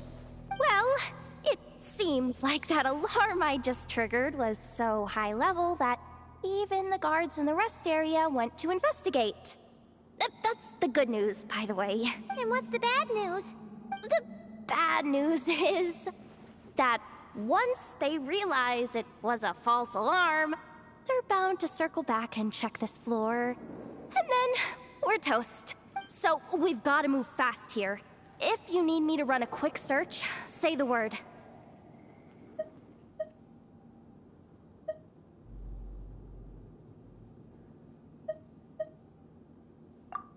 Good idea! Pulling it right away. Wow! What's with that huge hollow structure down below? That might just be it. Secluded, out of the way.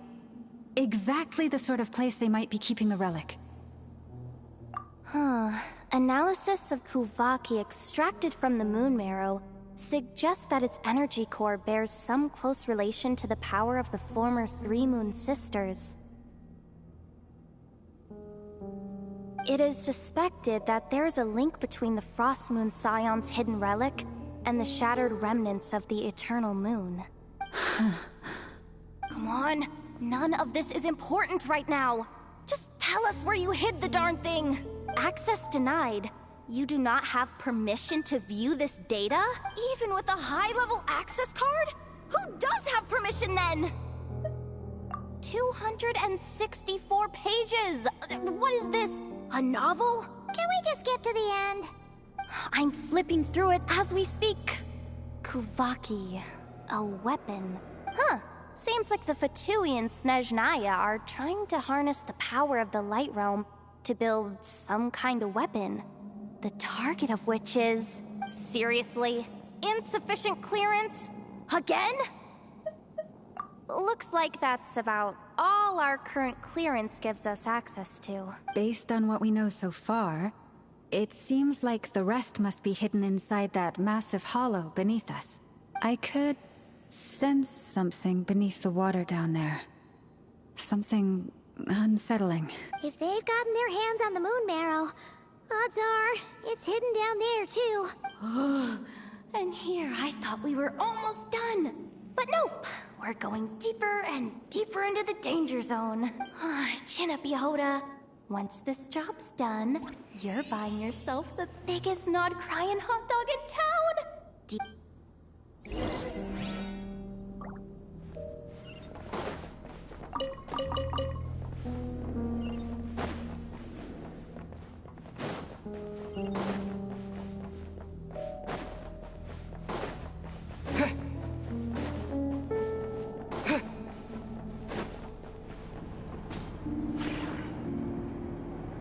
Watch out for that defense bot! It's aiming right at us! You'll have to use Kuvaki to deflect its attacks back the way they came!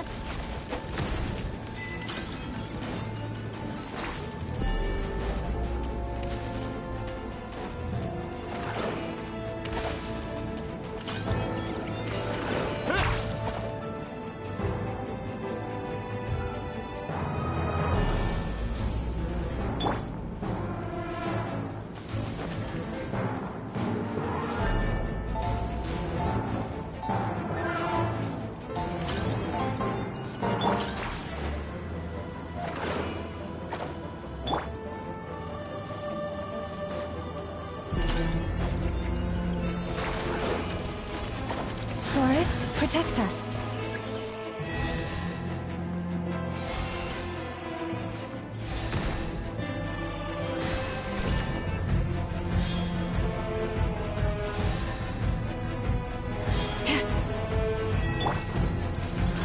Water jet!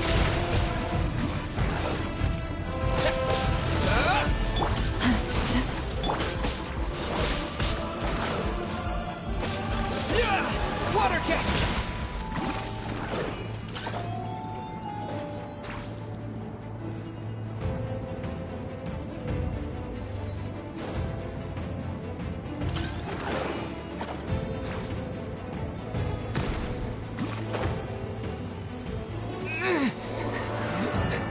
The ebb and flow is over.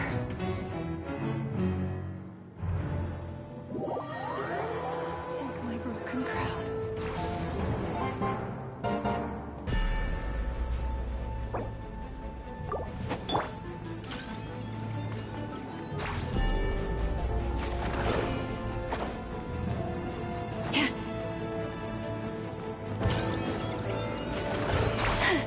Leave this place.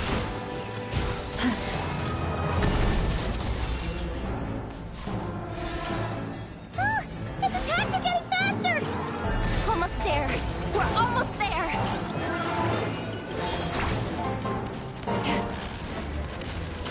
Flores, protect us.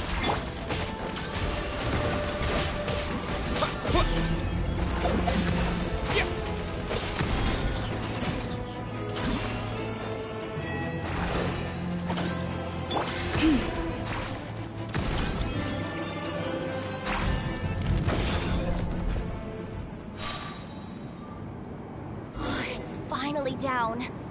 Quick, let's hurry down to the lower level before we're spotted.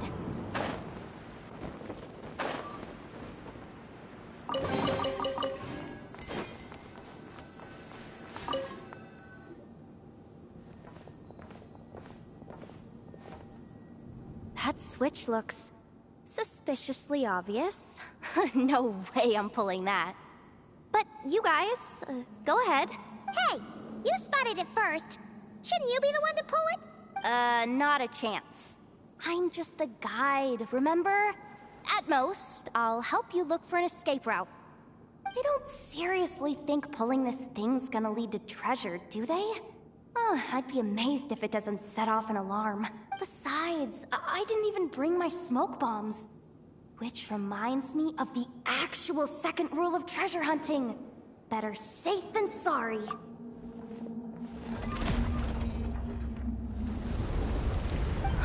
The ground, it's shaking.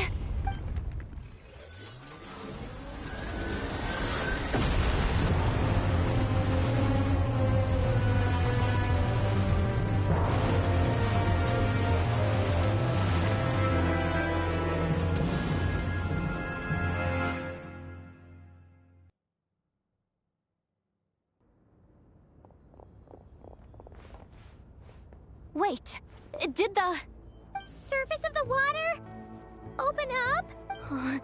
This is bad. This is really bad. I'm getting put on the Fatui's blacklist for sure. Don't worry, Yehoda. You've helped us so much. If they try anything, we'll protect you. Aww. Come on, I was just kidding. I'm tough, okay? Just haven't had the chance to show off my fighting skills yet. Me, afraid of the Fatui? Ugh, not a chance. I suspect the relic is hidden down below. Yehoda, your commission ends here. I am truly grateful for everything you've done for us. You don't need to put yourself in any further danger. I'm coming with you. This has nothing to do with the commission, or the danger, or whatever. This has already gotten way out of hand, so I'm coming too. End of story. Ah, she's blushing. Hey, zip it. Why'd you keep staring? Oh, you looking for a knuckle sandwich or what? Oh, come on, move it already.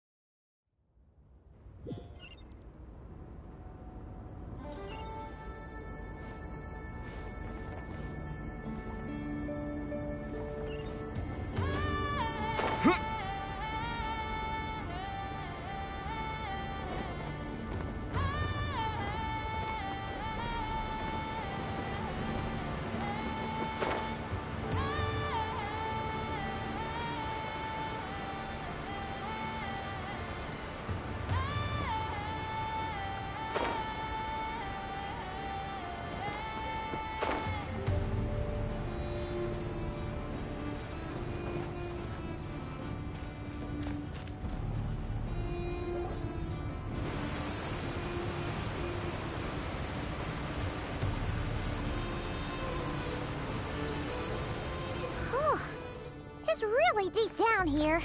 What is this place? We're standing on another fragment of the ancient moon's remnants. So this was the source of the Kuvaki I sensed earlier. Wait, what? So the Fatui had it hidden underwater this whole time? This gigantic thing? Yehoda, you've been kind of quiet since we got down here. What? Me? Have I? It's nothing. Really. We're doomed! How are we even supposed to get back up from here? Oh, my grappling hook's not nearly long enough. And if someone spots us here after all that commotion, we'll be sitting ducks!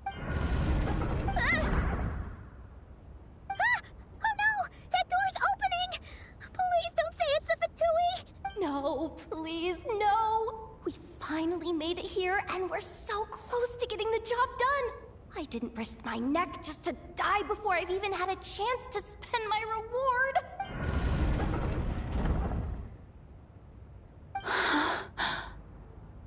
What happened? Why did the underwater barrier open? How could this be? Huh? Lauma? And... you guys... Wilhelmina? Looks like... there's no point trying to hide it anymore. Well, what are you talking about? I thought you might come, but I didn't expect to see you here so soon. Forget it. The Moon Marrow isn't here. You... joined the Fatui? Yes. When? The day I could no longer bear to live a lie. At first, the Fatui wouldn't accept me. But then, one of their harbingers noticed me, and... said she'd give me a chance.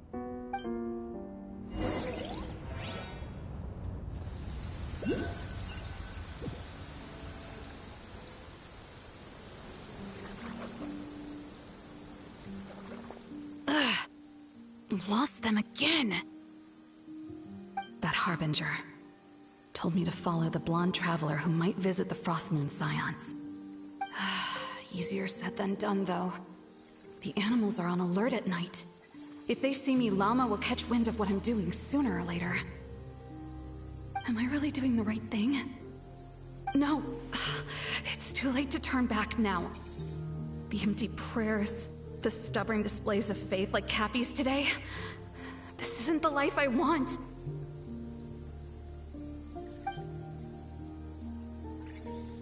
Huh? Is that... the Traveler's back. I won't let him slip away this time. Wait, who's that with him? They look so alike. They seem to be heading towards the statue of Kutar.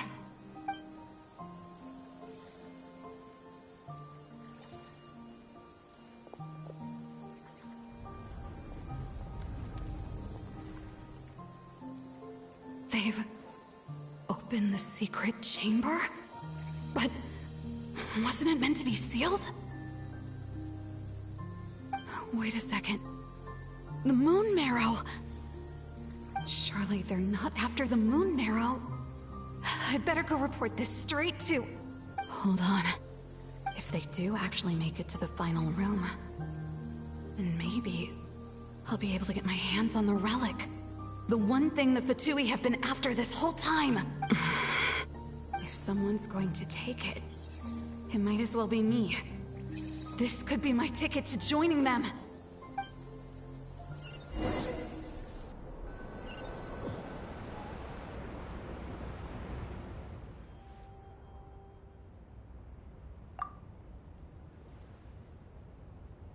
And then you gave it to the Fatui? But when we talked to you before, you seemed so genuinely worried about Lauma. Because I thought she was as fed up with the Frostmoon Scions as I was. We grew up together, Llama. I know you were chosen to be the next Moon Chanter when you were just a child. They never gave you a choice in that. I saw the look in your eyes when you were treating that child. That sense of helplessness. Surely you too must see that this blind, inherited faith of ours is simply holding us back. If our prayers are never answered, then why keep praying? Do they really deserve all of your devotion? Or are you trapped by the responsibilities they imposed on you? So those are your reasons for wanting to leave the Frost Moon Scions? Isn't that reason enough? When we pray to the moon, we do so to show our gratitude for the life it granted us long ago. It reminds us to strive for something higher within ourselves. But I know that's not what you want to hear. You're right, Philomena. I have indeed kept secrets from you.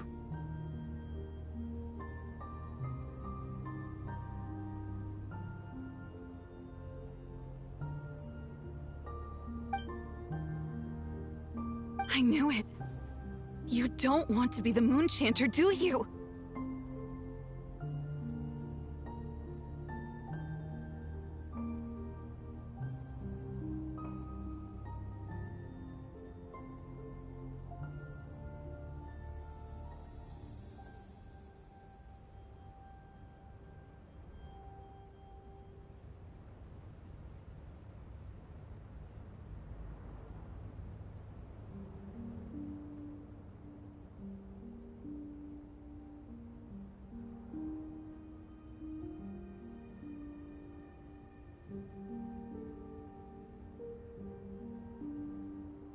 No, that's not it.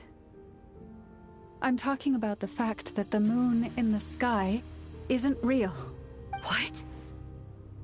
You're saying... I've completely lost the thread now. Oh, do we really have to do this here? What if a Harbinger shows up? Oh, I'm not cut out for fighting big bosses! The pain you sensed in me was the pain of hiding this truth.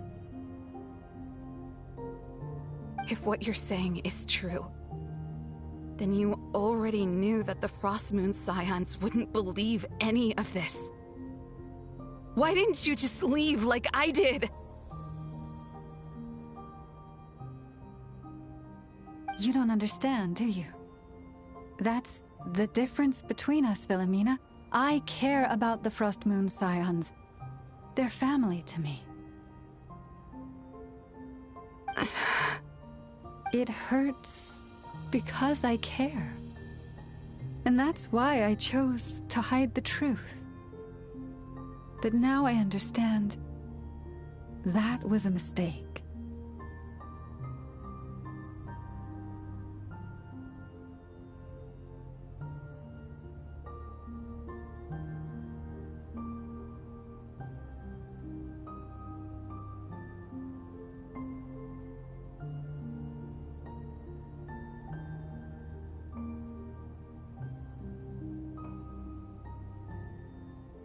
My family deserves to know the truth.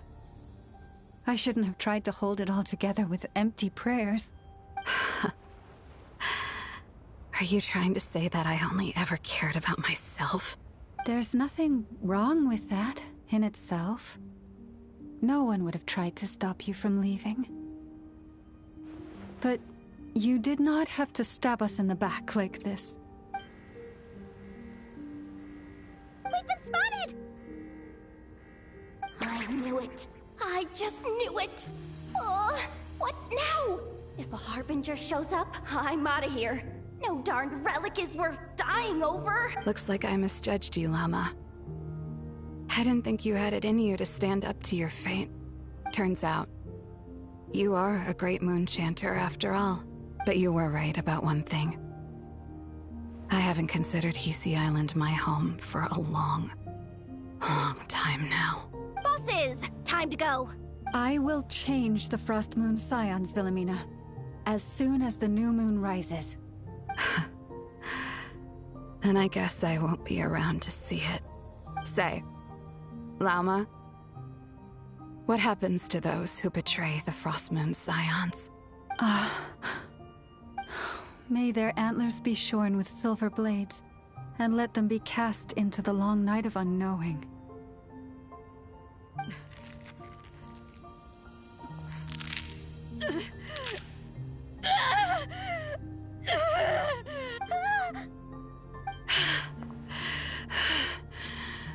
I have honored the ways of the Frostmoon Scions. One last time. Think of it as a gesture of respect, Llama. There they are! Grandma? Marionette has the Moon Marrow. She went to Starsand Shoal. Don't flatter yourself now. I'm not trying to atone. I just don't believe you'll actually be able to change them.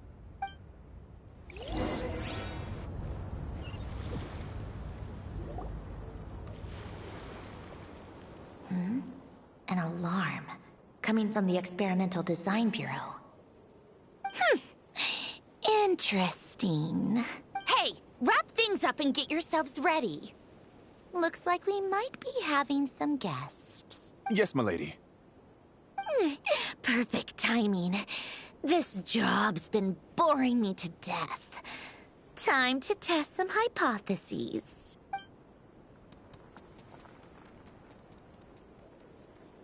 Bosses! I mean, esteemed clients. I mean, generous benefactors. Wait up! Come on! Sure you don't want to consider heading home first and coming back another day? Nasha Town's that way. You are aware that this is the way too. A little ahead of schedule, aren't you?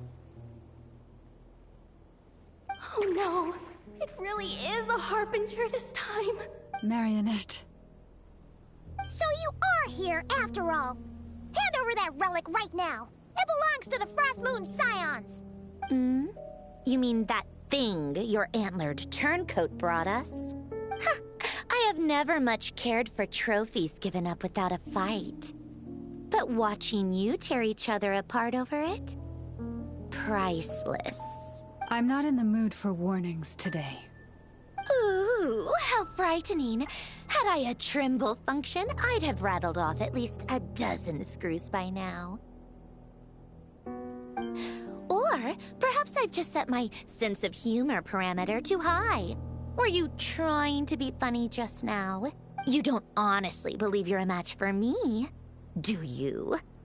Go on then. Let's serve our guests a little appetizer. Hey, didn't you hear me? I said let's serve our guests a little... What's going on? Oh no. Watch out! It's the Wild Hunt!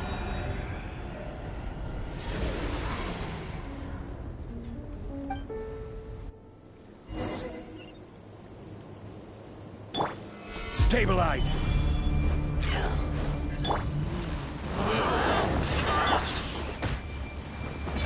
This is order.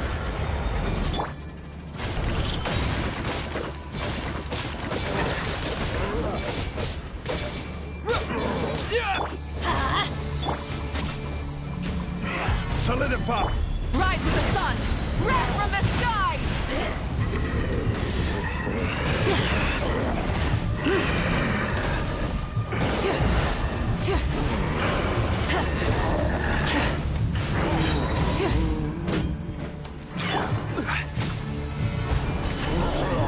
Off we go, everybody! Stand back! Pyroclastic surge!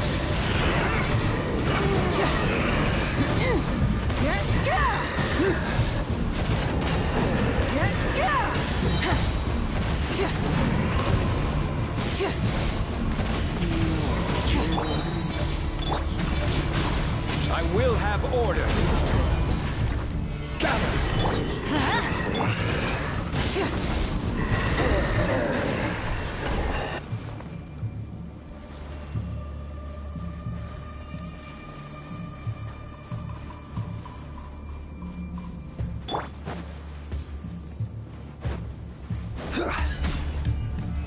Solidify!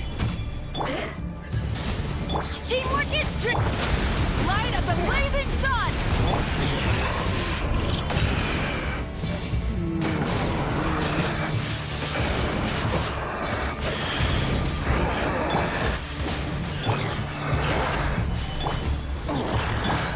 Burn it down! Adventures, everybody stand! Pyroclastic surge!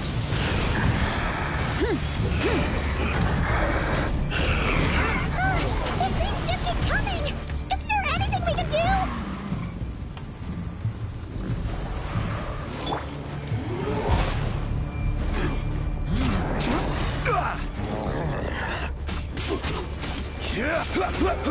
Stabilize! This is order!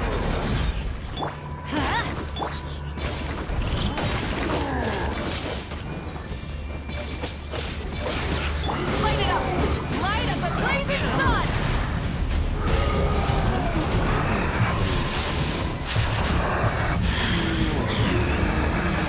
Incinerate! Solidify! I will have order! Teamwork is...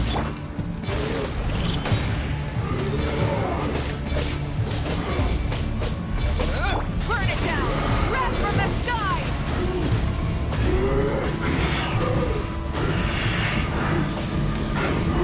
Incinerate! Gather!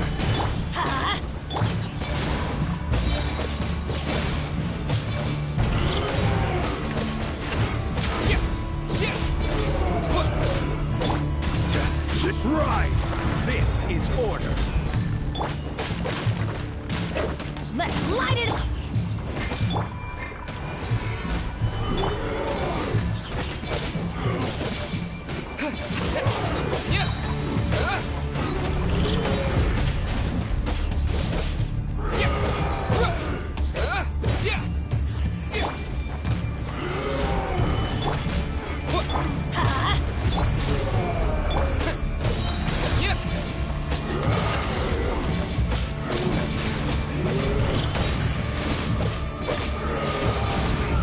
Everybody stand! Light of the blazing sun!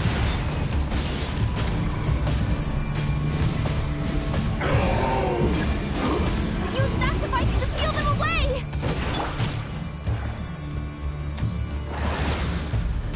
Stabilize! Order guide you! Light it up! Let's light it up! Teamwork is...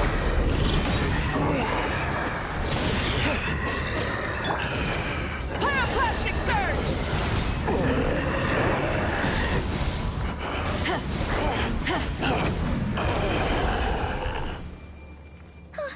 Is that... it? At least that's what the Lightkeeper's handbook says. Careful. It's not over yet.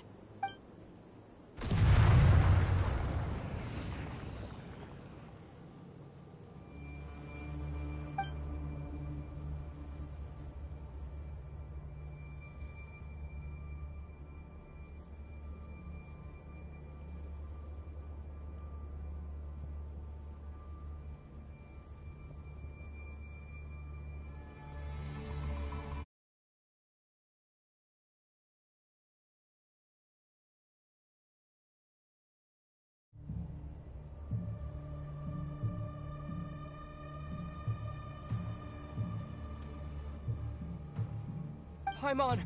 Lauma! Yehoda!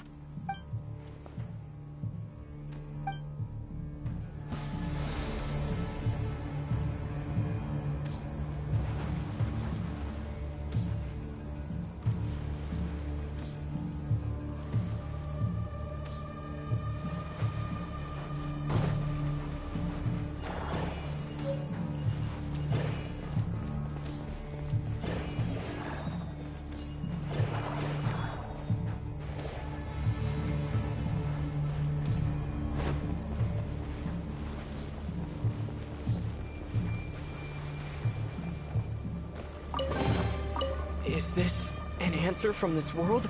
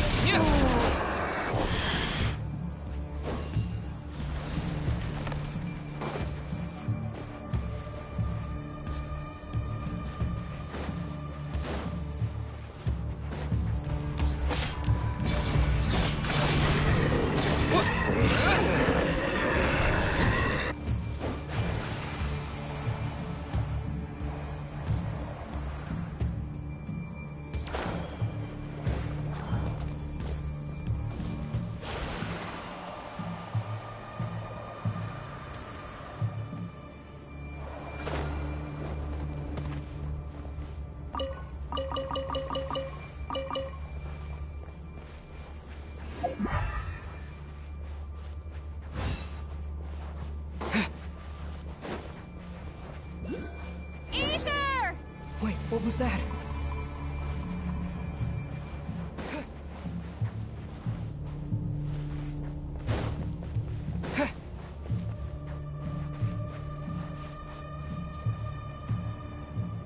Ether! Over here!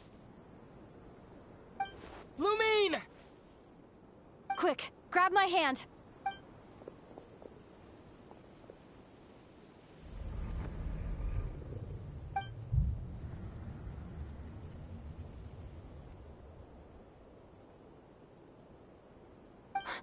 Ether? What's wrong?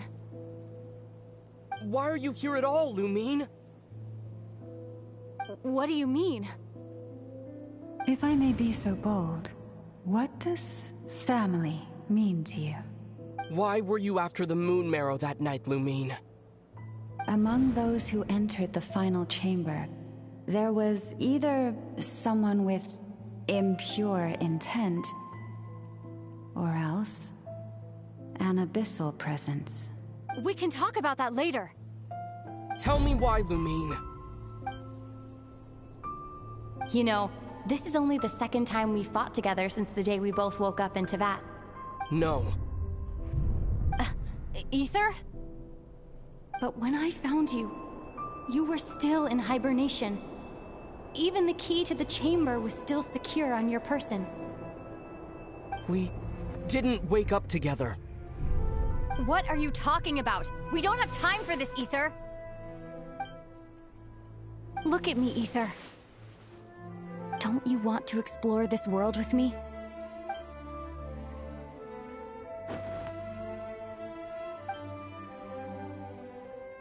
You think I'd lie to my big bro?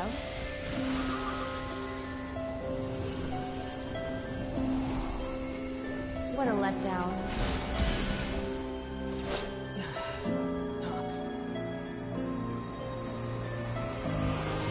Go get it for me, Ether.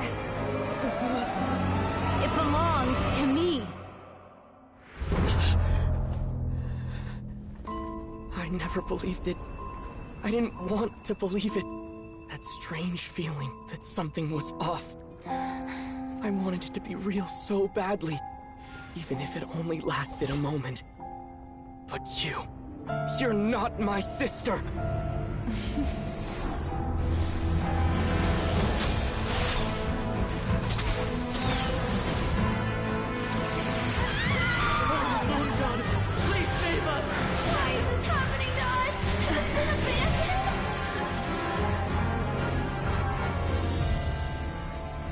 The cold night should be our blessing, yet only confusion and sorrow remain. The truth may yet lie beyond the sky, but must we become lost because of it? Standing before you, as the scion of Hyperborea and the Frost Moon's emissary, I say this.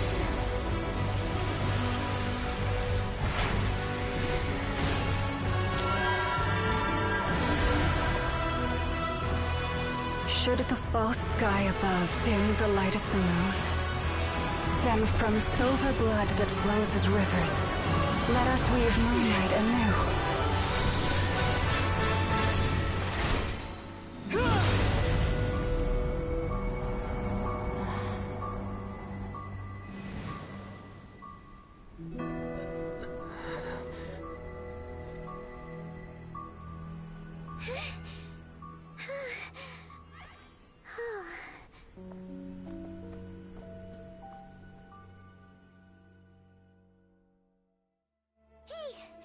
Is everyone okay?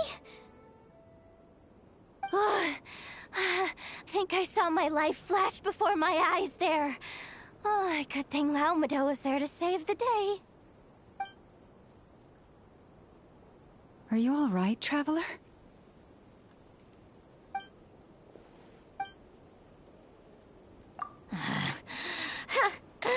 Well, that took you long enough. Seriously, how many of you are there? Pathetic. Oh no. Oh, I spoke too soon. Totally forgot we still have a Harbinger to deal with.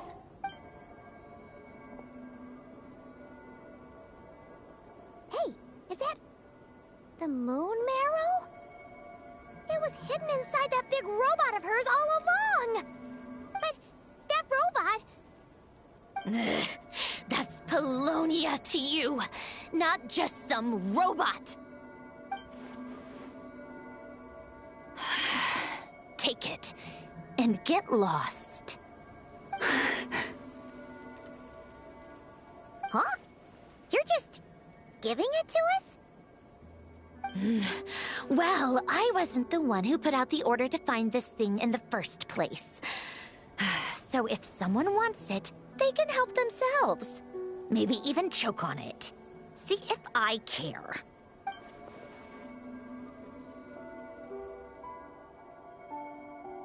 So, are you waiting for me to change my mind or what? I'd be more than happy to pick up where we just left off. But I should warn you, I'm in a bad mood right now. Let's go.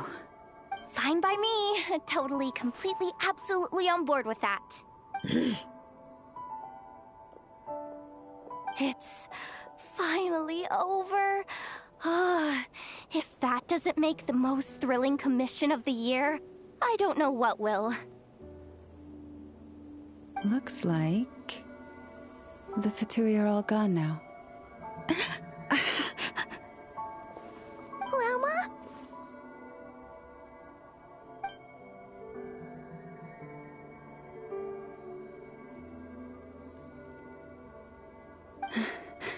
I'm all right. It's just been so long since I truly felt the power of the moon. I thought I sensed the wild hunt nearby. Don't tell me you've already taken care of it. Hey, it's Flint's! Hey, he's that Ratnik. Unless I am mistaken, you are the Moonchanter of the Frost Moon Scions, are you not? May I ask, what is that in your hand? Please, don't get me wrong. I've been tracking the wild hunt lately, and I've come to suspect that its actions aren't as aimless as they might seem. When I saw what you were holding, I could not help but start connecting the dots.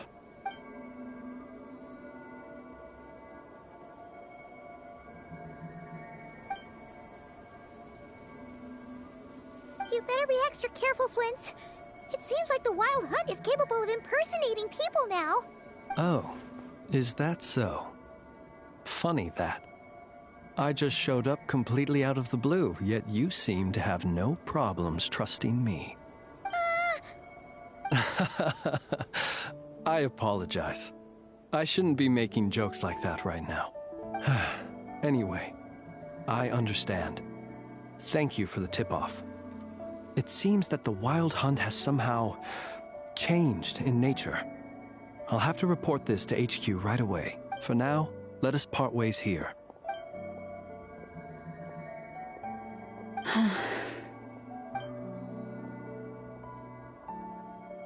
That That little joke of his just now sure scared the bejeebies out of Paimon. Are all the Red Nikki and Notcry like that? They're usually stationed in remote areas and tend to keep to themselves. So, it's not surprising they end up a little eccentric? No, he's different. Really? How so? The animals. They've told me they're afraid to even go near him.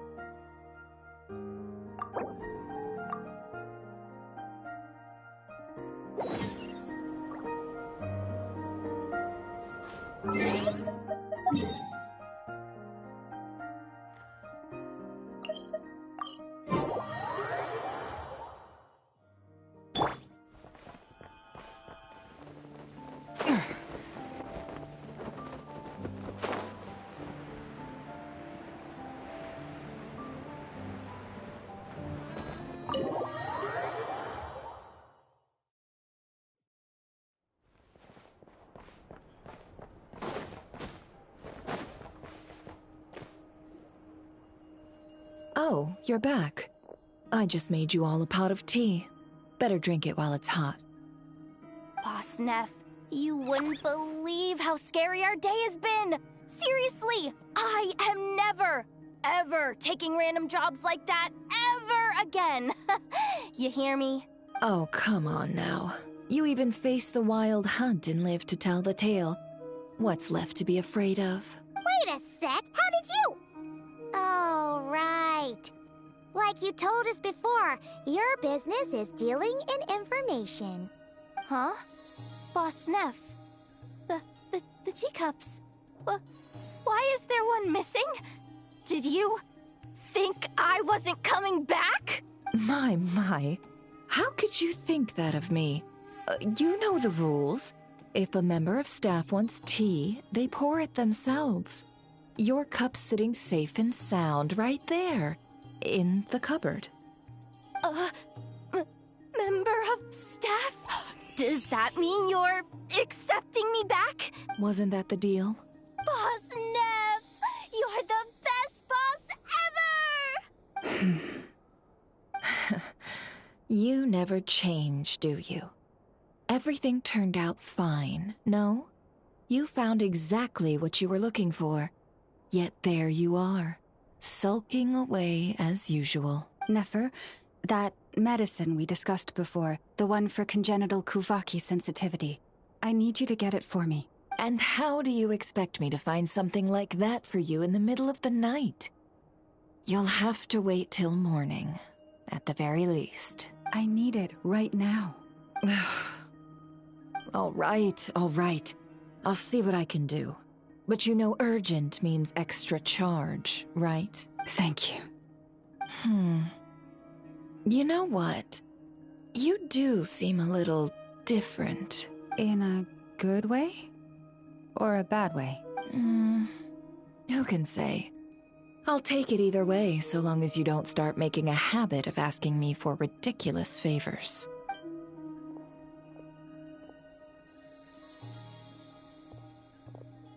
Traveler, Paimon, a lot has happened these past few days. I don't know what I would have done without you. Hey, don't mention it. That's what we're here for.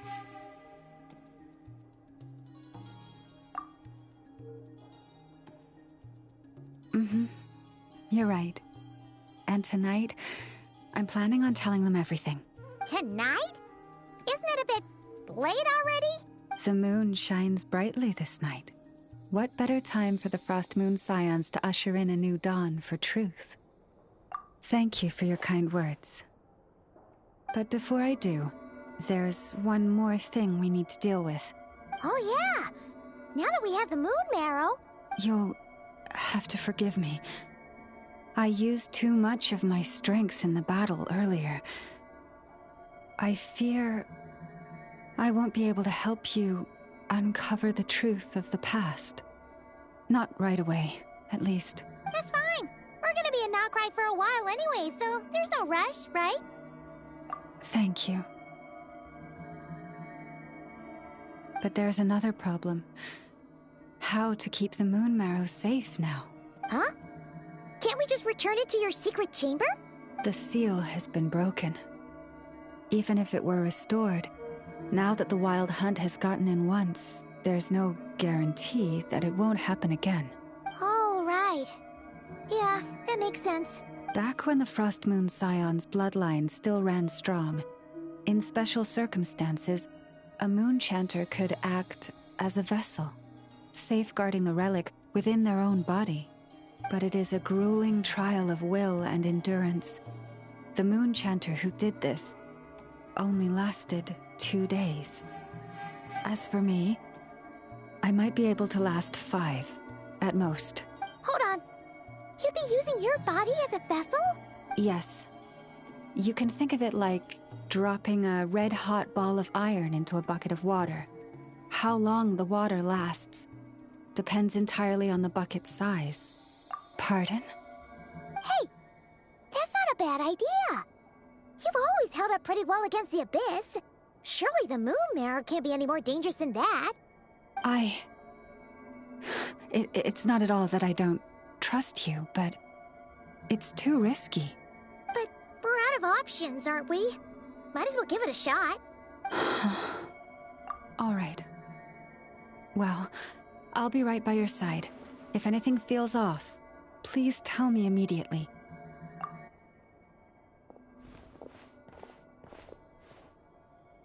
Here, hold it in your hands. Feel its power. Imagine you're a lake, a cluster of stars. Let the moon become a part of you. Whoa! It went into your body! How is that? Are you feeling any discomfort?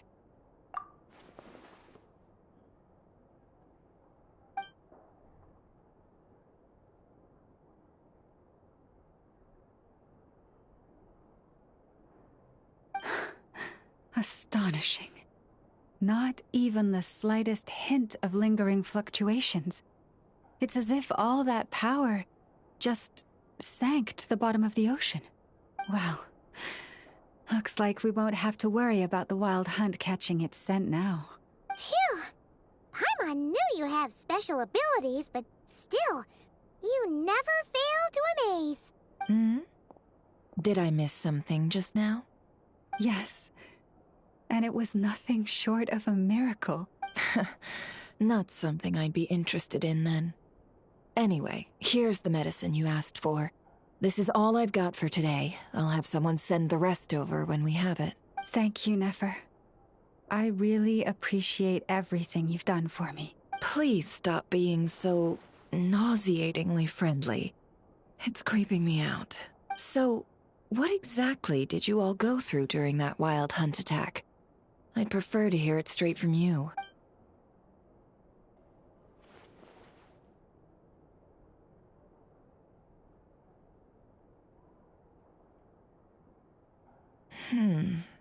A phantom that can mimic the appearance of others. Quite different from what we've seen before. Yeah, and both times it appeared, its goal was pretty clear. It seems like it was after the moon marrow. And on both occasions, it was accompanied by the wild hunt, too. It appears there must be some close connection between the two. I must say, I don't often see you look this serious, Nefer. Too late in the day for thinking, that's all. We'll pick this up again later. You all feel free to keep chatting, though. Just don't forget to lock up when you leave. On that note, Traveler, please keep the moon marrow stored within your body for the time being. We'll take it back off your hands as soon as the wild hunt's been taken care of. Once and for all. Of course. Anyway, if the two of you will excuse me, I'm heading back to Hisi Island now. It's time I came clean with the Frost Moon Scions. Hey, we're probably won't be able to do much more than cheer you on from the sidelines. That alone means more to me than you could ever know.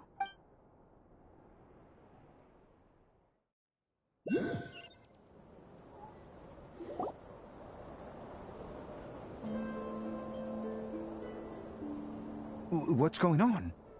I'm not sure. It seems like the Moon Chanter has something important to tell us. I heard the relic's already been retrieved. That's our Lady Lauma, all right.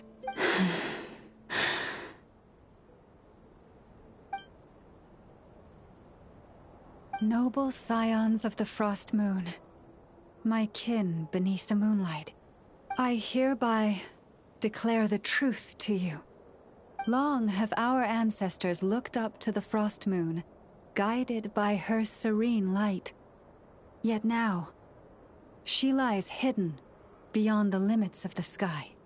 And so, Lauma began to reveal to the Frost Moon Scions a truth long hidden within her heart.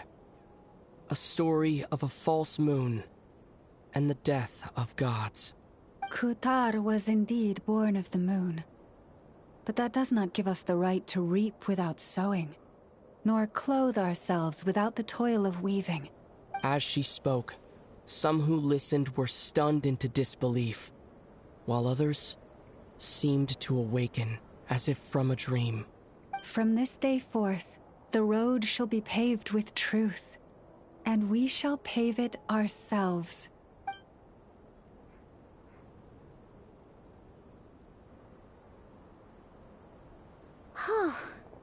After everything Lauma said last night, Paimon wonders how everyone's adjusting. Still, judging by their reactions at the time, it didn't seem as intense as Paimon might have imagined. Says a lot about how much trust she commands, huh? Hey look! It's Lauma! Welcome, both of you. The animals were most lively this morning. They told me of your coming. Nothing too dramatic happened, did it? No one took it so hard that they went on a binge-eating rampage and ended up cleaning up the whole pantry? Or something? Hey! Paimon's just trying to lighten the mood. Thank you for your concern. Change doesn't happen overnight, and new ideas need time to take root. But nothing as extreme as that has happened, no.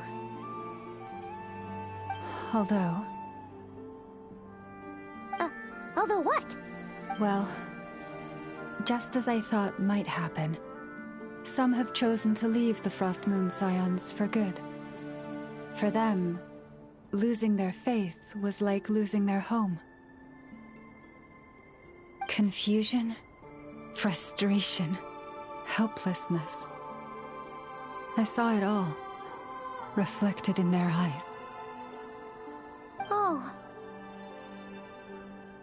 I respect their choice. May they carry the Frost Moon Scion's blessings far and wide, should they be willing to do so. If we meet again someday, perhaps we will be able to sit together and share stories once more. Others sought me out afterward, though, and thanked me profusely for sharing the truth with our people. They said they used to see me as distant, even somewhat unapproachable, whereas now I seemed much closer to them. Like a friend, or even a family member. Sounds like a win overall! Paimon thinks you did the right thing, Lauma. Thank you. Though, I wanted to ask, do I really come across as distant? Well, maybe just a little. To people who don't know you, you are kind of tall, especially if you consider the antlers. I see. That's a bit of a hard one. My antlers tend to grow under the moonlight, so I can't quite help it. It brings me comfort to hear you say that. By the way, how has your body been adjusting to the moon marrow? I'm glad to hear it. I've also suggested to Nefer that we meet within the next few days. We need to figure out how to counter this new manifestation of the Wild Hunt. But for now, let's just relax. I want to enjoy this feeling a little longer of finally living on the bright side of the moon.